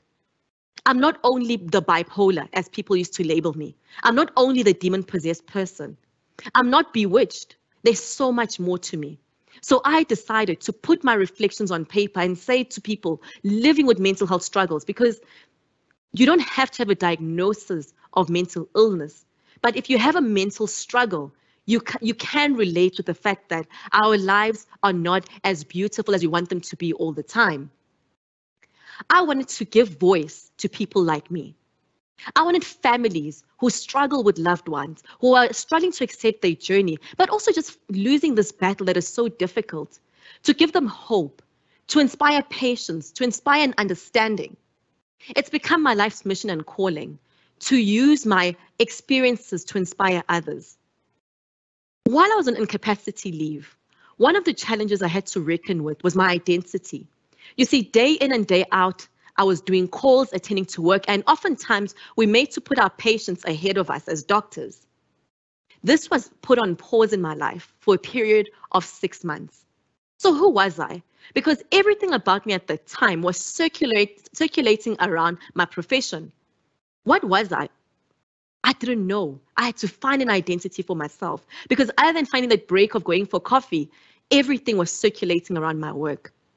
I had to go down to basics. While I was doing those tedious puzzles with the occupational therapist, so I perceived it, I had to sit down and understand, what did I like? Before I went into medical school, what did I used to enjoy? I wrote it down. Public speaking, the one I was forced to attend when I was young. So I had to do Toastmasters when I was in high school, and I knew I used to look forward to going there, even though it was grueling to finish at 8 p.m. So I wrote it down. I knew I love writing. I knew that I love connecting with other people. And that is how I became somebody who speaks as you see me now. I have decided to use all my gifts and talents to feed my soul. When I started to feed my soul, I showed up better in the world because my identity was so much more than my career itself, was so much more than also walking around with an illness that follows me like a cloud. One of the things that brings me great joy and pride recently was being donned the Live Your Life ambassador, but also the Play Your Part ambassador for Brand South Africa. I've used this opportunity to speak about mental health in a manner that gives hope, in a manner that gives inspiration, in a manner that says, we are not our illnesses. It is not my identity. I look forward to the day that people aren't ashamed to sit in the waiting room to see their doctors because of their mental health condition. We attend to gym and exercise and prioritize it. Everyone wants to make that summer body during winter. But when do we pause and attend to our mental well-being? I'm hoping that as you're watching me and listening to what I'm saying, my story and my journey will inspire you to put your mental well-being as a priority. I was forced to because I became too tired of being admitted in and out of hospital year in and year out. I can count with more than my 2 hands the number of times I've landed up in mental health care facilities. This ended up convincing me that, Samge, you will not live a full life if you don't take your illness seriously. I hope my story inspires you to not only see yourself as whatever struggle that you have, but to realize that you can go beyond that. As we overcome fear and adversity, I'm here to say that no matter how painful that journey has been, you don't have to walk carrying it all the time. You can emerge from that suffering, you can emerge from that pain and walk a different life. I'm so proud to be a voice, not just a voice, but a voice that is a catalyst for change. I'm a voice of change using my journey, and what better part to be on?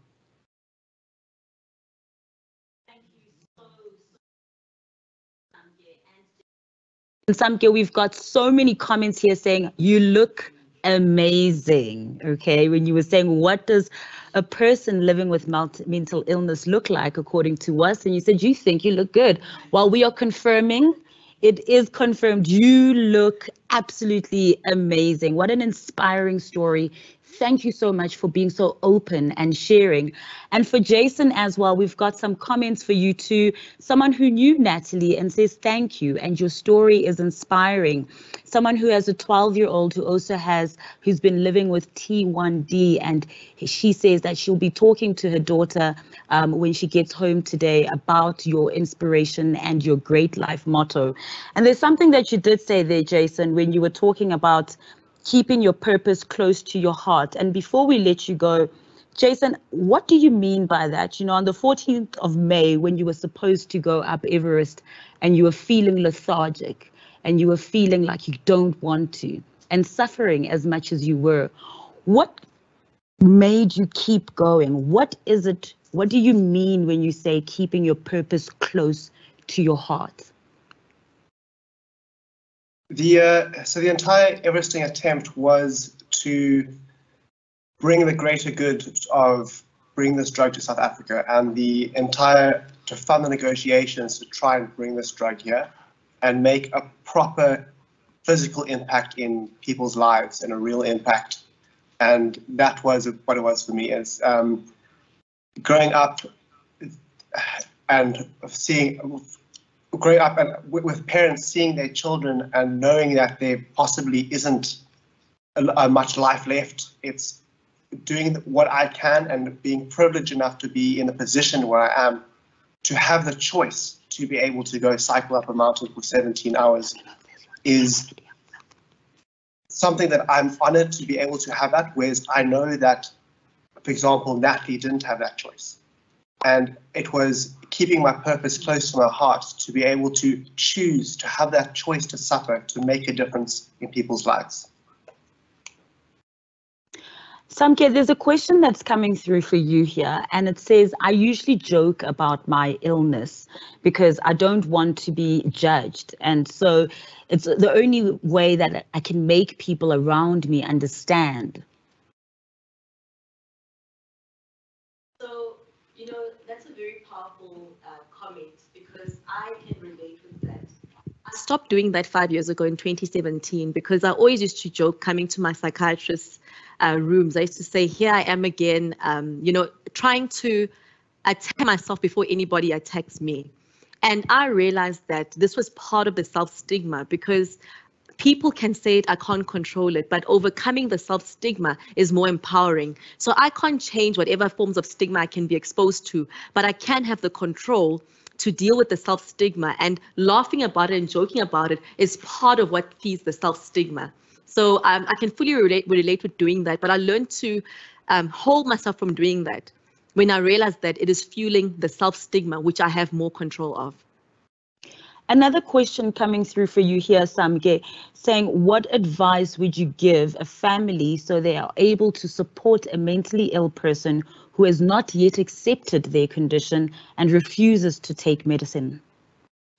I can fully relate with that because I've been that person, and my journey took 16 years, as I narrated that. I was diagnosed 21 years ago, but I only accepted it 16 years later. This is not to say that you will take 16 years to get to that point, but it's just to highlight the fact that it takes a lot of patience with the person, because the biggest thing is to have the insight and to overcome the denial on the part of somebody living with the illness. So the compassion and patience will go a very long way in that, in the hopes that eventually they'll come to see it. I really would like to encourage you to not give up on them. We don't know when they'll come to a point of acceptance and to take medication. But if they know that they are loved unconditionally and are accepted unconditionally, that is part of the healing journey. Yeah, you know, you said when you left one of your stints, when you had left hospital, you knew that, you know, this is it. And you didn't necessarily walk out an immediate freedom fighter, as both of you are today standing here in front of us. When does the journey end? Does it end? Do you get to a point where you like, I have faced adversity, I have conquered my fears, and I am fine now? I have to be honest, it is an ongoing journey. It did not stop in 2020. It's an ongoing one. You know, they say new levels, new devils. It's a very true saying. It's just a matter of maybe my resilience is more hardened, my strength, my resolve is greater. But there are those moments that I'm not here to say that when I overcame that massive, giant and life-changing moment, I had overcome everything and have not faced challenges since. But it's been an ongoing journey, which is continuous throughout my life. My illness is lifelong. It will have its ups, it will have its downs. But with my struggles, I've learned to deal with them better than I was before. Jason, you spoke about battling two wolves. You know, these two wolves. How do you ensure that you feed the positive wolf and not the negative wolf? It's for me, it was very much the way I was brought up, and having my family bring me up in a way that you try always look for the positive, and it's not always easy. But even if you think of, if you want to, like, if you're living holistically, and the wolf is a yin and a yang, the dark and the light, it's about, even though there is the good and the bad, it's trying to find that holistic aspect of it. And even in the sense where you are in the dark, and it's very difficult, in order to live a full life in the sense of a whole, don't only celebrate those good, great things, also celebrate those bad things, because that is what makes part of life. And you don't always see it as something terrible. That gives you character, that builds you when you chase, when you confront other things in the future and other challenges. And together, you can only live a full life. What I feel, when you embrace both aspects to completely live a full life, and that helps you to be more positive when you see the positive in the dark. And from that, you're able to see it from a different perspective, and not just in this negative light, but this holistic and the aspect where it helps you to move forward. I must tell you, we are inundated with so many beautiful comments for both Jason and Samke, thanking you for sharing your stories, being vulnerable and opening up. A message from Angela says, this session has been beyond amazing in storytelling and the vulnerability of each speaker. These are truly courageous conversations, so much to relate to. Thank you both for sharing your personal journeys. Now, when you hear such messages for both you, Jason and Samke, how does it make you feel? I find it very encouraging. I find it makes the vulnerability worthwhile, to find that people are gaining from me putting myself to the fore, because, you know, one can have a fear. What does it mean to speak about one's struggles the way that I do, especially in my profession as well? But when I find the feedback so positive, it encourages me to know that I'm on a right path, that is blessing other people, that is helpful to other people, and is a symbol of hope. I can completely echo that. Yeah, feel very similar. In fact, when I never actually expressed my condition with my friends in school, and try to hide as much as possible. Excuse me. And it was only when I was ready to be vulnerable and speak about it that I realized I was able to progress and take on these challenges, where I actually, in my final matric oral, I spoke, which is your final year of schooling, I was the first time completely honest and vulnerable with my class and broke down in tears. And that's actually been the start of my public speaking career, was from a place of vulnerability. And hearing that, it gives you that sense of there's a reason why you're doing it, and there's a reason why you're sharing your story, because sharing what you've experienced, you allow other people to then feed from it and be able to embrace it and see this thing as the same, see where you're coming from and then relate to it. It just gives you that validation that you're doing the right thing, because people can learn from your vulnerability, and it'll help them further in their own vulnerability. So it really is a full circle. You can't, it's that being courageous, and vulnerability is what allows other people to open up and express where they are and move forward and progress. Amazing. What used to be an oxymoron, courage and vulnerability, is now working hand in hand. We have a question here for you, Samke, and I mean, you're going to be able to help me with this pronunciation about medical conditions, but someone who says they have sciatica that has been injured by their piriforms. Basically, they cannot sit for long periods of time, and they have to work and study at the same time. And often she thinks about how her suffering instead of making progress. So what can I do, Samke? It is mentally disturbing, because when I sit for long periods of time, I get the pains. How do I remain motivated while I'm sick and having to do so much on my list? Thank you for that question. And sciatica is a very difficult condition. It's very painful, as you say. I think one of the biggest things that I can encourage you about is, firstly, look at where you are and try and see how far you've come despite this condition that you have, and to have the mental resolve. I think it's very important to get to a point where you realize that it's okay to have those moments where you're feeling defeated and struggling. But if you find that it's causing you to not function at all, affecting various aspects of your life, I think it's important to get the mental health support if available, if you haven't utilized it, the help of psychologists and psychiatrists, because you are having the support related to the condition itself. But I think what I would encourage you is that when you're having that mental battle, is to know that it's very acceptable, it's very normal to have that with the condition that you have.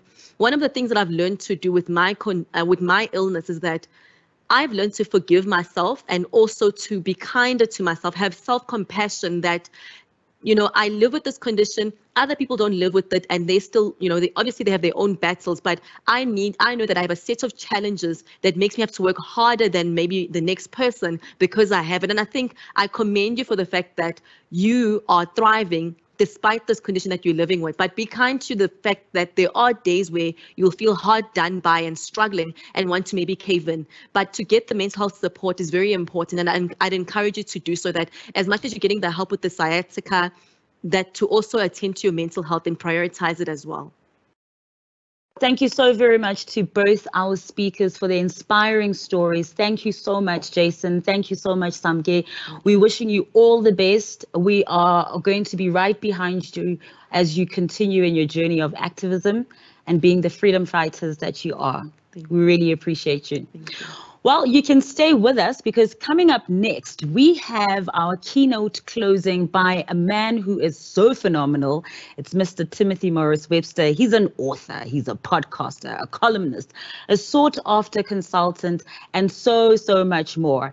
He'll be talking to us about the neuroscience of thriving women. Interesting.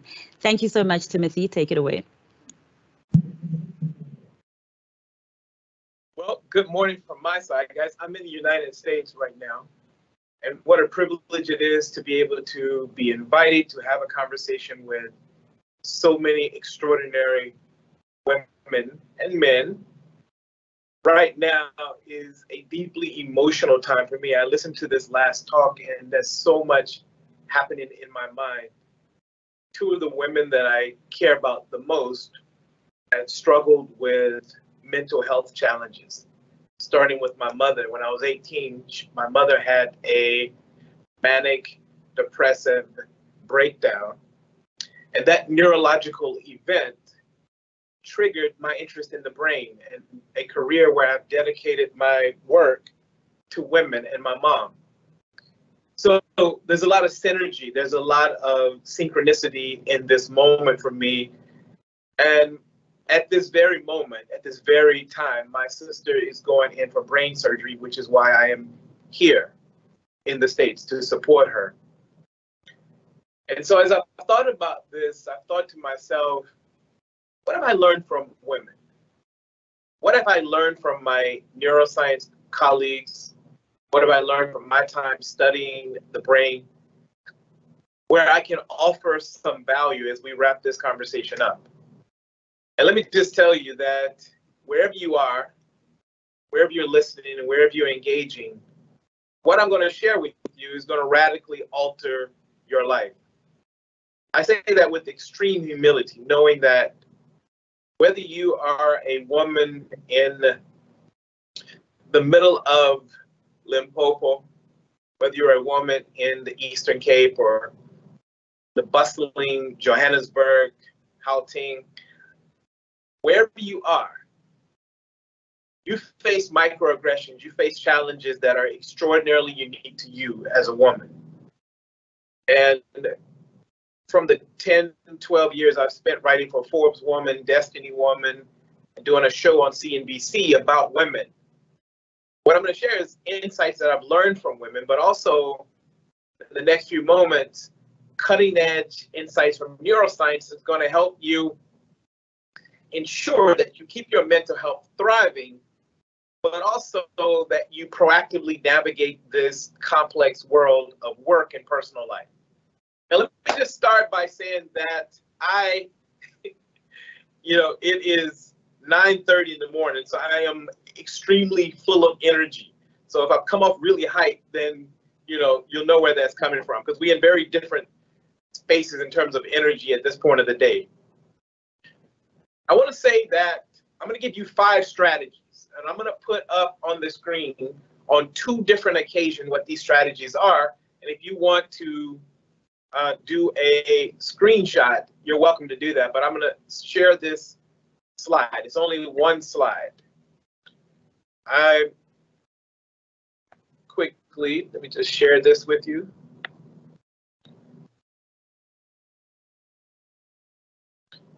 One second here.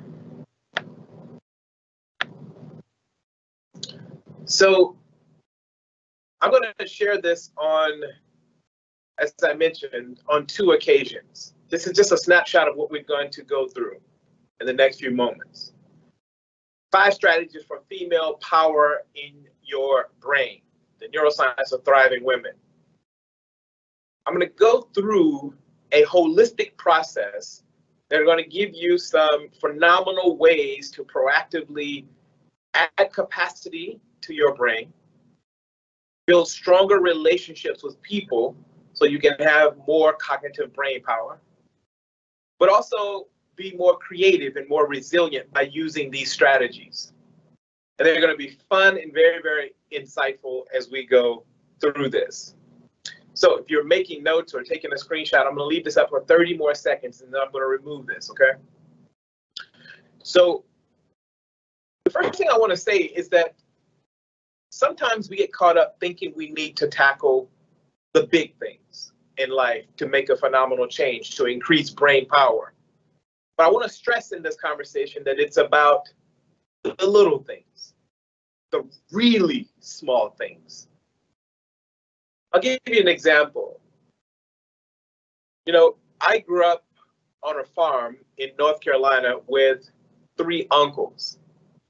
And these 3 uncles had vastly different outcomes in their life.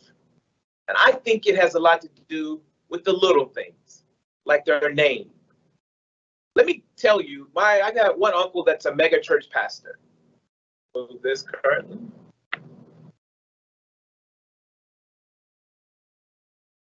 I have one uncle that's a mega church pastor who is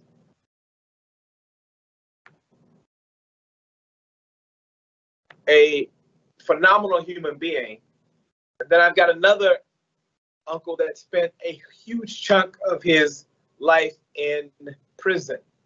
He had a part of his emotive brain, the amygdala, damaged in an accident. And he struggled to control his behaviors. And then I have another uncle who is a federal judge who, on one side of the family, if you think about this family, a federal judge, a pastor, and a prisoner. When I look at them, I began to think about what is it that what happened? They come from the same farm, they come from the same family. What is the fundamental difference? Here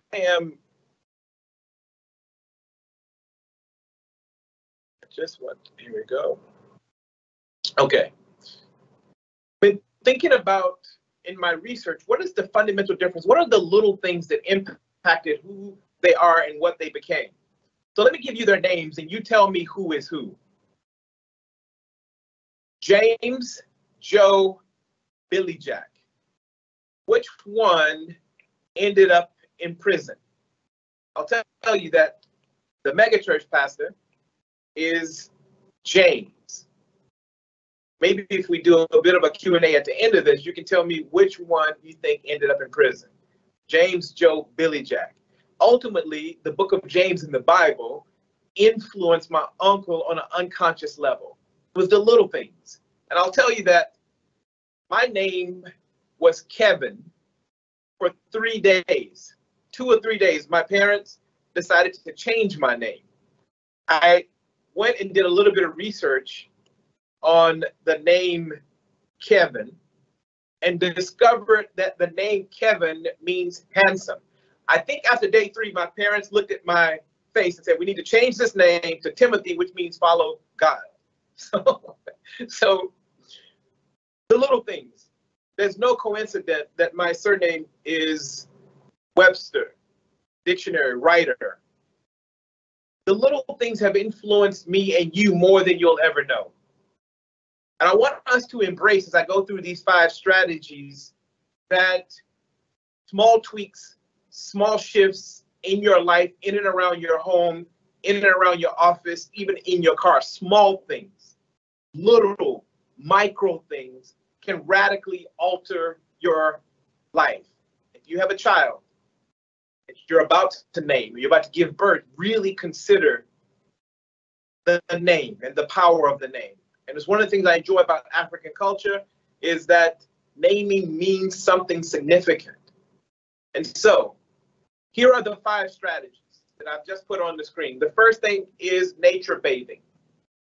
The question is, what is happening between you and nature that can alter your brain?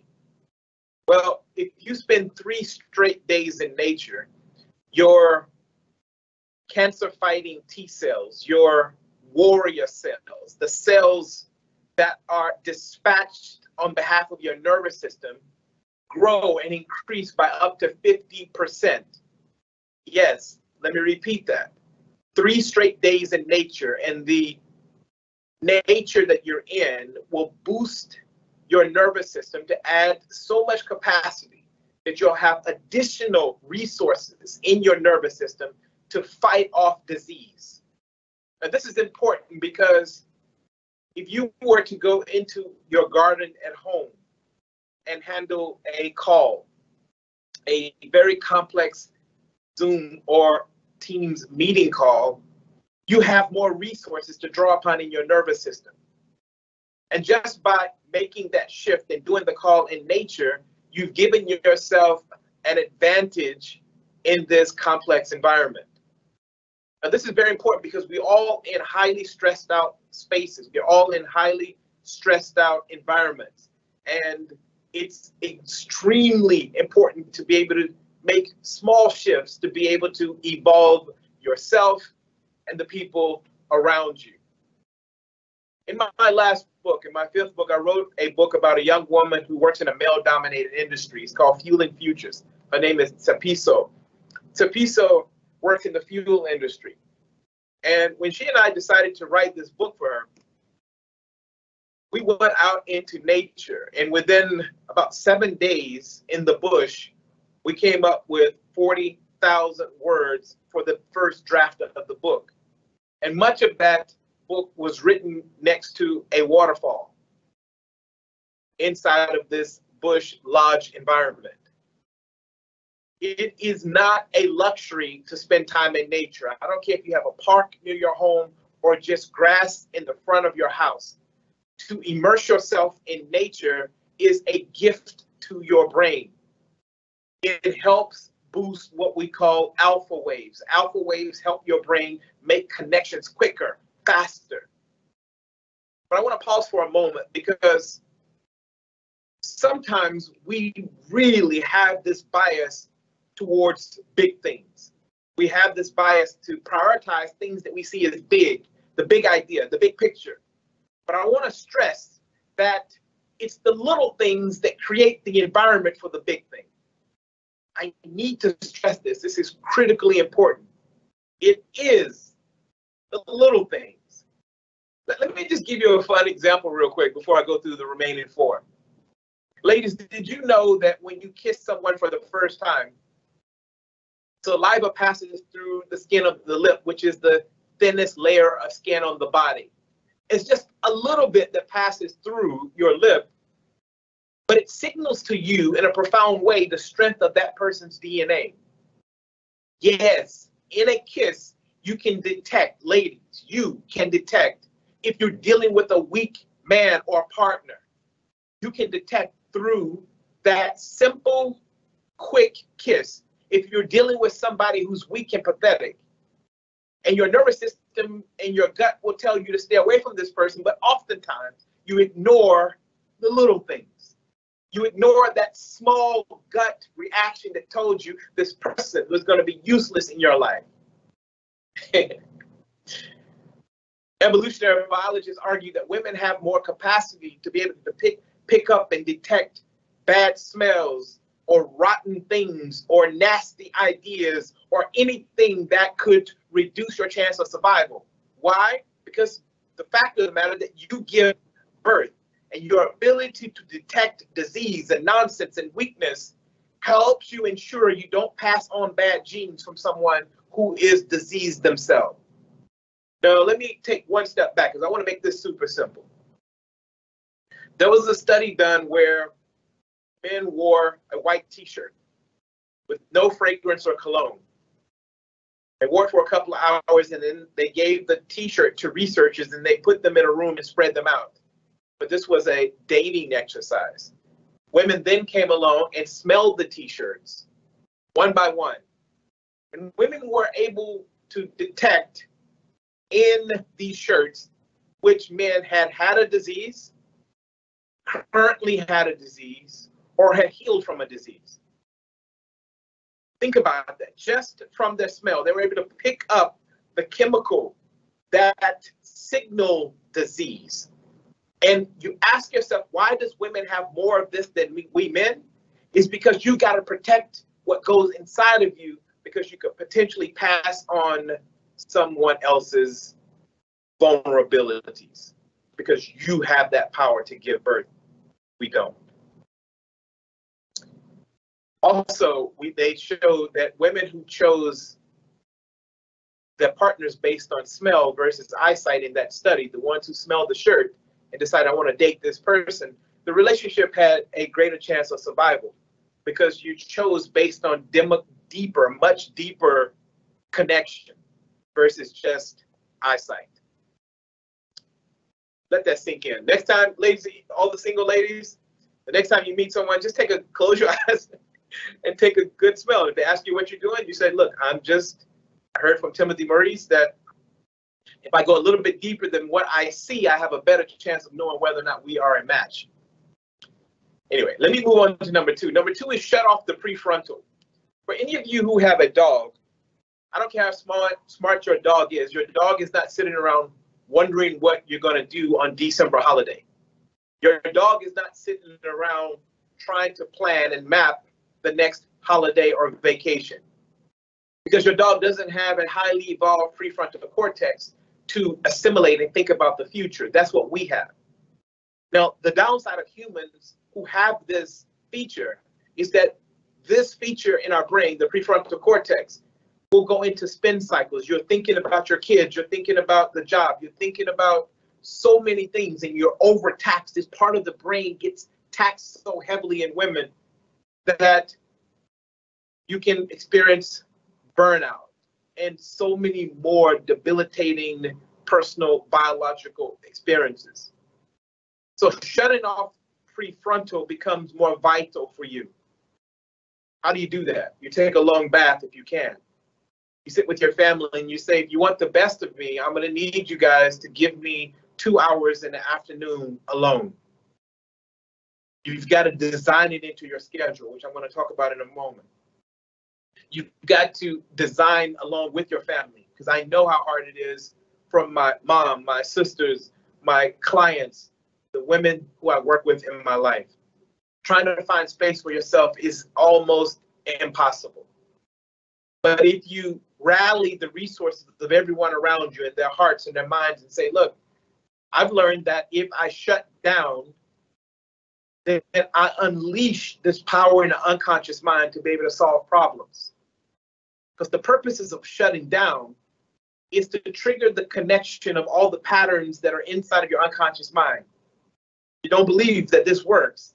How many of you have experienced moments where you stopped thinking about a problem and then the answer came? Because the answer came because you slowed down the prefrontal cortex, the higher evolved region of the brain, and the extraordinary patterns that have been buried in your unconscious started to put the answers together themselves. That's why many spiritual texts said, be still and know that I am. You know the rest. And so, by shutting down the prefrontal, you give yourself permission to unconsciously find the answers. Number 3 is what I call the chocolate chip effect. The chocolate chip effect is very simple. The last time we experienced some sort of a pandemic like this was during the Spanish flu in the early 1900s, and there was a woman by the name of Ruth Wakefield who owned a guest house, or like what would be the modern day Airbnb. And she looked around and saw that the soldiers were struggling. There was people felt defeated. And she looked around and said, look, I don't have much. My business is struggling, but I do have a little bit of dough, and I do have some chocolate chunks. And she chopped up the chocolate chunks, put them in the dough, and she invented the first ever chocolate chip cookie. I want to just say to you guys, and I want to be very clear about this, your ability to innovate in downtimes is extraordinary. Your ability to innovate with little things, with the small things, a little bit of dough, some chocolate chunks, a team idea, a little bit of technology, some ICT, some marketing ideas, your ability to take a little thing and create an extraordinary invention is powerful when it comes to women. Ruth Wakefield didn't know she was inventing the first ever chocolate chip cookie, but when she did, it turned around her guest house in an extraordinary way because people flocked to her. And so, when you think about taking a little bit of the little things, when you think about putting your foot in nature, when you think about just slowing down and going for a spa treatment, or taking a candlelit bath, or playing with your child's puzzle, those are shutting off the prefrontal cortex. It gives you the ability to think about the chocolate chip cookie effect. Number 4 is second brain design. If there's anybody here who wants to lose weight, this is not the purpose of this second brain design, but it is one of the benefits. So for those of you who put your keys in the same place every day, you are giving yourself additional cognitive load. Let me just share with you a simple, quick principle. That every morning you wake up, you have cognitive load to use for the day. You wake up with a full cup if you had a good night's sleep, and throughout the day, anything that's taxing forces you to pour out this cognitive load, to pour out this energy. And so if you are looking for your keys every day, because you put them in different places, you're pouring out energy that you could be using on innovation. You're pouring out energy that you could be using on more significant things. Steve Jobs wore the same color shirt because he didn't want to be looking for shirts. He wanted to preserve that energy.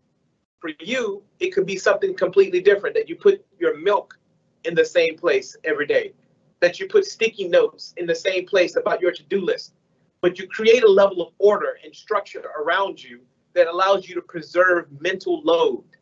This is second brain design. Try to imagine if you add up all the energy you spend each week over a 20, 30-year career looking for keys. Imagine if you had preserved that energy, that cognitive load, and used it for innovation and growth and strategy, what you could have done. And so if you want to lose weight, second brain design is one of the best ways you can do it. The patterns you set up in your home become a brain in your environment. If you put your unhealthy snacks up a little bit higher, when you put your unhealthy drinks a bit lower, your brain will default on average to looking at things that are eye level, to seeking out food and drink that is more at eye level. I do this in my home all the time. I'm not going to tell you not to buy unhealthy things because some of that stuff is really good, right? So what I do is I put the unhealthy stuff higher or lower, the same thing that Google does in their offices. Google puts in their canteens the unhealthy sugary drinks a little bit higher and a little bit lower. Because what's happening is your brain is trying to preserve energy. Your brain is trying not to pour out any energy. So what's happening is you are navigating towards the thing with the least amount of energy. It's costly to have to reach up high or to reach down low. It's costly on the brain. So the brain decides, let me preserve energy. You can do this with your kids, in your family, in your home, and watch what happens. I'm encouraging you to go back and try this with your family, friends, partners. Start taking the things that you want them to stay away from, put it up higher or lower. And yes, they may go for it every so often. They may reach up for the cookies every so often. But if you put healthier stuff more at eye level, watch what happens over time. And then my final point. Guys, time flies, doesn't it? My final point is called the emotional bank account. I almost lost a mentor recently because every relationship you have, there are small things in the fine print that we need to pay attention to. In fact, I think it was about a few years back, I met this young lady who I met around February, right before Valentine's Day. So I hadn't got a chance to really get to know her. And I sent flowers to her office, but she hated flowers. I didn't research the fine print before I sent the flowers. She thought they were a waste of time because of how the investment against how quickly they die. And I didn't realize this. That was received as a withdrawal, not a deposit. Every relationship you have, colleagues, friends, revolves around a bank account, an emotional bank account. And so what's happening is with all of us, that you are withdrawing and depositing to people's life, whether you know it or not. The question is, how can we be more intentional to create healthier bank accounts? If you decide to show up on time, and being on time is important and seen as a deposit for your colleagues, it's going to land in a very deep way. If you're going to be late, that's going to be a withdrawal that creates, literally over time, scar tissue. Creates friction in the brain to such an extent, it triggers cortisol and stress chemicals to a point where that person is going to want to avoid you. And so your emotional bank account is critical. I want you to be thinking about the key people in your life and relationships you have who you're struggling with. And I want you to trust your gut alongside asking them what are the terms that matter to them the most on the hierarchy of their emotional needs. What matters to them the most. When you learn this and you start paying attention, you realize that if somebody loves golf, she's a female friend of yours, and even if you hate golf, if you share with her where she can get the next latest golf clubs, you may be surprised what type of deposit that is into her life. If you have a colleague who really appreciates thank yous and you say thank you, but you draw it out and you take a photo of it and you send the thank you that's handwritten, you may be blown away at how your account is strengthened. And believe me, I don't care who you are and where you come from, there are going to be times when you need to make a massive withdrawal from people. And if you go to the ATM of somebody's heart and it says insufficient funds, you're going to find yourself feeling empty and hollow because you thought you had a good account with some people. And so I want to say that the 5 strategies that I've shared can all be implemented right now. Right now, whether you go spend a little bit of time in nature, you decide to have a quiet moment to yourself to shut off your prefrontal. You decide to look around and figure out what are the chocolate chip cookies I have in my life that I can offer to the people around me.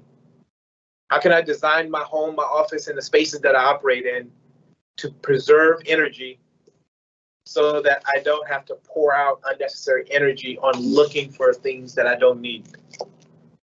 One of my friends, Kate Emerson, speaks about clutter and how clutter causes us to spend so much energy and time on nothing, just grappling through, looking for things. So designing your spaces to both get more brain power, but also lose weight. Little things. Then finally, your emotional bank account, the ability to deposit and withdraw and understand that all of us operate on a much deeper emotional level with each other than we realize. It's not all logic, guys. I hope this conversation has been really, really helpful. I am inspired by the speakers before me. I'm inspired by this platform and what you guys have been able to do. I'm inspired by the women of South Africa, and I have a message from my sister, who's now in the middle of her brain surgery. It's a 6-hour procedure. That women are power. Women are different. You are vulnerable. You're strong. You're all of these things. You don't have to be just a rock. You can be a pillow. One thing I know from my parents, my mom, my sister, women I've worked with, is that the women who embrace both sides, pillow, the vulnerable, the strong, they embrace it, they come across as more authentic. And I just want to say, I want to dedicate this talk to my sister. And I believe deeply she's going to come out of this brain surgery stronger and more vibrant. Please say a prayer from your side. And thank you again. Thank you so much, guys. Timothy, thank you so very much. That was so helpful and also quite humorous. I learned quite a bit. But before we even get into some of the points that you made, I wanted to say from us here at Voices of Change, we will be sending prayers and positive light for your sister. Timothy, when I get home, the first thing I'm going to do, because I'll tell you where my snacks are. They're here. Within reach, all of them, okay? The first thing I'm going to do is put them up top. Okay, and I hope that doesn't make me invest in a ladder suddenly, and that 2 o'clock in the night, I will be up that ladder. But I get what you're saying about these lessons that you've taught us here today. They're practical. I can get home. I can implement them immediately. I can change and maximize my space to make sure that I get the best of my brain power. Going outside to take that Zoom call, I have actually noted a difference. I didn't know that it was actually proven. So thank you very much for that too. I just wanted to know, when you talk about women being able to sense the danger, being able to sense the illness, is that something we can still do in this day and age? Are we able to kiss and then know that danger here? Yeah, you got to remember, you have receptors. You even have more receptors in your nose than we men to be able to smell nonsense. Because remember, disease manifests in smell. You can smell a specific type of odor at a higher degree and a higher level than we can. Because remember, if you are nursing a child, you could potentially, if you are not able to detect this, you could potentially injure or create breast milk that's unhealthy. So this is why you're wired genetically with this ability. It's not just random. So even if you're not going to give birth and you have no interest of having kids, that's not the point. The point is specifically that you have this genetic ability and capacity that's deeply wired into your brain to navigate unhealthy things, to be able to detect nonsense, to be able to detect vulnerability and nastiness all around you. So if you're at a board meeting and you can sense that something is off and you don't necessarily have the logic yet, trust your gut and then go and try to find the logic. Because oftentimes this additional sense that you have and this capacity you have as women, you write it off because you don't necessarily have the logic yet. Yeah. So, trust it, then go find the logic to, sort of validate and prove and create the evidence for your point, for your gut. And before I let you go, I wanted to thank you as well for reminding us and teaching us about this emotional bank account. Very often we focused on the financial bank account, but as we take stock and do our taxes as we do with our financial bank account, it should be also quite imperative that we do see how crucial it is to invest in that emotional bank account. Yeah, I think that, if right now you and I can make a deposit with each other, let's see how much you were really following this. You made a deposit by saying you're going to pray for my sister. Yes. I want to make a deposit now with you by telling you that you've done an extraordinary job. You've held this platform really well. You've closed this out really, really strong. So it's simple. The moment you become more intentional about it, you can build really strong, healthy, vibey relationships. That worked, by the way. It made me feel good. Awesome. Now we know that the tools actually work and we can use them. Timothy, thank you so very much for your time. We really, really appreciate it. All the best to you and your family. But first, which sibling of yours went to jail? You did say you'll say this one. It was. It was my uncle. It was your uncle. It was Billy Jack. It was Billy Jack who went there. But the Billy Jack, the name is random. It sounds random, right? My Uncle Joe is the federal judge. If you think about Judge Joe Brown, there's so many judges with the name Joe. I don't have time to explain all of it, but ultimately it's the little things that have influenced them more than they realize. Thank you so much, okay? Thank you very much, Timothy. Wow, what a phenomenal session that was. Yet another one. I just want to remind everyone that this entire recording will be uploaded onto the Business Engage YouTube site by Monday already. So please do make your way there on Monday and go back and rewind and watch again and get those lessons again and go back to implement them and remind ourselves of key lessons we've learned today about support, about having cheerleaders in your corner, about emotional bank accounts and taking care of yourself. But to close us today, I have Dinswalo Shikwambani, who is from Pfizer. She's the Public Affairs and Policy Director, and the speaker will be the one to close us off. And I'll come back and say my final goodbyes to you.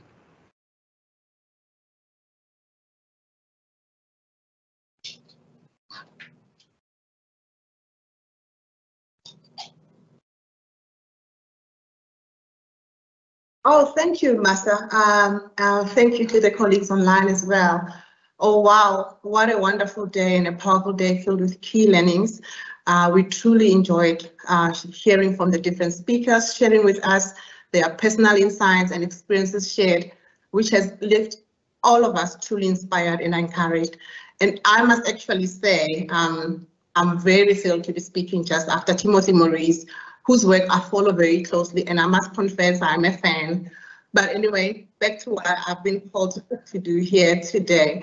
I would really love to thank all of the colleagues that are on the call for joining us today, but most importantly as well, we would like to also thank the message that was shared from Dr. Phumzile Mlambo as we launched today's session. First and foremost as well, I'd like to thank our partners that have all come together to deliver yet another successful and empowering Voice of Change event. And in no particular order, I would like to acknowledge the following stakeholders: the founding partners, which are Accenture, Nedbank, as well as Business Engage, AECI, Anglo Gold Ashanti, Aspen Pharmacare, Astron Energy, EOH, G&D Mobile Security, Hollard, Kini, Life Healthcare, Pfizer, Refinitiv, as well as SEP. And I think from today, there are so many takeaways from the sessions that we have been partaking in, but particularly what stood out for me were around themes around keeping close to your purpose and monitoring and being intentional about your goals. Always having the right mindset is a good start, and obviously taking care of our mental health remains of utmost importance. And we have also heard today that indeed we are individually strong, however, collectively powerful. And in order for us to harness the power of diversity and inclusion in the workplace, we truly need a collaborative and collective effort.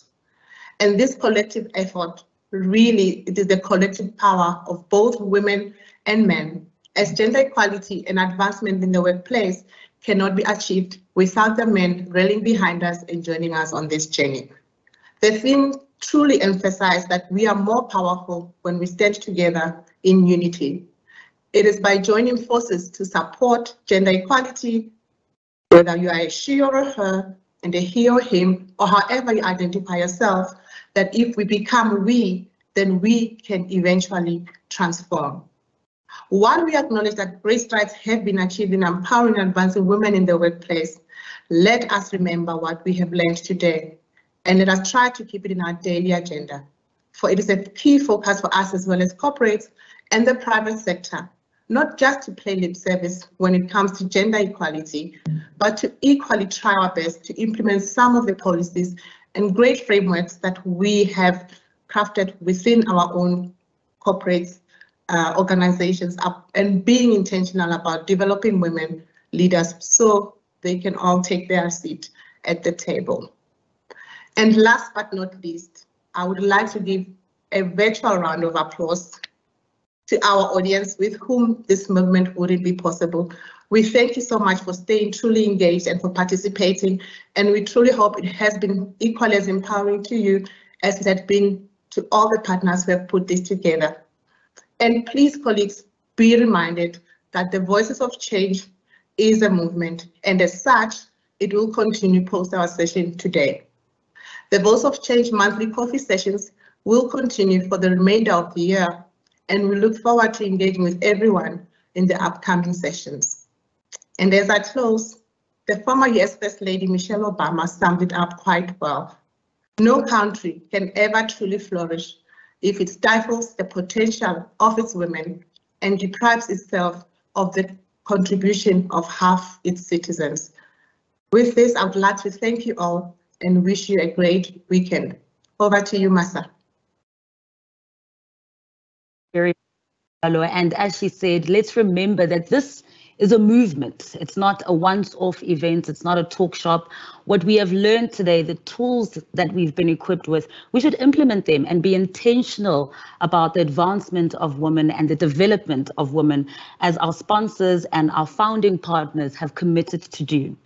From me, Masa Gegana, just to remind you once again, you can find this full video, the recording, on Business Engage YouTube channel from Monday. Please do go back and take a listen again, get those tips again, take those notes, rewind where you need to. I hope you have a fabulous weekend and a wonderful year, the rest of our 4 months of 2022. From me, Masa Gegana, cheerio.